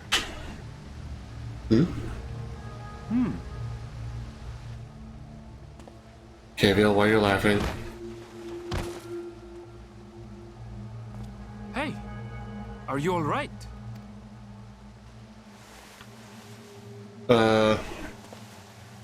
You good? Was that? No. The shadows play tricks. What Nothing... was that?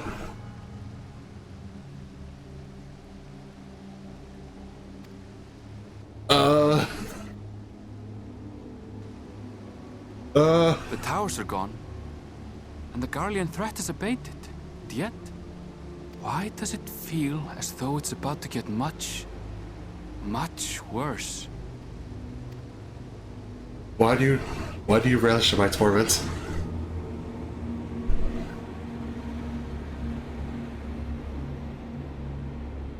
Oh man, what's gonna happen? And those are what's happening? What's happening?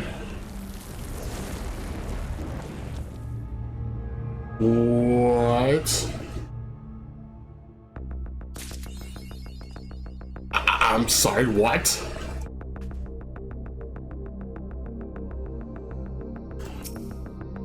Okay, you know what? I'm stopping after the next quest. I need answers. Dora is furrowing her brow in consternation. Oh, Zach, I was just about to call for you. I'm afraid we received another call for assistance. This one comes from Radatan. The others have assembled in the main hall to discuss the situation. We must join them at once. I need answers. I need answers. Oh my god.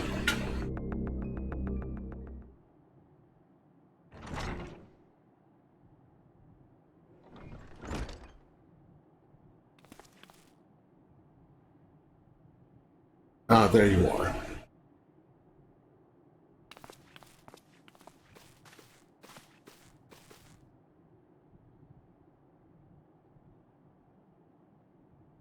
Our worst fears have come to pass, but moments ago, we received grim tidings from our contacts at Radatan. Wild beasts have appeared as if out of nowhere, bringing one victim after the next. What's more, they say the very sky burns above them. That sounds like the final days. Good gods, are the final days already upon us? It would appear so. Sadly, that is all the information we have at present. No doubt the people of Radatan are busy fighting for their lives. We must go at once. They need our help.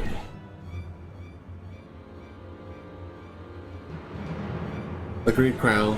You best remain here with Tatar and gather what knowledge you can. You're in no condition for a long journey, I imagine. Very well. Similar phenomena may have been observed elsewhere. If so, we must know about it at once.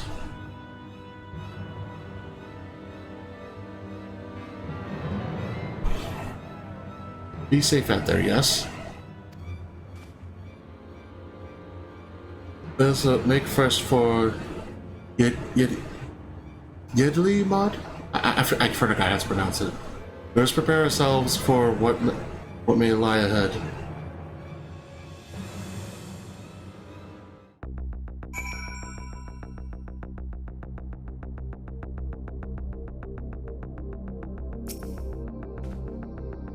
Ooh, the music is a little tense.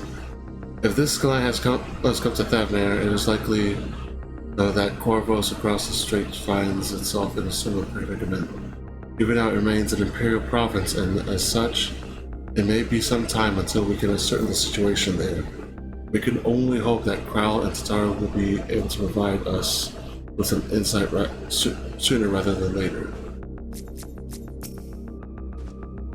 If the Knights of Vertra is not enough to hold if the might of Vertra is not enough to hold these fiends at bay, Radon is in dire straits indeed. We must go at once. In ancient times, the phenomenon was first observed in places where the celestial currents had grown weakest. It would seem there is stagnancy of aether in the skies above Radon, Brinos to Vertra. I would rather accompany you to Thavnir, but Ra's concerns are well-founded. Last thing I would want is to be a burden. And so I'll remain here at Tataru and do all I can to get the knowledge that might serve us in the battle to come. Godspeed in your journey, Zed. We do not wield the creation magics that the ancients did. It's still these abominations appear, whatever could be the cause. With the fall of the tower in Thavnir, the Anish were beginning to enjoy a semblance of peace, and now this. No similar creatures have been sighted here in Sharlayan. That said, the early signs may manifest in other regions ere long. We may be prepared for every eventuality. I'm glad for Kral's support. I'll also call upon Hori Boulder and the others to assist us. They will be our eyes and ears in the field, as they have been many times before.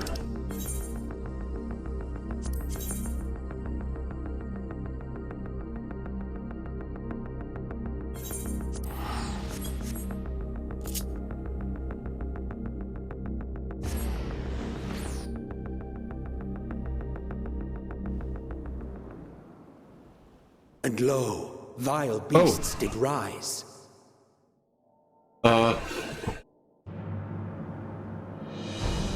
What the fuck? Oh my god, what the fuck?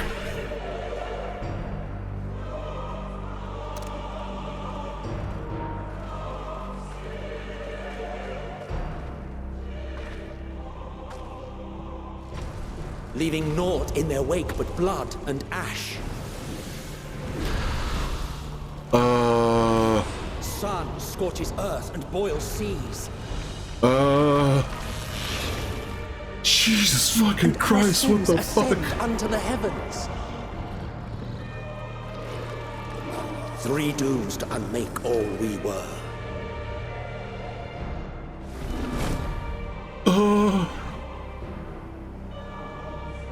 Oh, what the fuck? The sky burns. The final days are truly upon us. I remember.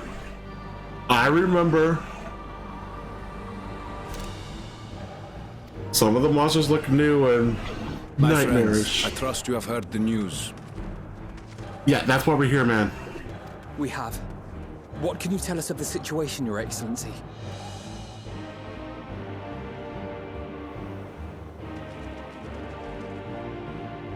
Last night, the Isle was rocked by tremors, and the earth itself cried out.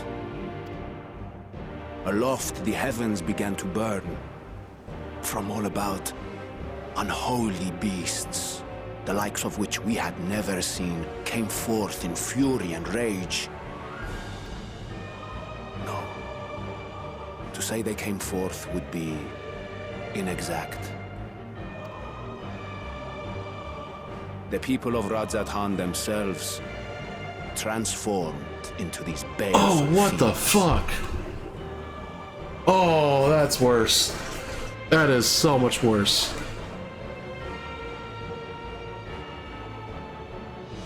Though the phenomenon was observed throughout our lands, the first creature, the largest and most dreadful of the lot, wrought havoc upon us here in our fair city. Though they bear superficial resemblance to divinities of legend, they are ungodly abominations. The people decry them as blasphemies. The large one's rampage has since taken it to the northern reaches of the island. I mean to dispatch our radiant host in an attempt to quell the threat.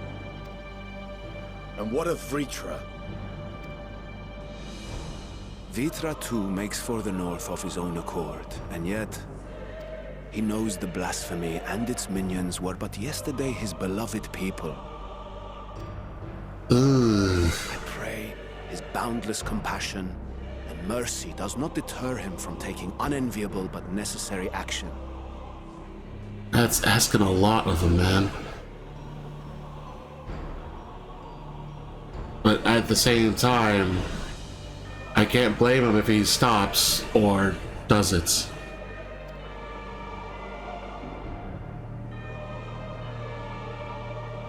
Understood. I ask that you allow us to aid you in quelling this threat.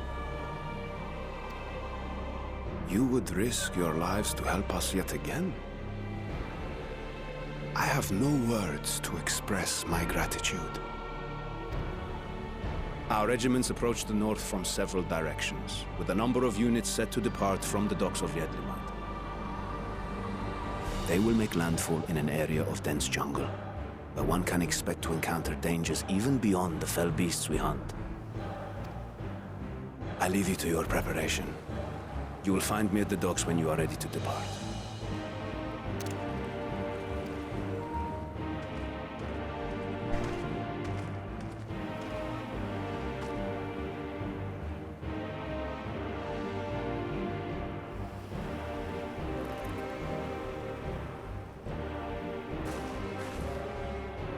We're as prepared as we'll ever be. Let's go.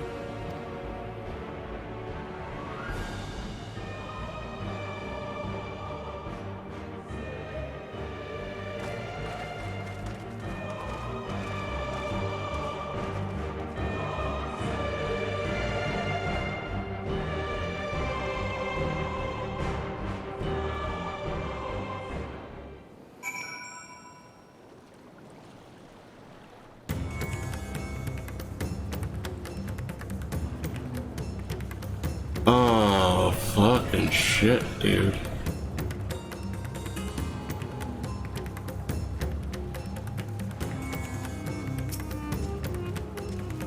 Innocent souls twisted and reformed into unholy abominations.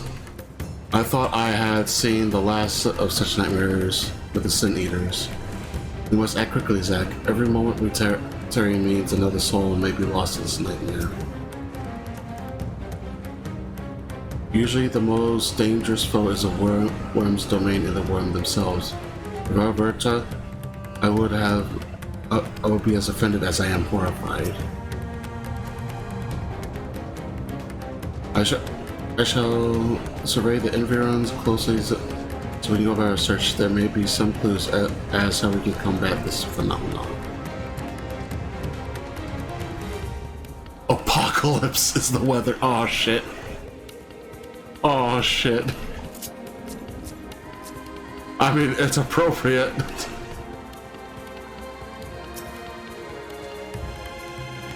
If it's true that the people themselves have transformed into beasts, why even the Radiant host could suffer the same fate. Or us, perish their thoughts. Don't worry, no matter how grim things might get, I won't lose hearts. I'm ready whenever you need me. So the beasts are not born of creation magic to run amok, or rather the altered forms of the people themselves. In that sense, this manifestation of the final days differs from which we witness it in Amuro. And for the worse, I dare say if any man, woman, or child could become a beast at any moment, there's no telling whence the next threat might come. We must exercise extreme caution. They try to save the rest, we will save them again. Because we're going to be very ghost. That is even from this.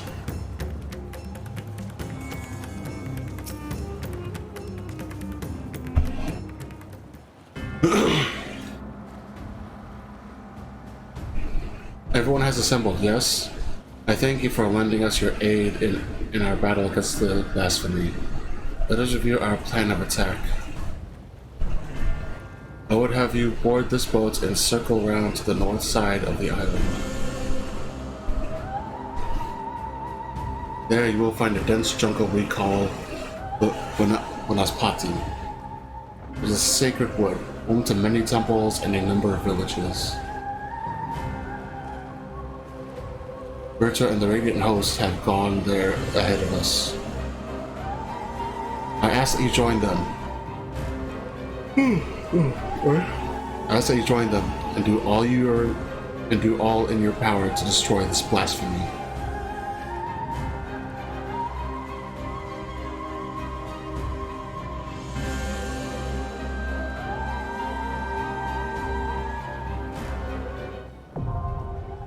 this party now accessible.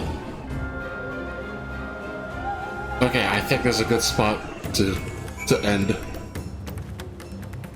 Oh shit. Oh shit. Oh man. Oh jeez. Nah. Finish it. Do the dungeon now? Oh god. Why?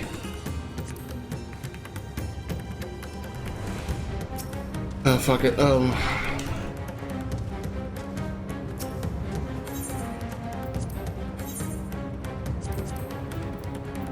Stola. Right then. Stinian. I stand ever ready.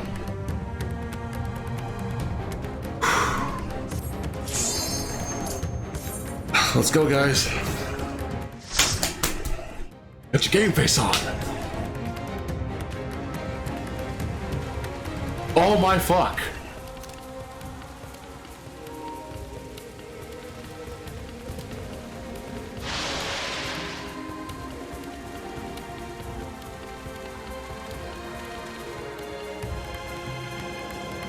Wait. People turning into monsters.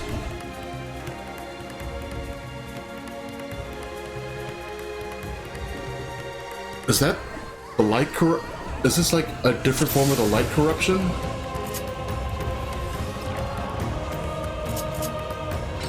Oh, god damn it, I can't think. What the fuck is... Oh, that's very tough.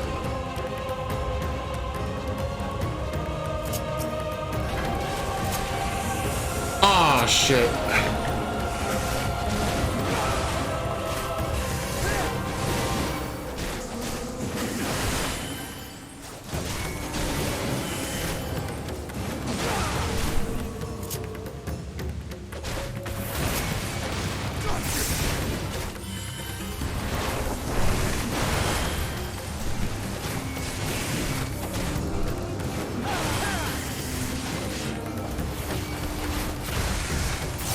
And this is a bad time to realize that I don't know my warrior rotations properly yet. Well, not that I just got used to the fucking what's it called, Dark Knight and Paladin. I've not touched warrior in so long.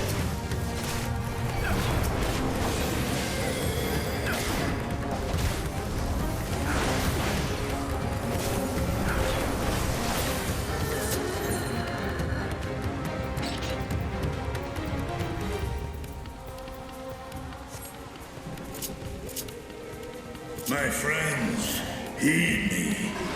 These are children of Stavner. Forgive me. I could do them no harm. I don't blame you, buddy.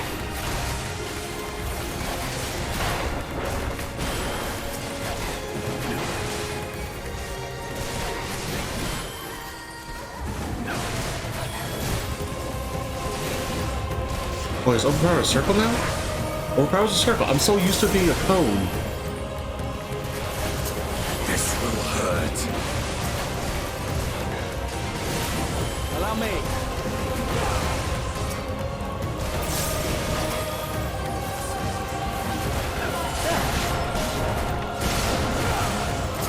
You're mine.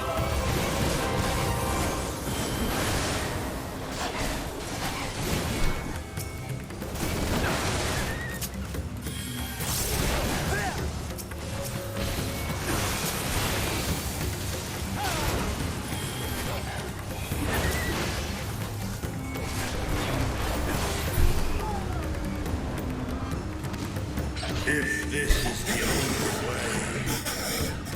I don't blame you, man. I shall silence the beasts of the air. Pray continue onward. I don't blame them. Fuck.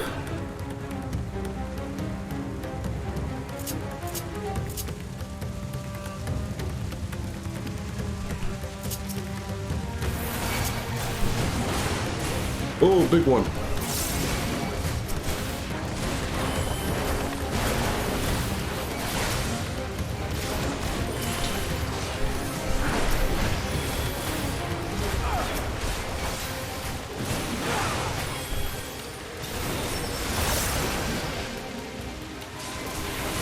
Oh, did I use one? No. I think I pressed the wrong one.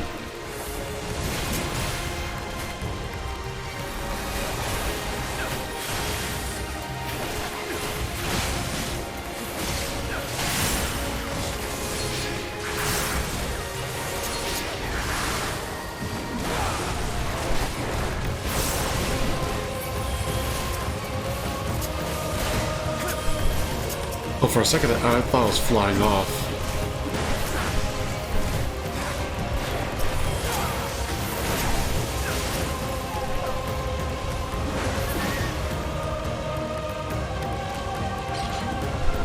Shit.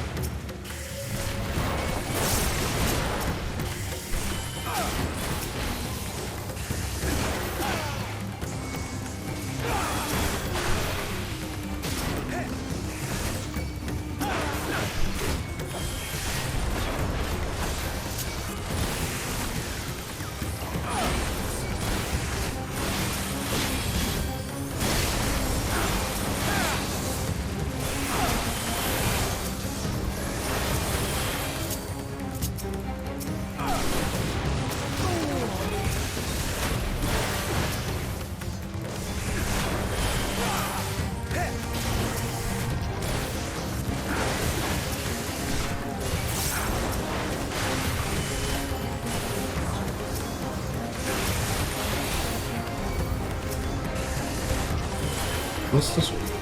Oh, what?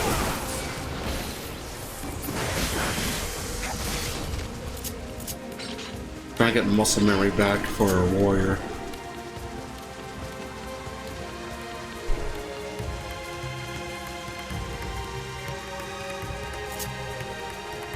I have been.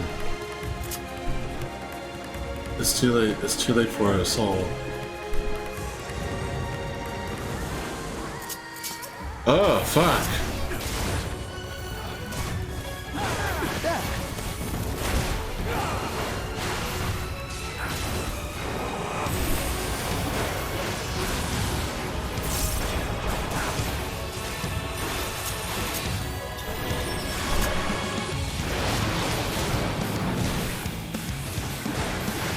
You underestimate me.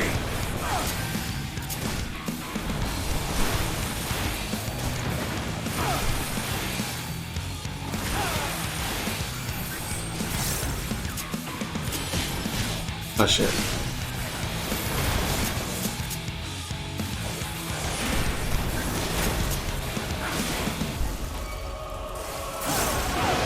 Okay, so that's gonna be the new permanent take place.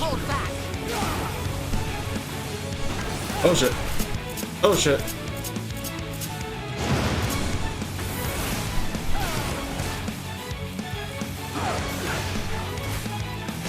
I somehow was not hit.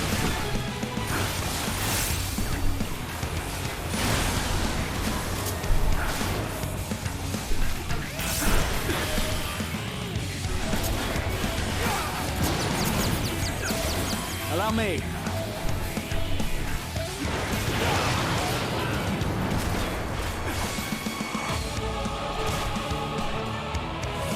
Fuck. Fuck. Dick move. All or nothing.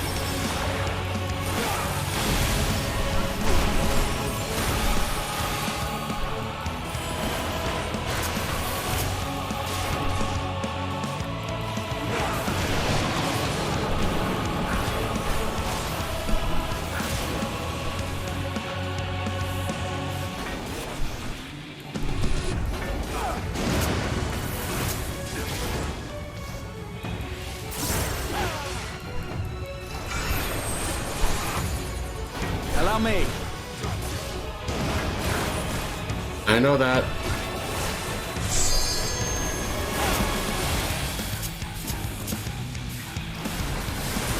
I will end this farce.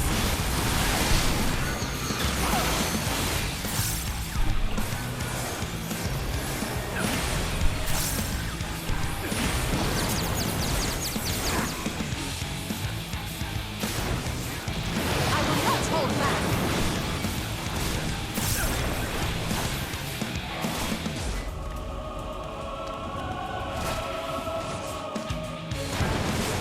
Oh, that is tough. I hate that mechanic.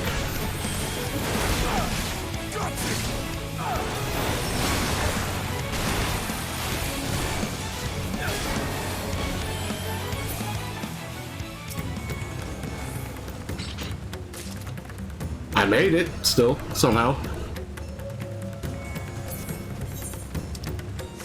Oh, man. What is this vile presence I sense? The horde draweth near. Be on your guard.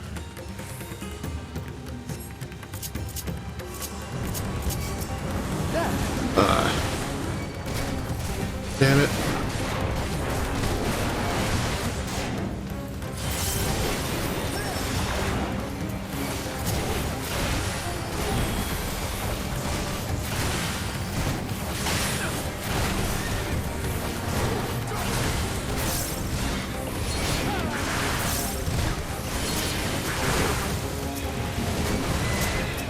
You underestimate me!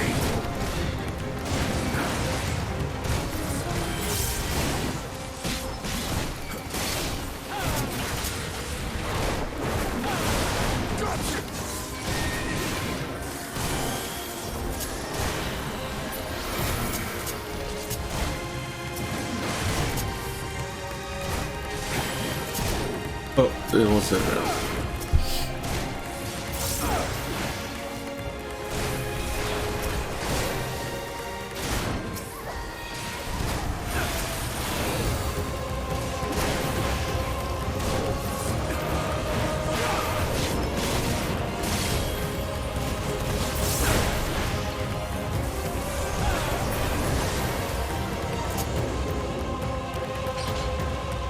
Shit. You can see so far, it's just all fire.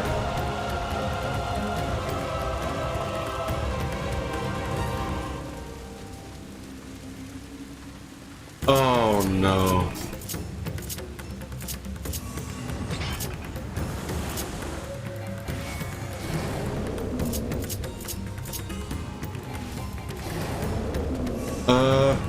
Oh shit. Oh my god. Oh my god.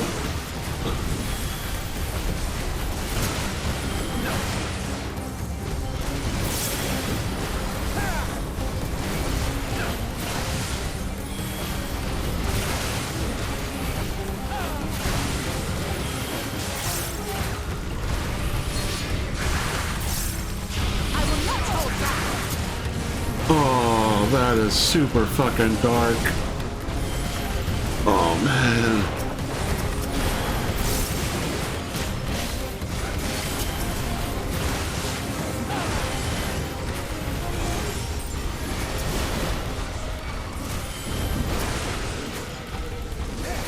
This will hurt.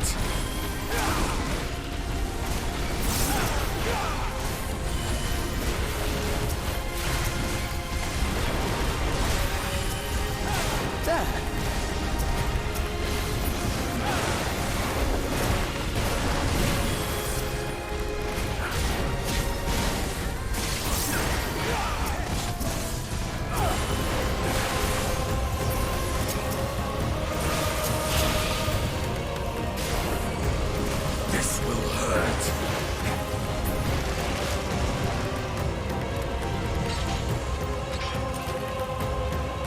Oh my god.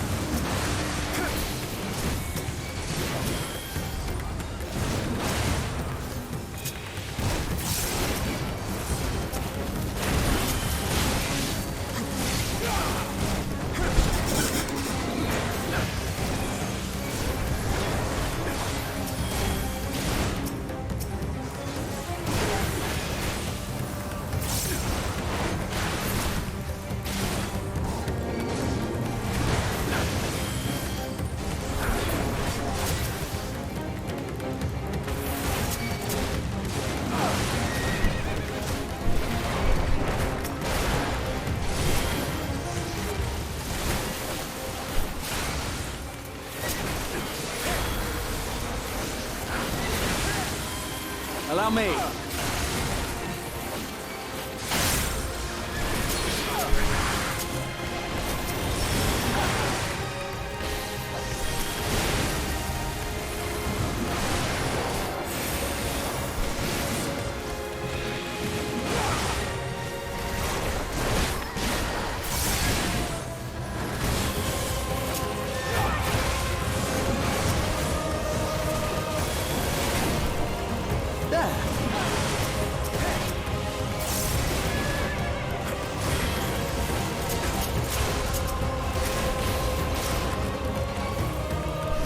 Oh shit. My mind is still processing over all the people just turning, man.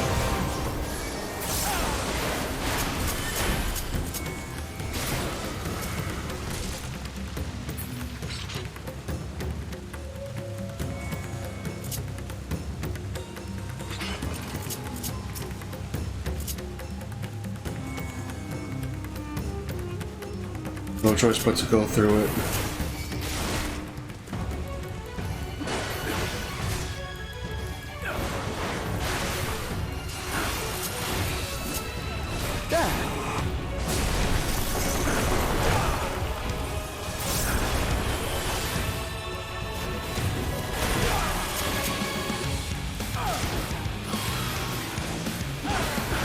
Oh, that doesn't look good.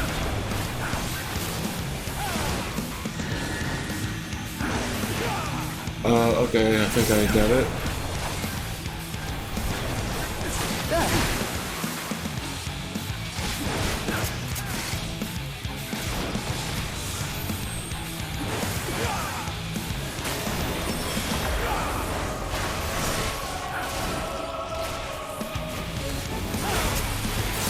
This will hurt. Allow me.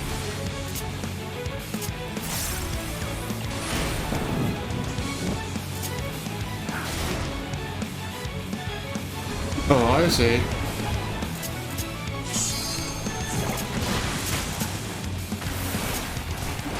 I see. I understand your game now.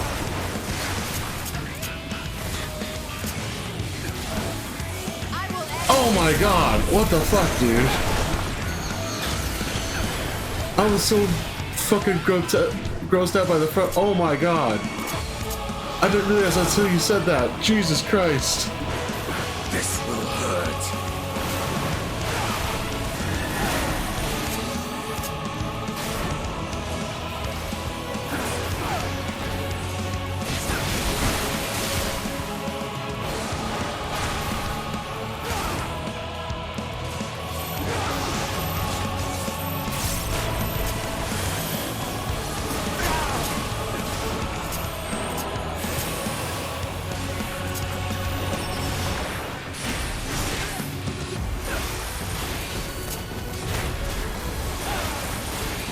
Oh my god, that is so fucked up. How did you even spot that? Jesus Christ.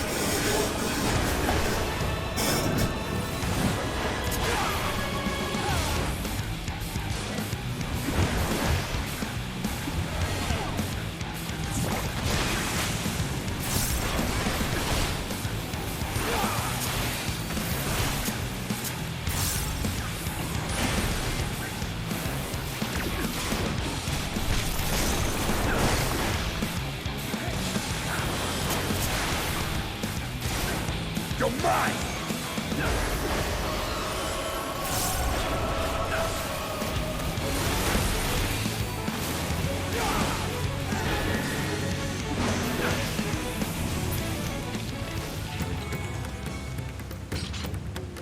Jesus fucking Christ, that is nightmarish. What the fuck?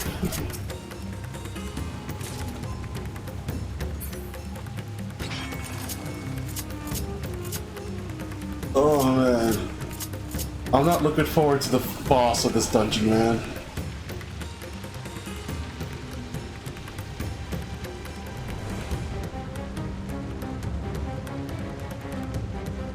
Oh shit. I am still streaming, right? Just to make sure.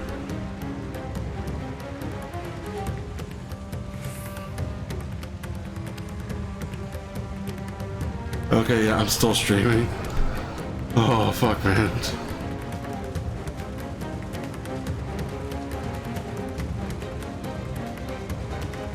Is that a fucking Venus flytrap monster? Oh, it was just literally just to... Oh my fuck!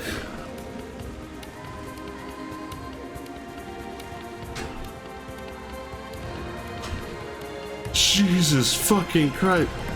Those are the flying ones? Vertra, get your ass in there, man! You have a lot to do. Oh my god.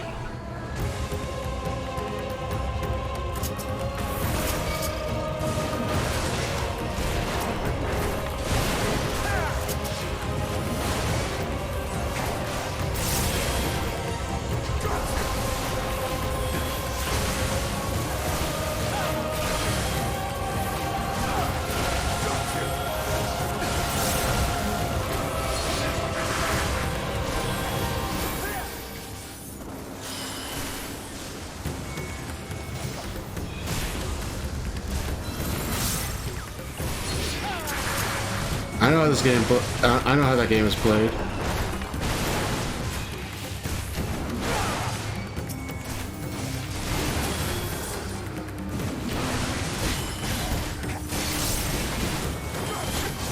Gloves are off.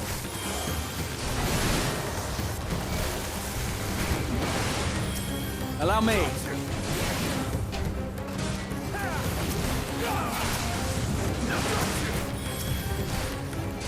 I will not hold back.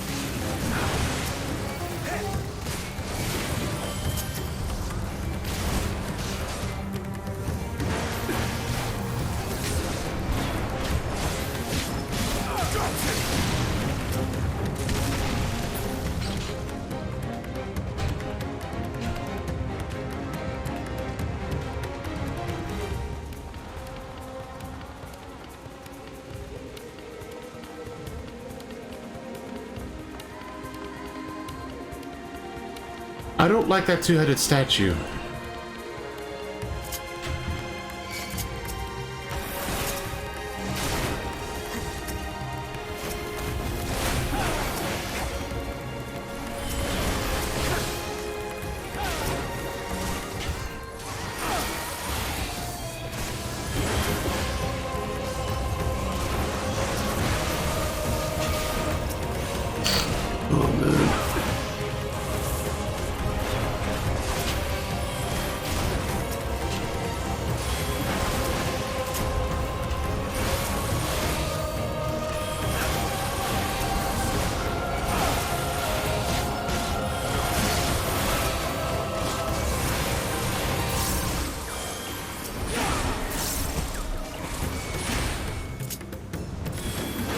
Oh, of course there'd be more.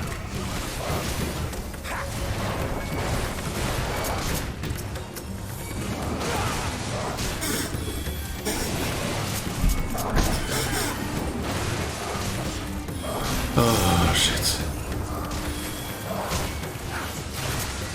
Allow me.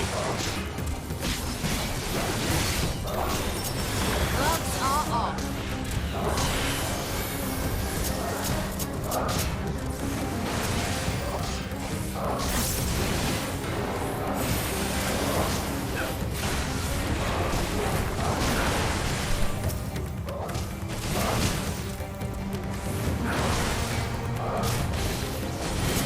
You underestimate me!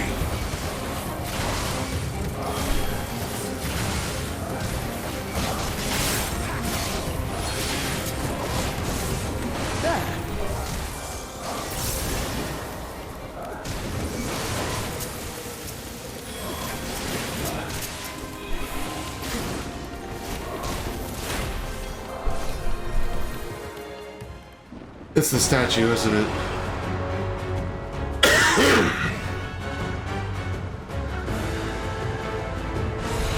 Or not. Oh, what the fuck? What the fuck?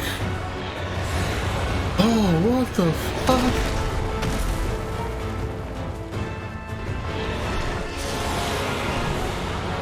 Blasphemies for Bond, who...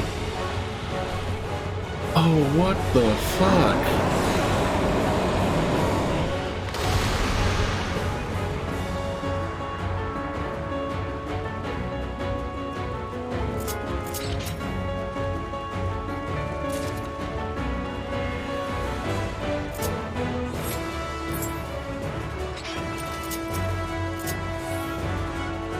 Let's go at it.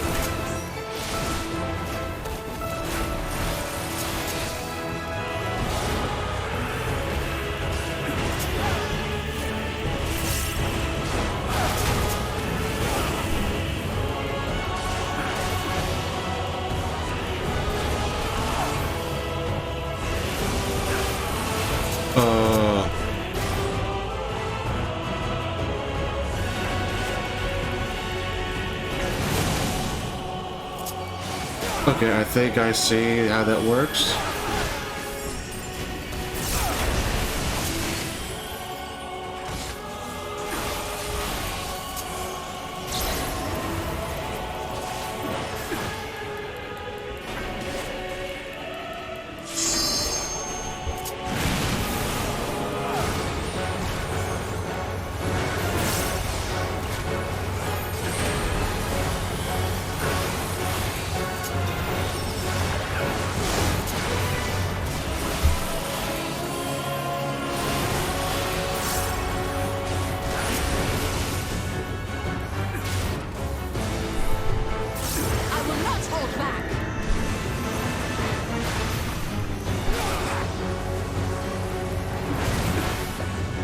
Allow me.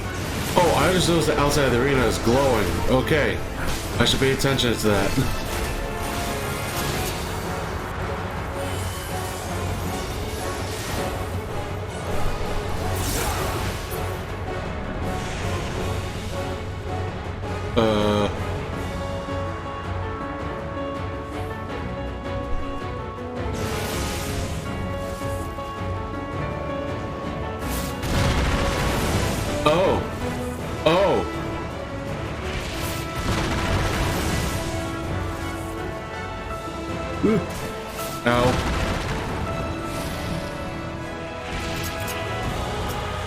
Okay. I was wondering why they're all just standing there for a moment.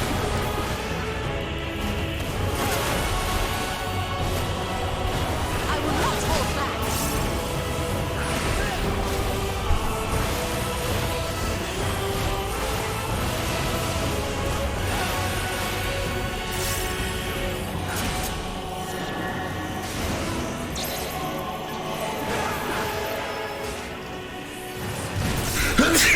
Oh shit, sorry Stola. Oh, it's still fine.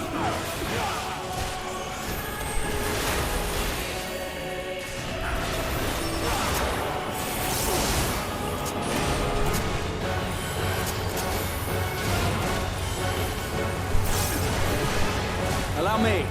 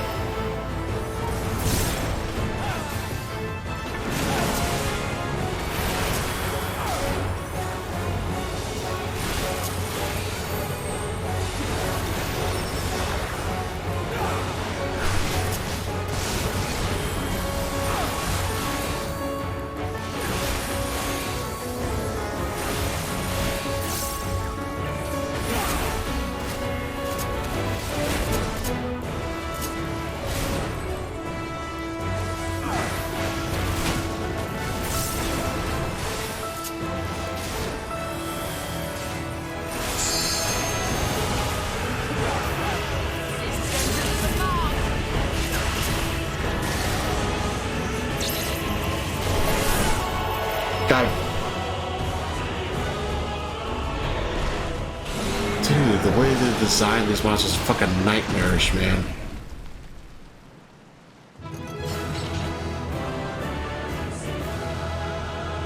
Not a happy face for a celebration.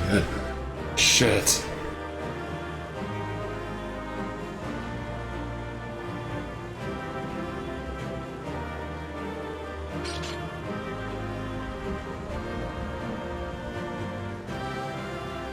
Lords of Europe born anew. This must be the blasphemy they spoke of. It was the worst of them, or at least I hope it was.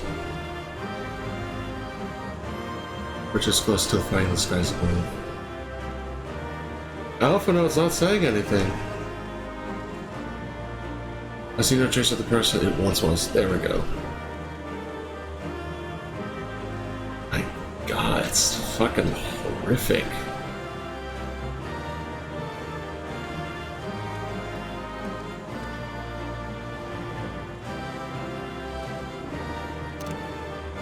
That's not to speak of this shit.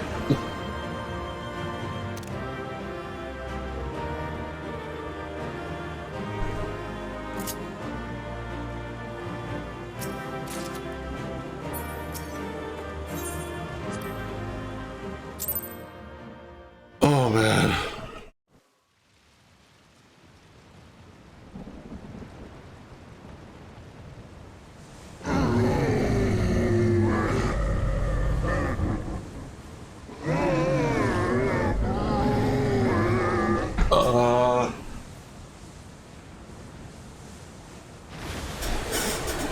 Ruined? As I feared. What do your eyes see, Stola? What is it?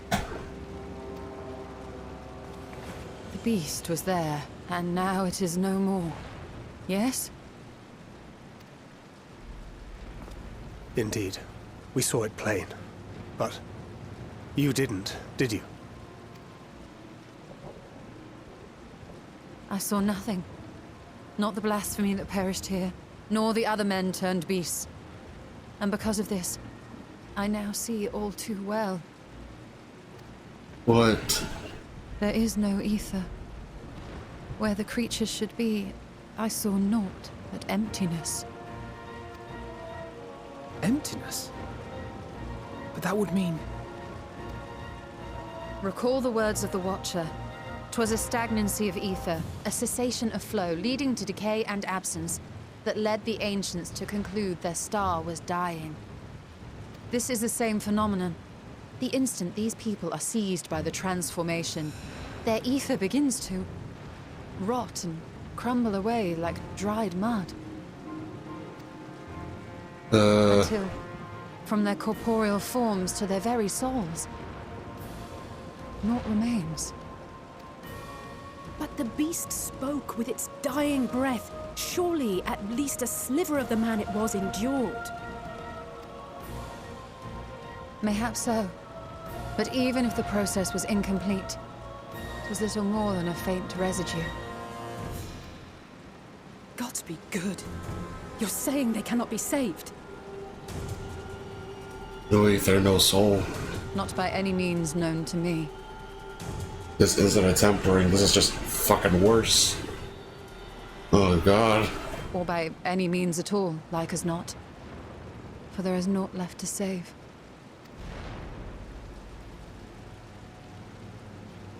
They return not even to the ethereal sea.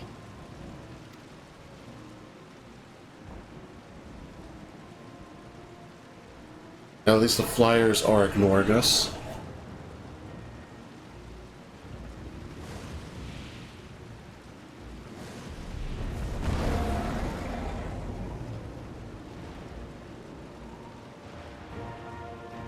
The beasts rage on, their hunger insatiable.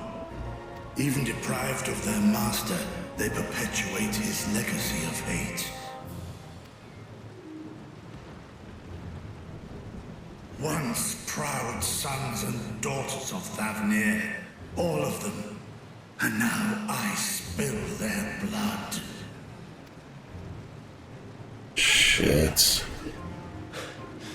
Vitra, my friends, I am heartened to see you safe. Yeah. Yeah, consolation prize at this point. We got bigger problems. You put your secret at risk. Those closest to me already know the truth. A truth I must now share with one and all.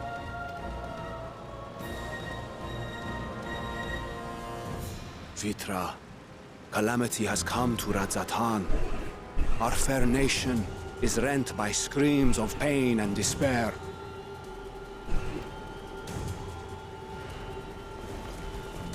More than ever, we require a strong leader to shepherd us through the storm. Reveal your true self to our people, Vitra, and guide us to salvation. You gotta sing, man. What madness is this, I One? Thou dost forget thyself. Look around you, dude. Were we to reveal our duplicity, it would do naught but foster confusion and chaos. Confusion, chaos, we can handle. This is worse than chaos right now. Nay, I shall remain the Satrap's loyal ally and do battle with the beasts. Easing hearts and leading the people to safety is thy task, and thine alone.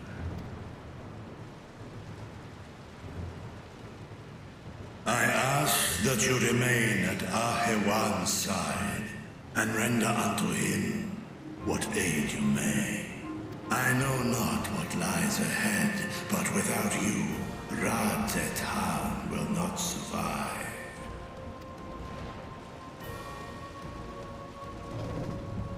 Take me with you. Oh! I am as at home fighting in the air as I am on land. Take me with you. He's got a point. Were my words unclear? I require no assistance. Thy place is at Ahewan's side. Estinian, here.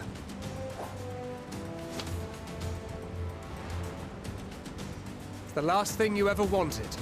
A link pearl. We'd gain much from knowing your elevated perspective. And it'll keep you from getting lonely, which I know you love. Thank you, Thaker, for some levity to man. You heard the man. Seems I'm coming with you after all.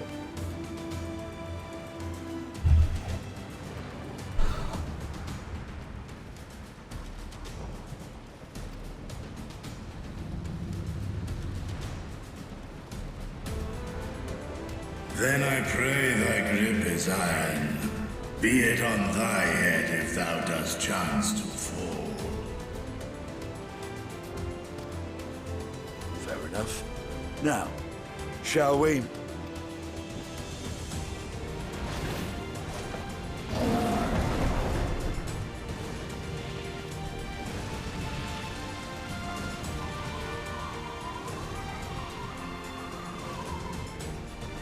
Just watch them get just fucking obliterated from the map, from sheer numbers. As Vitra says, we will not survive this on our own. While I am loath to impose upon you again, I would insist if you did not. 'Tis the very reason we have come.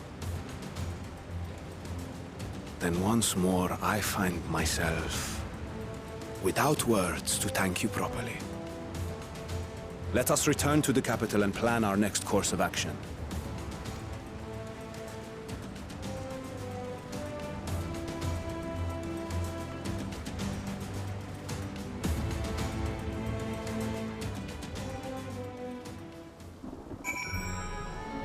Oh, fuck me. Yeah, I'm ending it right fucking here. Holy shit. Oh, man. Oh, man.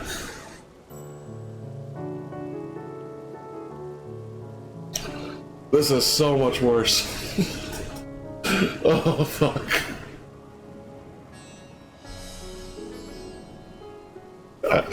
I kind of want Zodiac back now if this is what we're going to be dealing with. Oh, fuck. Oh, man. Oh, shit. Thank you for watching. I'll think about streaming it on Friday. My brain is just trying to process everything at the moment. Cause, oh my fuck. Like, share, subscribe if I ever upload this on YouTube or some shit. Thanks for watching. Shit. Later. Oh my god.